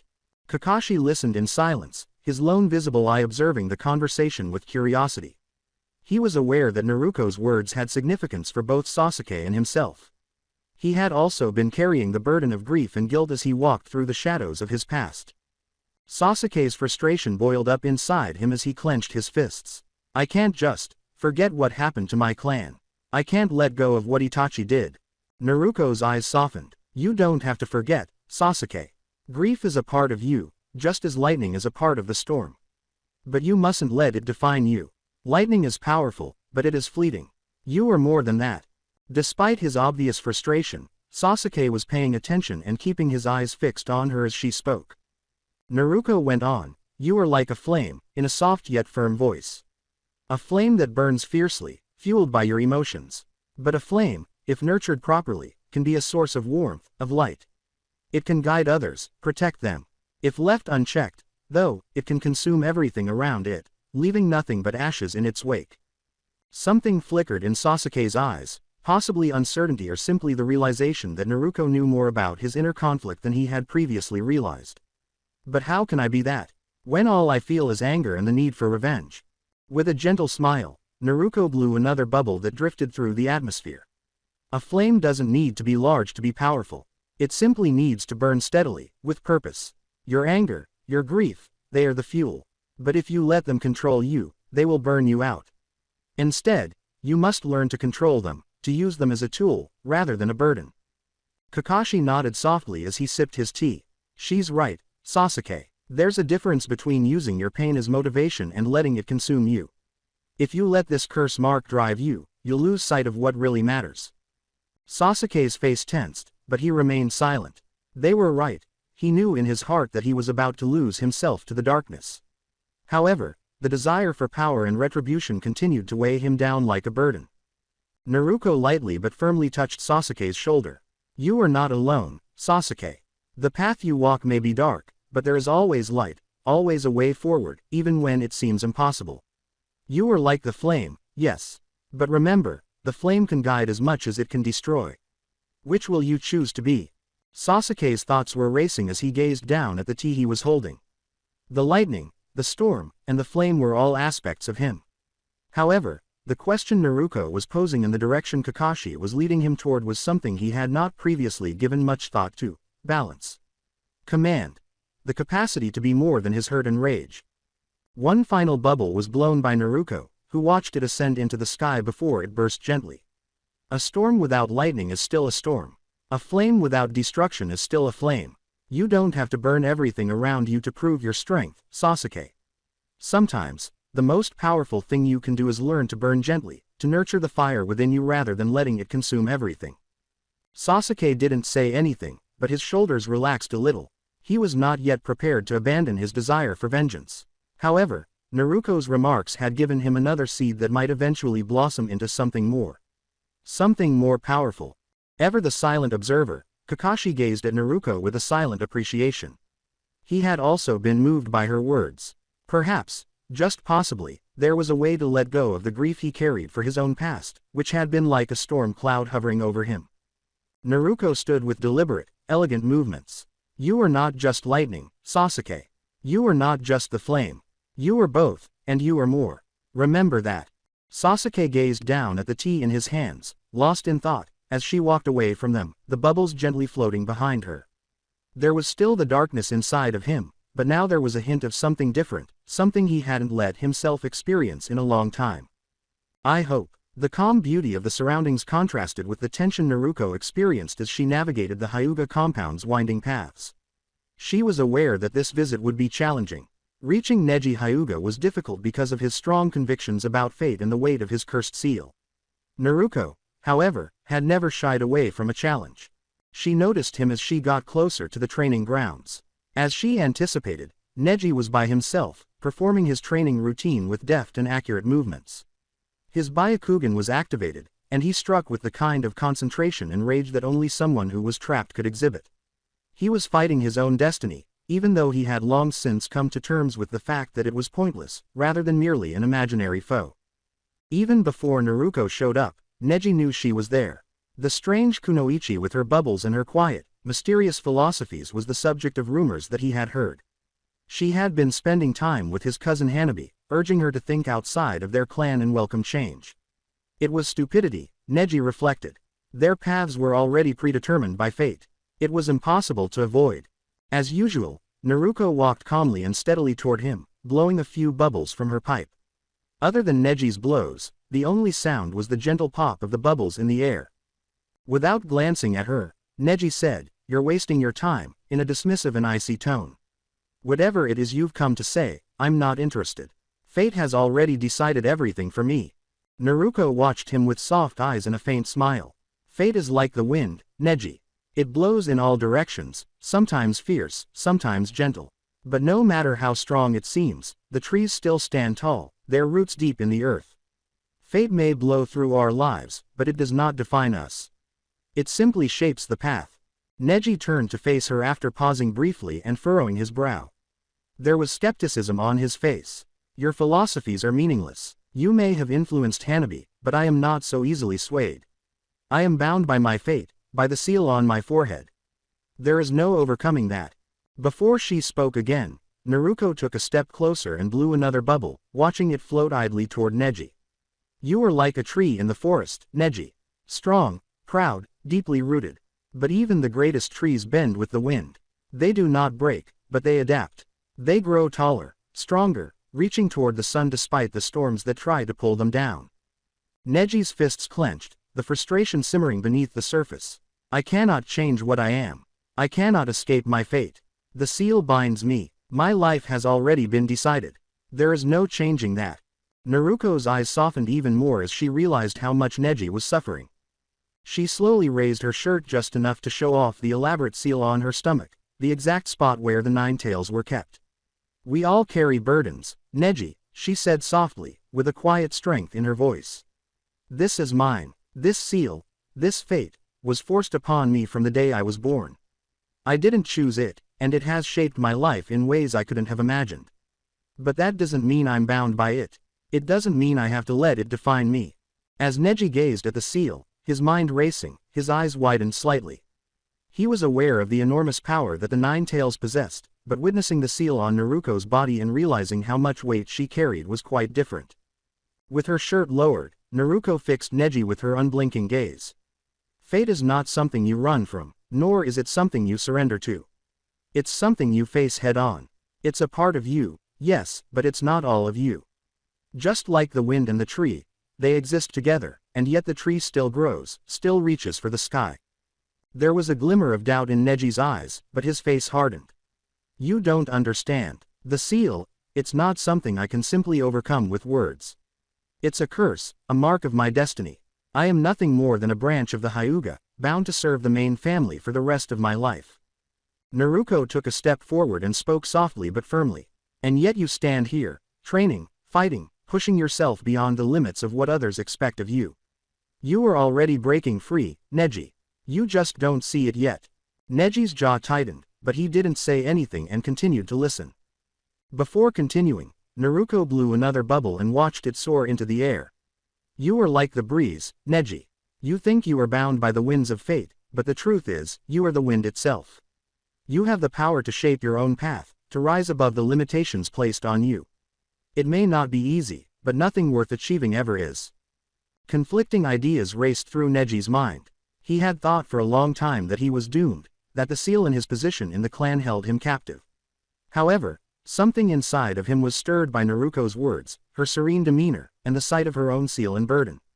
A query, definitely, a chance that perhaps, just possibly, he wasn't as confined as he believed. Naruto knelt, her eyes meeting his, and her voice softened even more. You are not alone, Neji.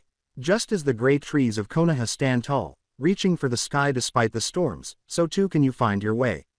Fate is ever present, yes, but so is change. Like the wind, it is constant, and it can guide you if you let it. The rage and resentment in Neji's eyes had subsided as he gazed at her, his face unreadable. He was still torn, still constrained by the convictions he had carried for so long. However, Naruto's remarks had sowed a doubt that could eventually blossom into something more. With the bubbles circling them like a soft wind, Naruto stood slowly, her demeanor as serene as ever. The wind may blow, Neji, but you are not a leaf to be carried by it. You are the tree, and you have the strength to stand tall, no matter how strong the storm may be. She then turned and started to leave, leaving Neji to think about himself. She blew one final bubble, though, and watched it drift toward him before vanishing into the wind before she completely left the training grounds. Neji stood there, staring at the location where Naruto had been. All of his preconceived notions about himself and his destiny were called into question by her words. Something changed inside Neji for the first time in a long time. Maybe, fate was not as set in stone as he had believed. With her mind as light as the bubbles she frequently blew, Naruko strolled through Konoha's peaceful streets. She just let her feet take her wherever they wanted to go, with no specific destination in mind. Wandering aimlessly was liberating in a way, like her bubbles, floating with the wind and letting the world lead them without opposition. A familiar figure appeared in her vision as she turned a corner.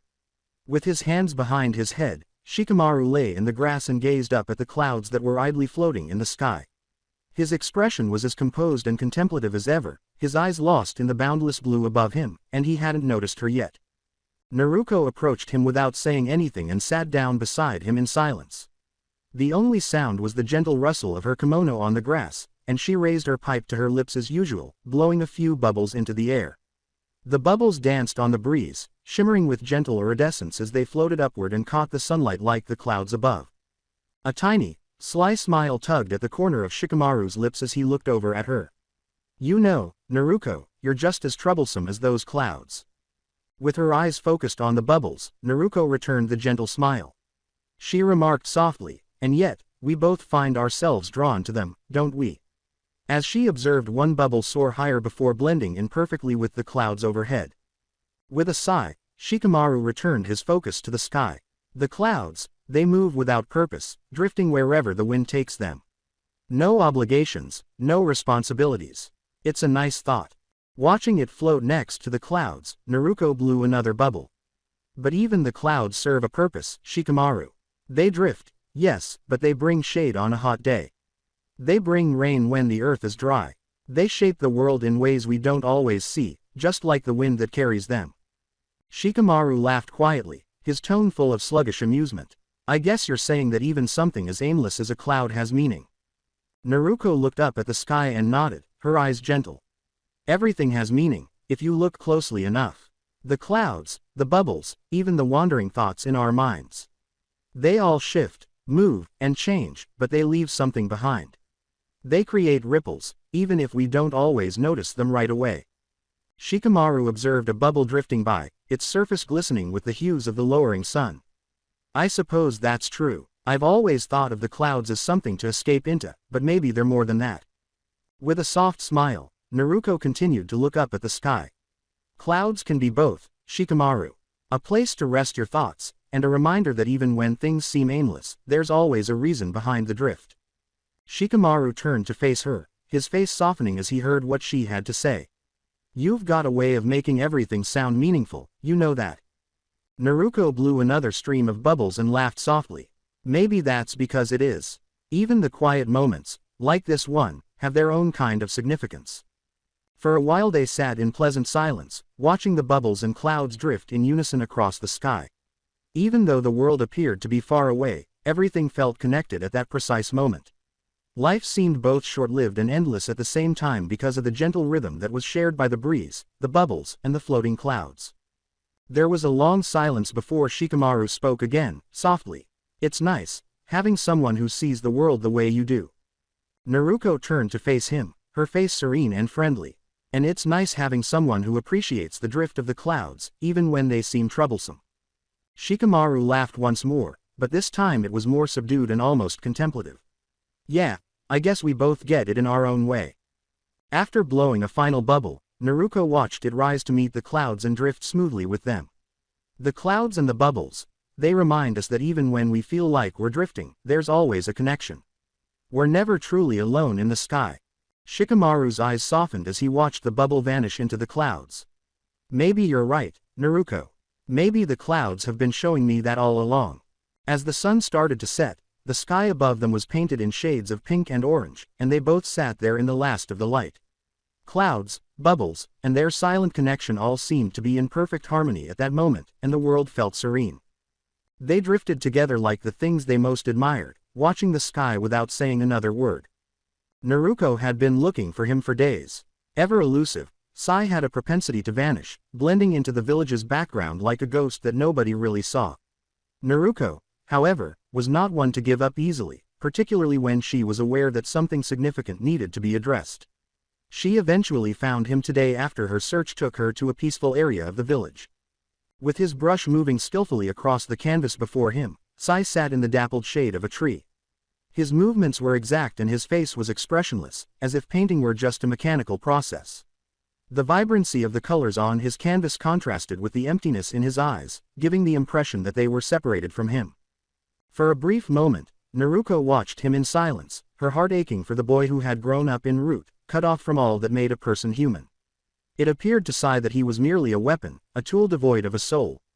Naruko, however, was wiser. She was aware that there was more to Sai than even he was aware of. She thought, this would be more than just a Sai conversation. Naruko recognized that Haku also carried a burden. Despite their differences, they were both connected by the feeling of being a tool and being used. Haku had accepted Naruko's invitation to accompany her even though he was perplexed when she had approached him earlier and didn't know why. Now, a little agitated but inquisitive, she went up to Sai with Haku by her side. As usual, Naruko used the soft sound of bubbles floating through the air to announce her arrival. Shimmering in the sunlight, she blew them softly from her pipe and watched as they drifted toward Sai. Sai's eyes flickered with recognition but remained emotionless as he looked up from his painting. "You found me," he stated plainly in an unassuming tone.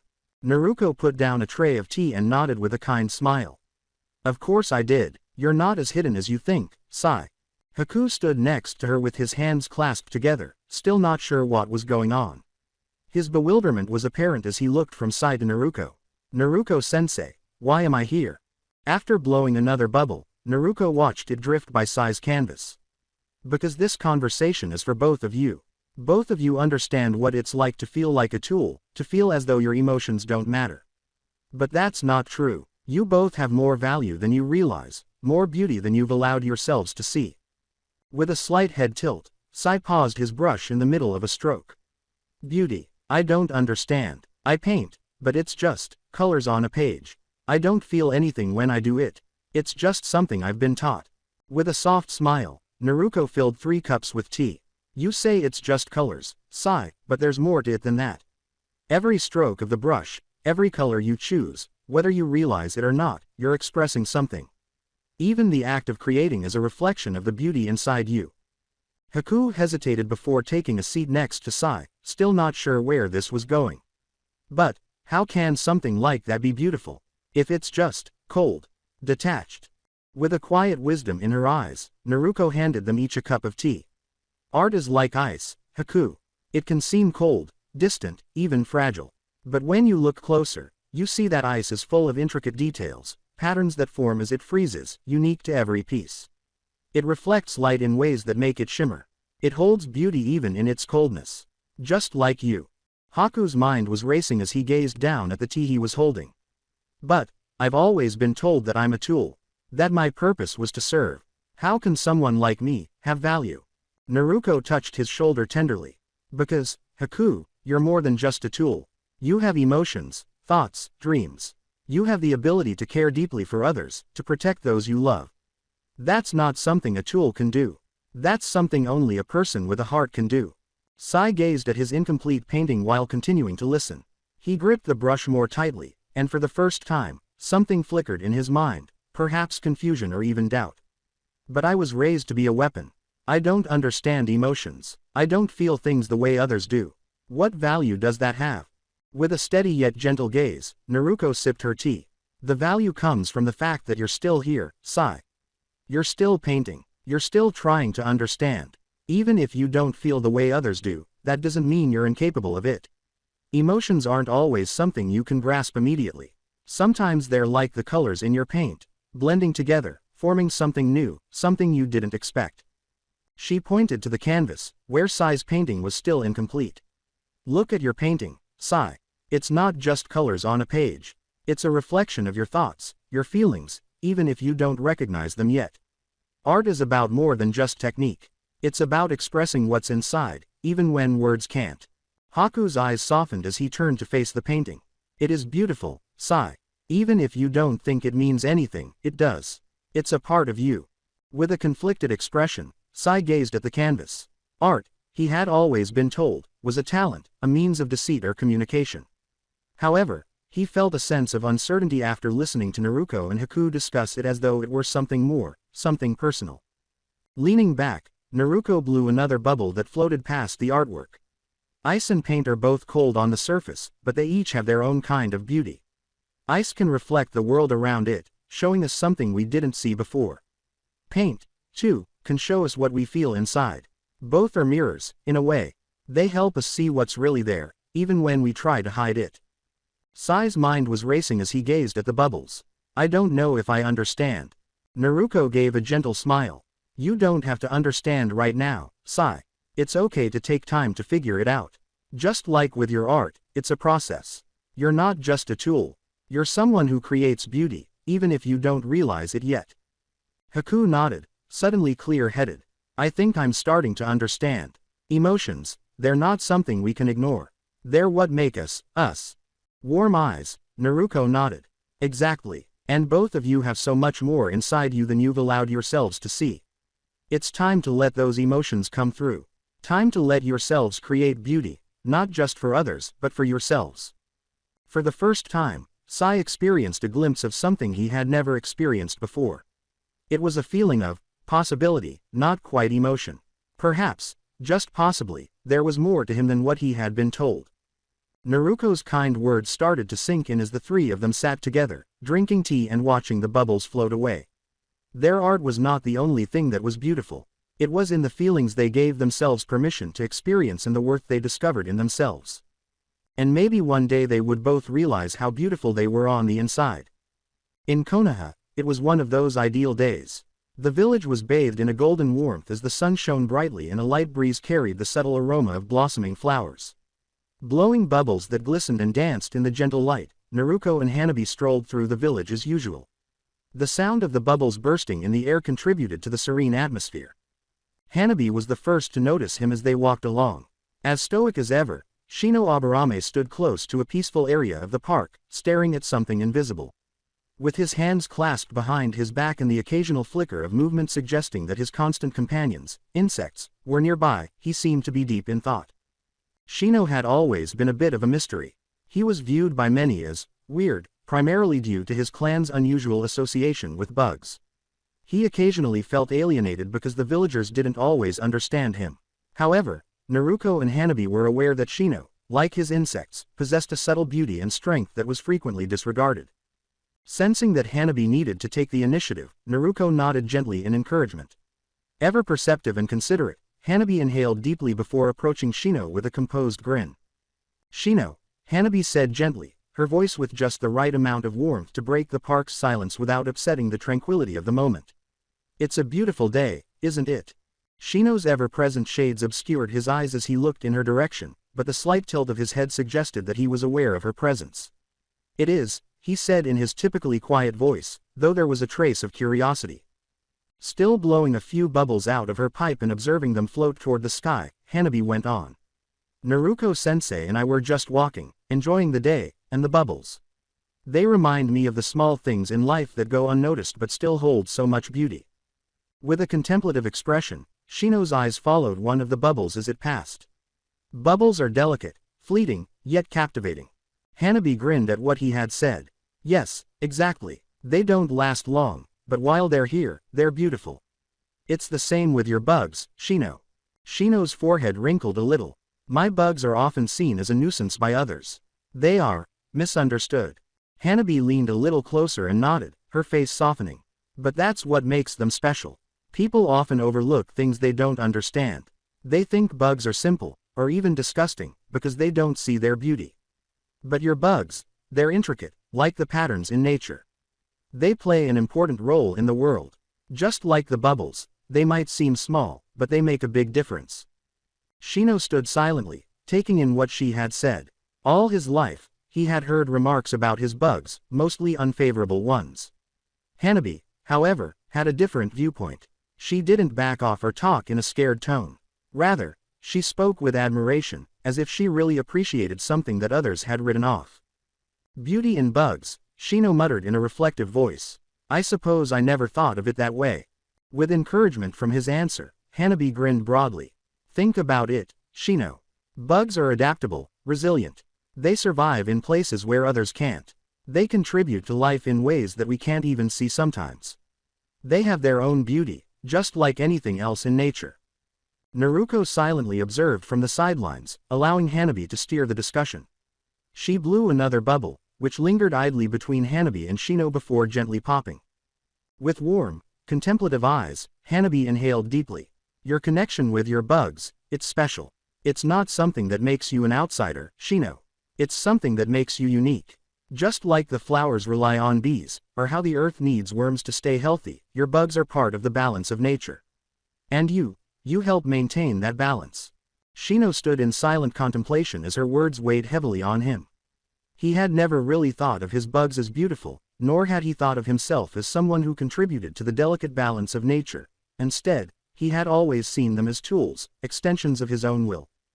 Hanabi went on, the world may not always understand what it doesn't see, in a quiet but firm voice. But that doesn't mean your bugs, and by extension, you, aren't beautiful in your own way.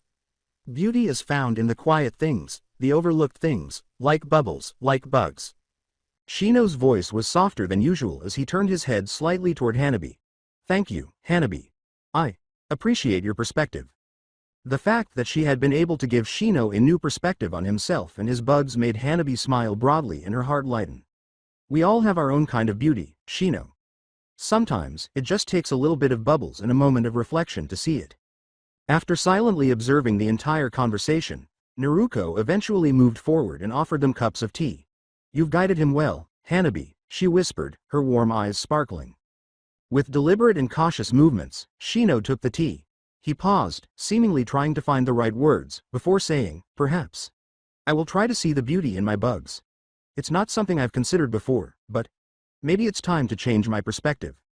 Blowing another bubble, Hanabi smiled as it drifted with Shino's constant companions, the insects. Change is always happening, Shino. Like the wind, like the bubbles. And just like your bugs, it's part of the beauty of life. And as they sat together, with Shino's insects buzzing softly in the background and bubbles floating gently around them, the three of them took a moment to quietly reflect and appreciate the hidden beauty in both the world and themselves.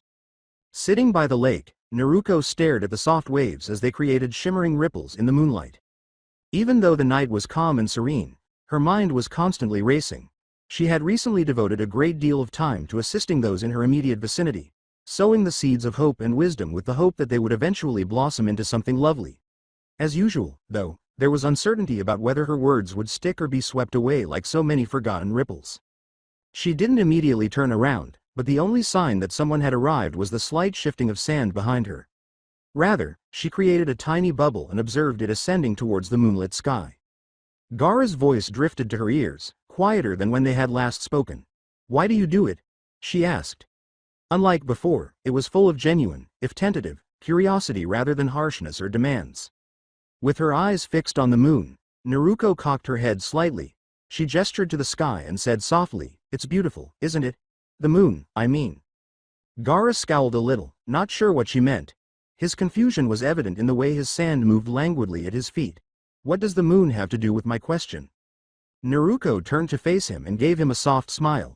The moon gives us light in the darkest moments of the night. It doesn't do it because it expects something in return. It doesn't choose who gets to see its light. It simply exists, providing beauty and guidance, even in the darkest of times. For a brief moment, Gaara stood there, his eyes darting from her to the moon. As though reflecting his thoughts, the sand at his feet appeared to become motionless. He had no idea what had drawn him to Naruko, of all people, or why he had come to her. However, he felt different when she was around. The monster he had always believed himself to be was less.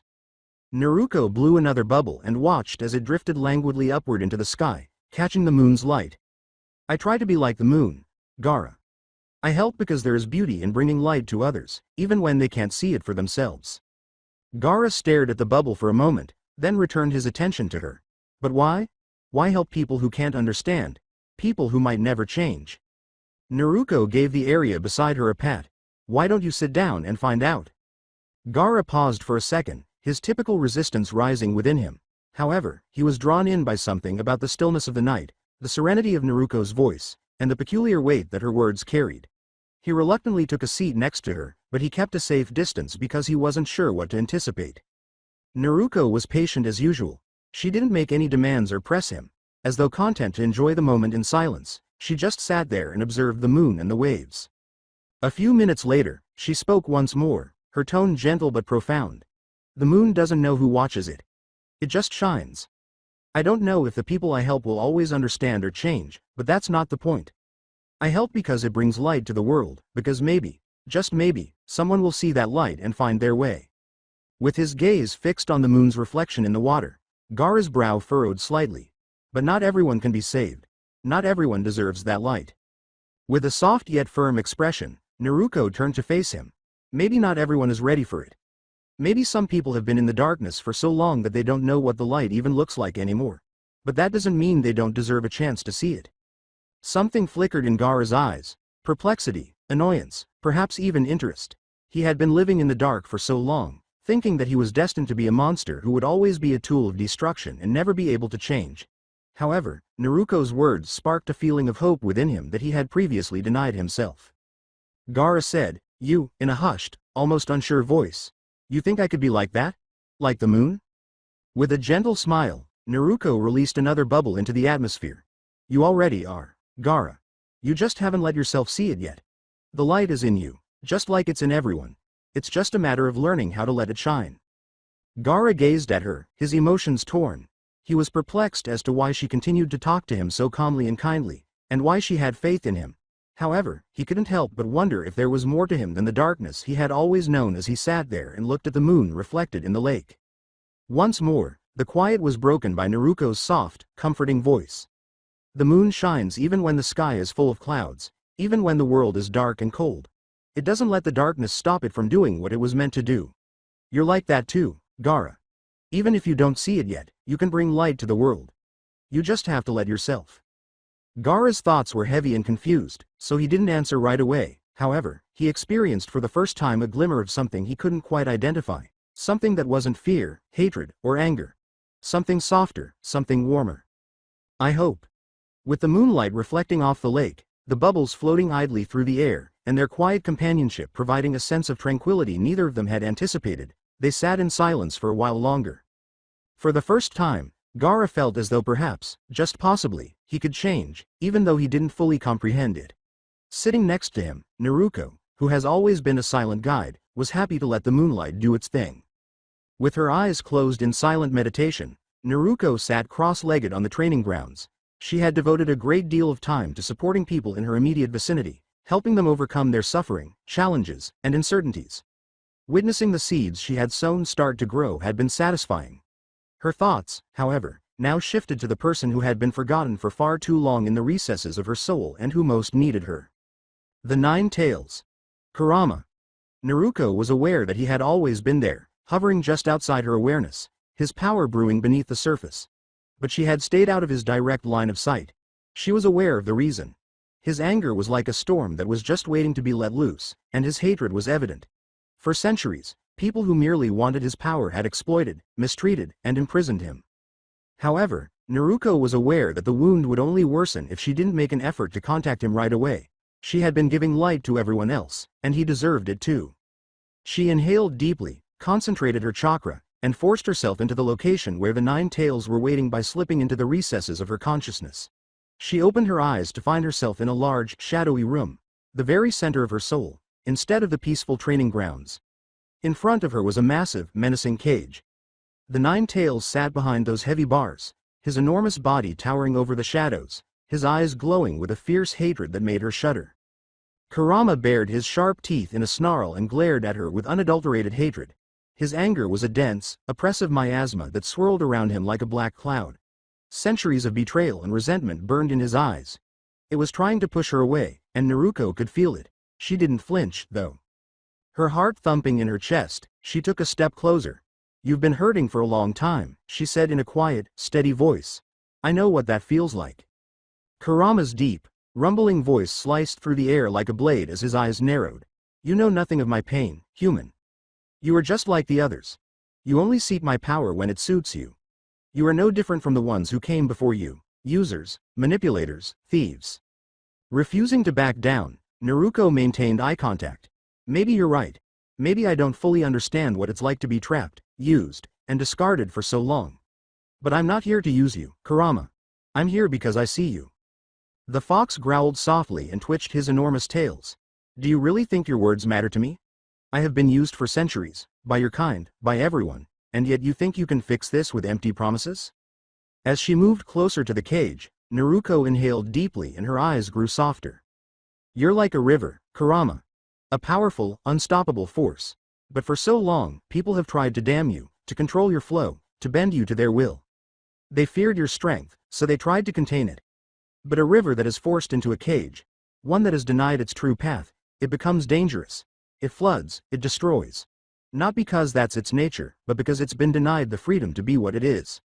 There was a flicker of something in Kurama's eyes, confusion mixed with anger. His growl became more intense, but his voice was hesitant. You speak as if you understand, but you are still human. You are still the one who holds me prisoner. Slowly, Naruko shook her head. No, I don't hold you prisoner, Kurama. This cage, it's not my doing. It was forced on both of us. But that doesn't mean we have to stay trapped in it. You're not just some tool for me to use. You're not some weapon that I control. You're a living being, and you've been hurting for so long that you've forgotten what it means to trust. Kurama stared at her, but for a brief moment, the anger in his eyes faltered. Trust, he spat, the word poisonous. Trust is a human's weakness. It is how they manipulate and betray. I have no use for it. Naruko took a step forward, her hand extending to the cage's bars without trying to open it. Trust isn't weakness, Kurama. It's like the moon. Even when the night is darkest, even when the sky is covered in clouds, the moon still shines. It gives light when there's nothing else. Trust is the light we offer each other in the dark.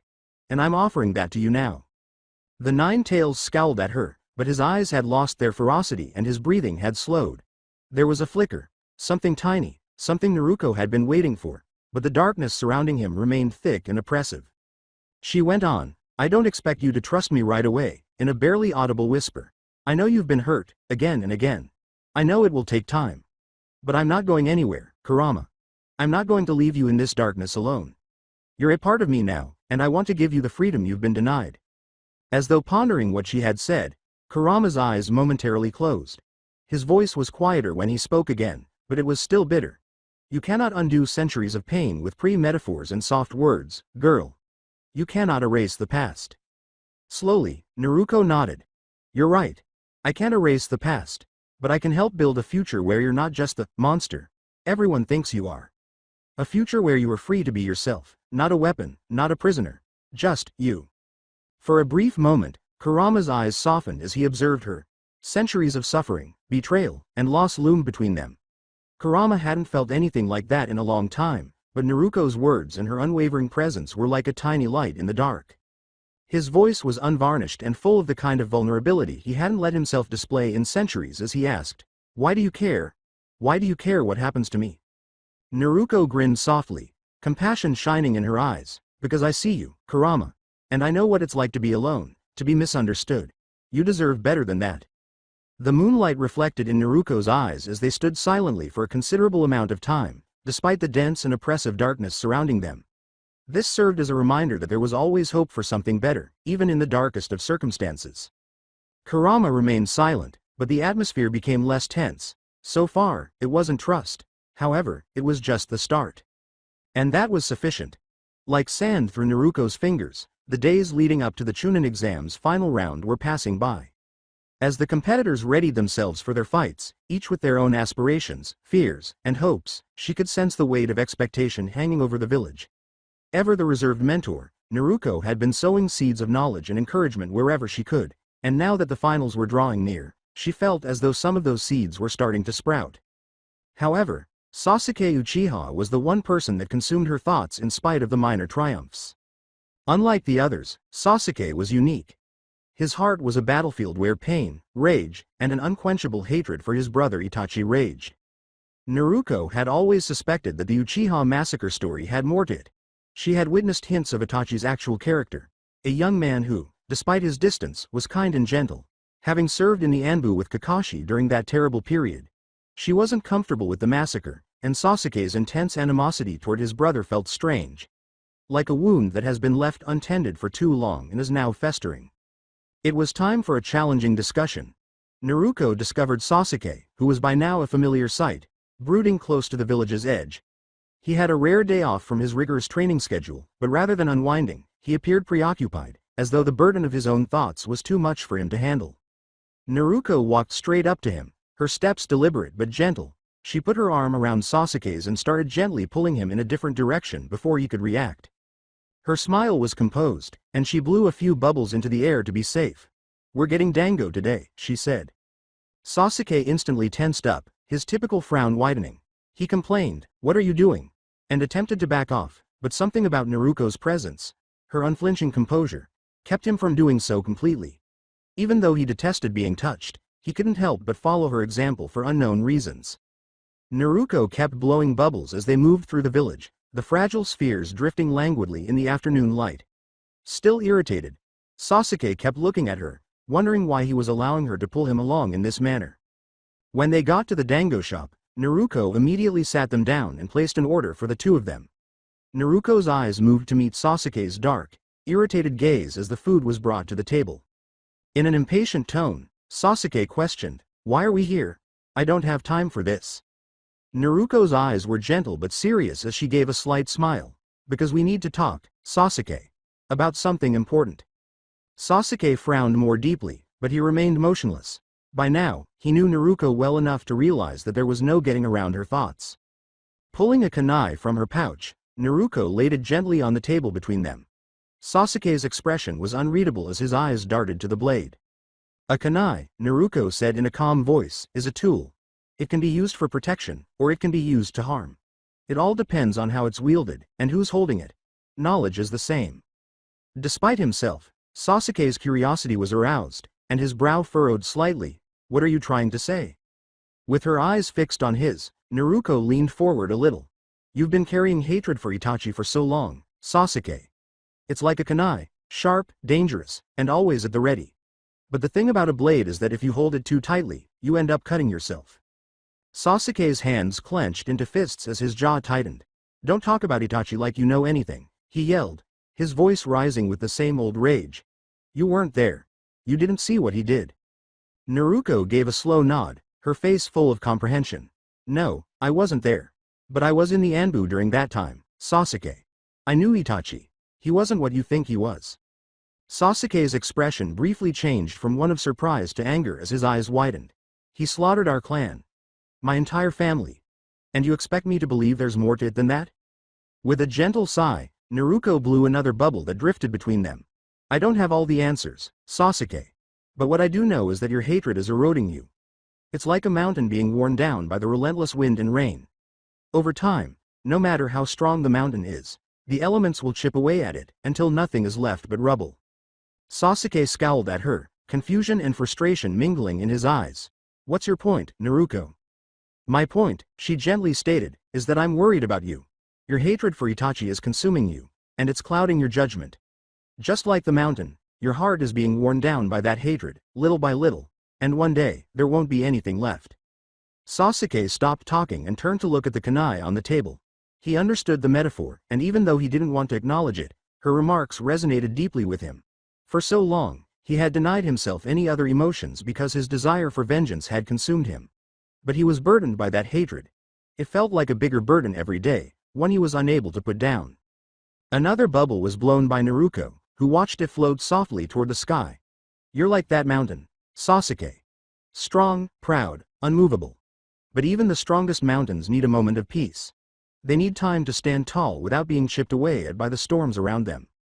Sasuke's mind racing, he clenched his fists more tightly. "I can't let go of what Itachi did. He took everything from me." Naruko gazed at him, her eyes softening. "I'm not asking you to forgive him, Sasuke. But maybe, just maybe, it's time to start asking questions. To start looking for the truth, rather than letting your anger blind you. There's more to what happened that night. I can feel it. And deep down, I think you can too." Sasuke kept his mouth shut and stared at the kunai. For the first time in a long time, there was doubt, but the hatred that had driven him for so long was still there, blazing hot in his chest. There was a faint, silent suspicion that perhaps, just possibly, there was more to the tale than he had given himself permission to accept. As the dango arrived, Naruko sipped her tea and grinned subtly. "You don't have to make a decision right now. Just think about it. Sometimes, the most powerful thing you can do is set down the blade, even for a moment, and ask yourself what's really worth fighting for." Sasuke didn't answer, but he also didn't get up to go. Instead, he sat there with the weight of her words, heavier than the hatred he had harbored for so long, pressing down on him.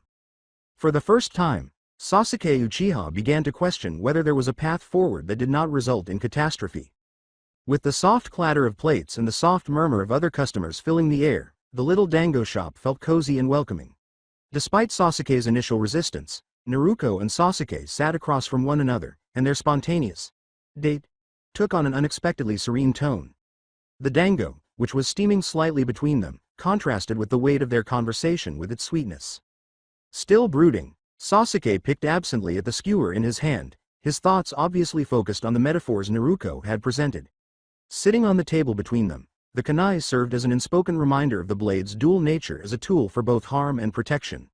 For her part, Naruto silently observed him, feeling the chaos behind his calm exterior. "Sasuke," Naruto said softly as he blew another tiny bubble that drifted languidly in his direction. "Have you ever thought about a lonely island?" Sasuke gave her a quick glance, his face still reserved. "What are you talking about?" Naruto rested her chin on her hand and grinned softly. "A lonely island, sitting in the middle of an endless sea. It's strong, surrounded by water, untouched by anyone else. But over time, the tides rise, the waves crash against it, and little by little, the island starts to wear away. It loses pieces of itself to the ocean, until eventually, there's nothing left but the water." Sasuke scowled more, but he listened without saying anything. Naruto went on, "You remind me of that island," in a calm but slightly worried tone. "You've built these walls around yourself, this isolation, believing that it will make you stronger. But the truth is, Sasuke, even the strongest islands can't stand against the constant erosion of the sea. The longer you stay alone, the more you let your hatred chip away at you, the more you'll lose of yourself." As he took in her words, Sasuke's jaw clenched and his hold on the skewer tightened. "You don't understand. I don't have a choice. I have to stay strong, for my revenge." With her eyes fixed on his, Naruto leaned forward a little. "But is that really strength, Sasuke? Or is it just another way of being alone?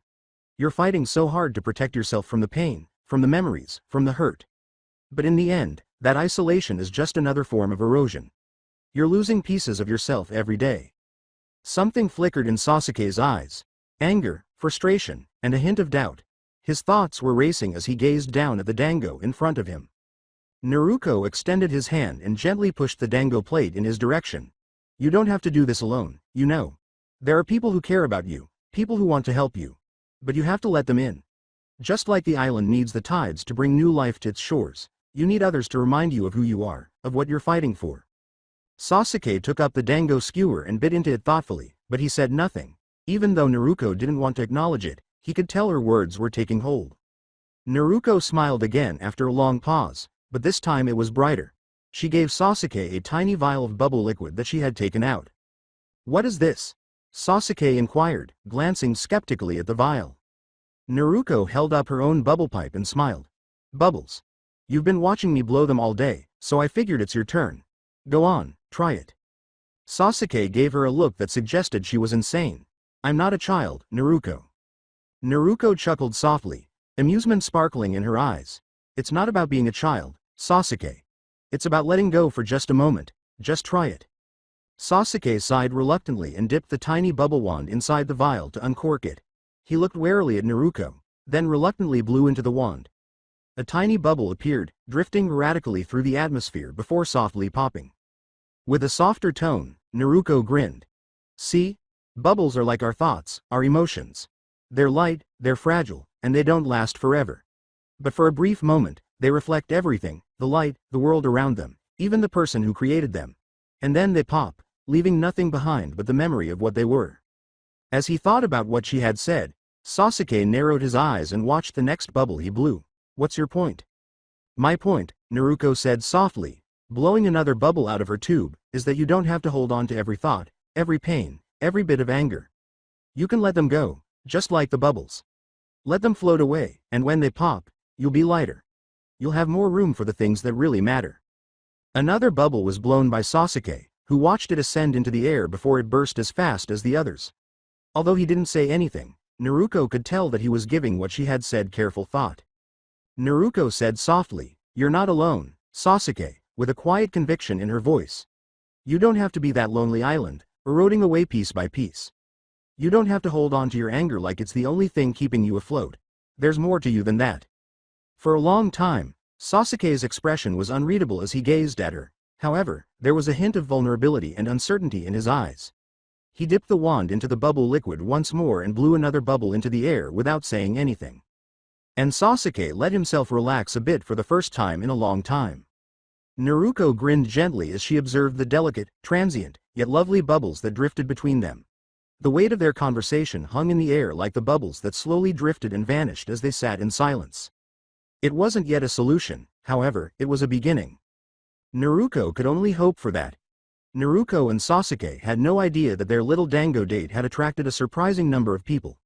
The Junin sensei, including Anko, huddled just out of sight, stunned and unable to speak as they watched the scene play out in front of them. Asuma, Kurenai, Anko, and Kakashi had all been strolling by the dango shop when they noticed something strange. Seated with Naruto, eating dango and, amazingly, blowing bubbles, was Sasuke Uchiha, notorious for his brooding and general distaste for any social activity. All four of them came to a complete halt at the sight. Kurenai said in a bewildered whisper, "Are they on a date?" With her eyes almost protruding from her head, Anko whispered, "Sasuke is blowing bubbles?" Asuma stared in shock, still holding his unlit cigarette. What, in the world, is going on? Then it took place. Sasuke grinned, something none of them had ever anticipated seeing. It was barely noticeable, but it was unmistakably a smile. For a split second, the boy who had been harboring a mountain of rage and hatred showed signs of softness and lightness on his face. Kakashi's normally calm demeanor cracked slightly as his visible eye twitched. Did Sasuke just smile?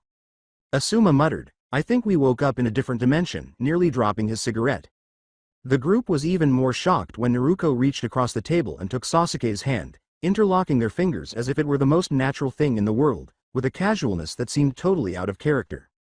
Kurenai blinked quickly as though attempting to dispel an illusion, whispering, I think we're in a genjutsu. There's no way this is real." Sasuke, who was still holding Naruto's hand, came over and brushed a flyaway hair out of her face just when they believed they had seen everything. The movement was deliberate, soft, and fluid, as if he was bothered by her disheveled hair. And to make matters worse, Naruto actually blushed. Kakashi's eye twitched again. Does she blush? Anko's jaw dropped open in disbelief. No way is this happening. Asuma, forgetting he had a cigarette in his mouth, suddenly dropped it into his lap in pure disbelief. "Oh, crap," he yelped, swatting at the embers as they singed his pants. Kurenai massaged her temples.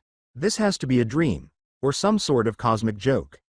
Kakashi, who had taught Sasuke and knew him better than most, was at a loss for words. This is not something I ever expected to see. Ever. However, Sasuke's decision to get up and go on with his day was the last straw. As he did, Naruto, who was still grinning, crept up and gave him a brief but heartfelt hug around the neck.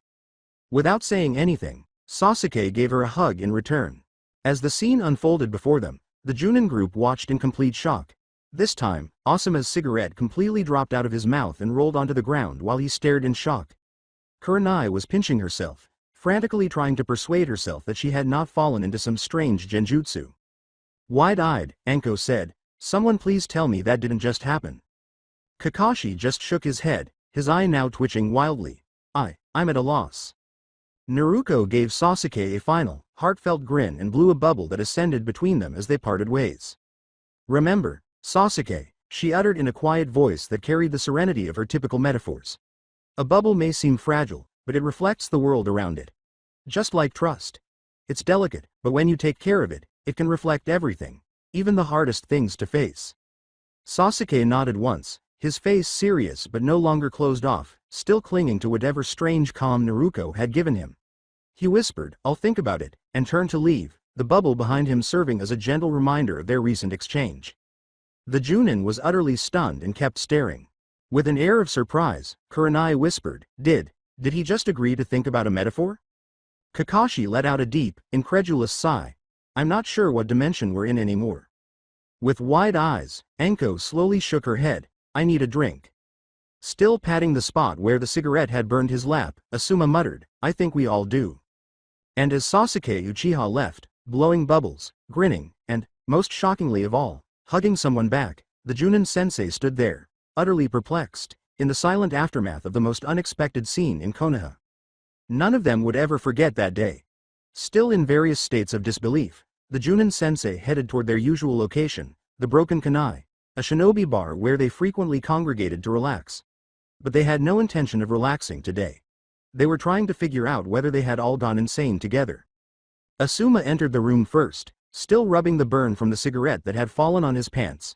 Kurenai trailed behind, her brows knitted as though she was still attempting to determine the type of genjutsu she had been imprisoned in. Ever the cool-headed one, Kakashi now had an unstoppable twitch in his visible eye. And Anko. Well, Anko had become silent, which was a worry in and of itself. The bartender, an elderly shinobi who had witnessed far too much in his years, raised an eyebrow at their unusually quiet and shell-shocked expressions as they took their customary booth. The door opened again before he could ask, and Jiraiya, the toad sage himself, entered. Kakashi said, Jiraiya, in a flatter than normal tone. Ever the cheerful one, Jiraiya slid into the booth next to them and looked at their faces. You all look like you've seen a ghost. Or worse, Anko's cooking. The jab caused Anko's eye to twitch, but she remained silent. She was thinking too much. Kurenai gave a slow shake of her head. We didn't see a ghost, but I'm not sure what we saw. Intrigued, Jiraiya leaned forward. What's got you all so rattled? Asuma let out a deep sigh while continuing to massage the burn mark. We saw something. Jiraiya arched an eyebrow. Something? Something like a giant snake? Or something like Sasuke? Kakashi interrupted in a deadpan tone. We saw Sasuke. Jiraiya appeared perplexed as she blinked. Okay, and? Kurenai struggled to find the right words and leaned forward, her eyes wide. We saw Sasuke on a date. Jiraiya's eyes almost burst from his skull. Sasuke. Uchiha. The brooding, hates everyone Sasuke? Kakashi nodded slowly while maintaining a monotone tone. Yes, that's Sasuke. Anko spoke up, having at last found her voice, and he was blowing bubbles. The ensuing silence was overwhelming. With her mouth open, Jiraiya gazed at them, anticipating the punchline. He started laughing when none arrived. Bubbles? You've gotta be kidding me. Asuma shook his head and rubbed his forehead. I wish we were. He was blowing bubbles, and he smiled. Jiraiya's eyes widened as he stopped laughing in the middle. Wait. Hold on. Sasuke Uchiha smiled. Kakashi nodded once more, his expression completely solemn. Yes, he smiled, and Naruto was with him. Jiraiya's thoughts were racing as he gazed at them. Naruto. Naruto was with him. Kurenai continued. She was holding his hand, her voice hardly audible above a whisper, as though uttering the words aloud would shatter reality. A smile twisted Anko's lips, and he brushed her hair out of her face, like some kind of romantic gesture, Asuma concluded, sounding incredulous. Jiraiya's jaw dropped.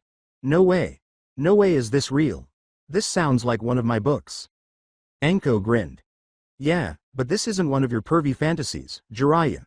This happened. We all saw it. Still processing what he was hearing, the toad sage shook his head. Sasuke. On a date. Blowing bubbles. Smiling. And brushing Naruto's hair. What is the world coming to? As he rubbed his temple, still in shock, Kakashi's voice trailed off, and then Naruto hugged him. Jiraiya's mouth fell open once more. She what? Kurenai, still looking confused, nodded. She hugged him, and the craziest part? He hugged her back. Jiraiya blinked a few times as she took in the shocking information they had just revealed. Are you sure you're not all drunk already? Because this sounds impossible. Finally lighting a fresh cigarette, Asuma reclined in his chair. We're stone cold sober, and it happened. I almost set myself on fire, that's how shocked I was. Leaning back, Jiraiya rubbed his chin reflectively. Well, I knew Naruto had a way of getting through to people, but this? Sasuke Uchiha, Mr. Lone Wolf, hugging her back? Kurenai, still visibly confused, crossed her arms, and he was gentle with her. He actually seemed relaxed. Anko laughed. And let's not forget the blush. Naruto actually blushed. Jiraiya squinted her eyes. Naruto blushed. Does she do that? They all looked at each other, still unsure that they hadn't entered a different world. And then, just to top it all off, Kakashi said with a dry voice, before he left, she threw one of her usual metaphors at him. Something about bubbles reflecting the world. Finally appearing to accept the story, Jiraiya laughed. Well, that does sound like Naruto. She's always full of those metaphors. I guess even Sasuke couldn't escape them. With a slow exhale, Asuma took a long drag from his cigarette. You know, after everything we've seen today, I think we need stronger drinks. Kurenai nodded, his expression utterly frustrated, agreed. With mischievous gleams in his eyes, Jiraiya leaned forward. So, do you think it was really a date? Anko gave a menacing smile. Oh, it was definitely a date. Kakashi let out a sigh. I can't believe I'm saying this, but, yeah, it felt like a date. Jiraiya's smile grew as he shook his head in shock. Well, I never thought I'd see the day. Sasuke Uchiha, on a date, blowing bubbles, and smiling. Asuma lifted his glass and laughed. To the impossible, I guess. Still half shocked, the group raised their glasses and drank. And in the quiet corner of the broken kunai, the Junin sensei and the Toad sage exchanged the most surprising story in Konoha, leaving them all unsure of what on earth would happen next. Because anything was really possible if Sasuke Uchiha and Naruto could go on a bubble-blowing dango date. Naruto had been having a very good day. She was the kind to find joy in the little things, so that wasn't totally out of the ordinary, but today felt different. Unique. With Sasuke, who had resisted her efforts for so long, she had made genuine progress, and that filled her chest with warmth. Her eyes glistened in the sunlight as she blew a long string of bubbles and watched them glide elegantly into the sky. She felt lighter and more optimistic after the breakthrough with Sasuke. Gradually, he was becoming more open, and the implications of that were limitless. She pondered how she would spend the remainder of the day now that the morning was far ahead. After giving it some thought, she concluded that her sensei, Hiruzen, would be the only person who would truly value this news. She continued to blow bubbles as she walked lightly in the direction of the Hokage's office. Lost in the glow of her success with Sasuke, she hummed softly. She was unaware that the Hokage had almost suffered a cardiac arrest when Jiraiya had entered the office moments before. As Jiraiya leaned casually against the wall and related what must have been the most unbelievable story of the year, Hiruzen Sarutobi sat behind his desk in the office, blinking in stunned silence. A date, Hiruzen repeated slowly, sounding both incredulous and completely perplexed. His pipe, which he had been holding just a moment before, was now on the desk while he gazed wide-eyed at Jiraiya.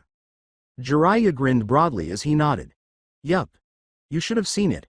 Sasuke Uchiha, the kid who can't stand anyone, was blowing bubbles. He was smiling, holding her hand, fingers interlocked, mind you, and even brushed her hair out of her face.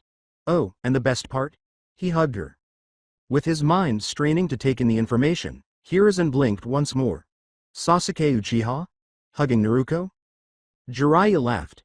Yeah, I almost didn't believe it myself, but I had witnesses. The Junin sensei saw the whole thing. With his head spinning, the Hokage reclined in his chair. Naruto had a talent for penetrating people's barriers, so it wasn't that he didn't think she could reach Sasuke, but this was more than he had anticipated. Was Sasuke, the reclusive, moody Uchiha, actually spending time with her and displaying true affection? Hiruzen reached down and took out a small pouch from his desk drawer.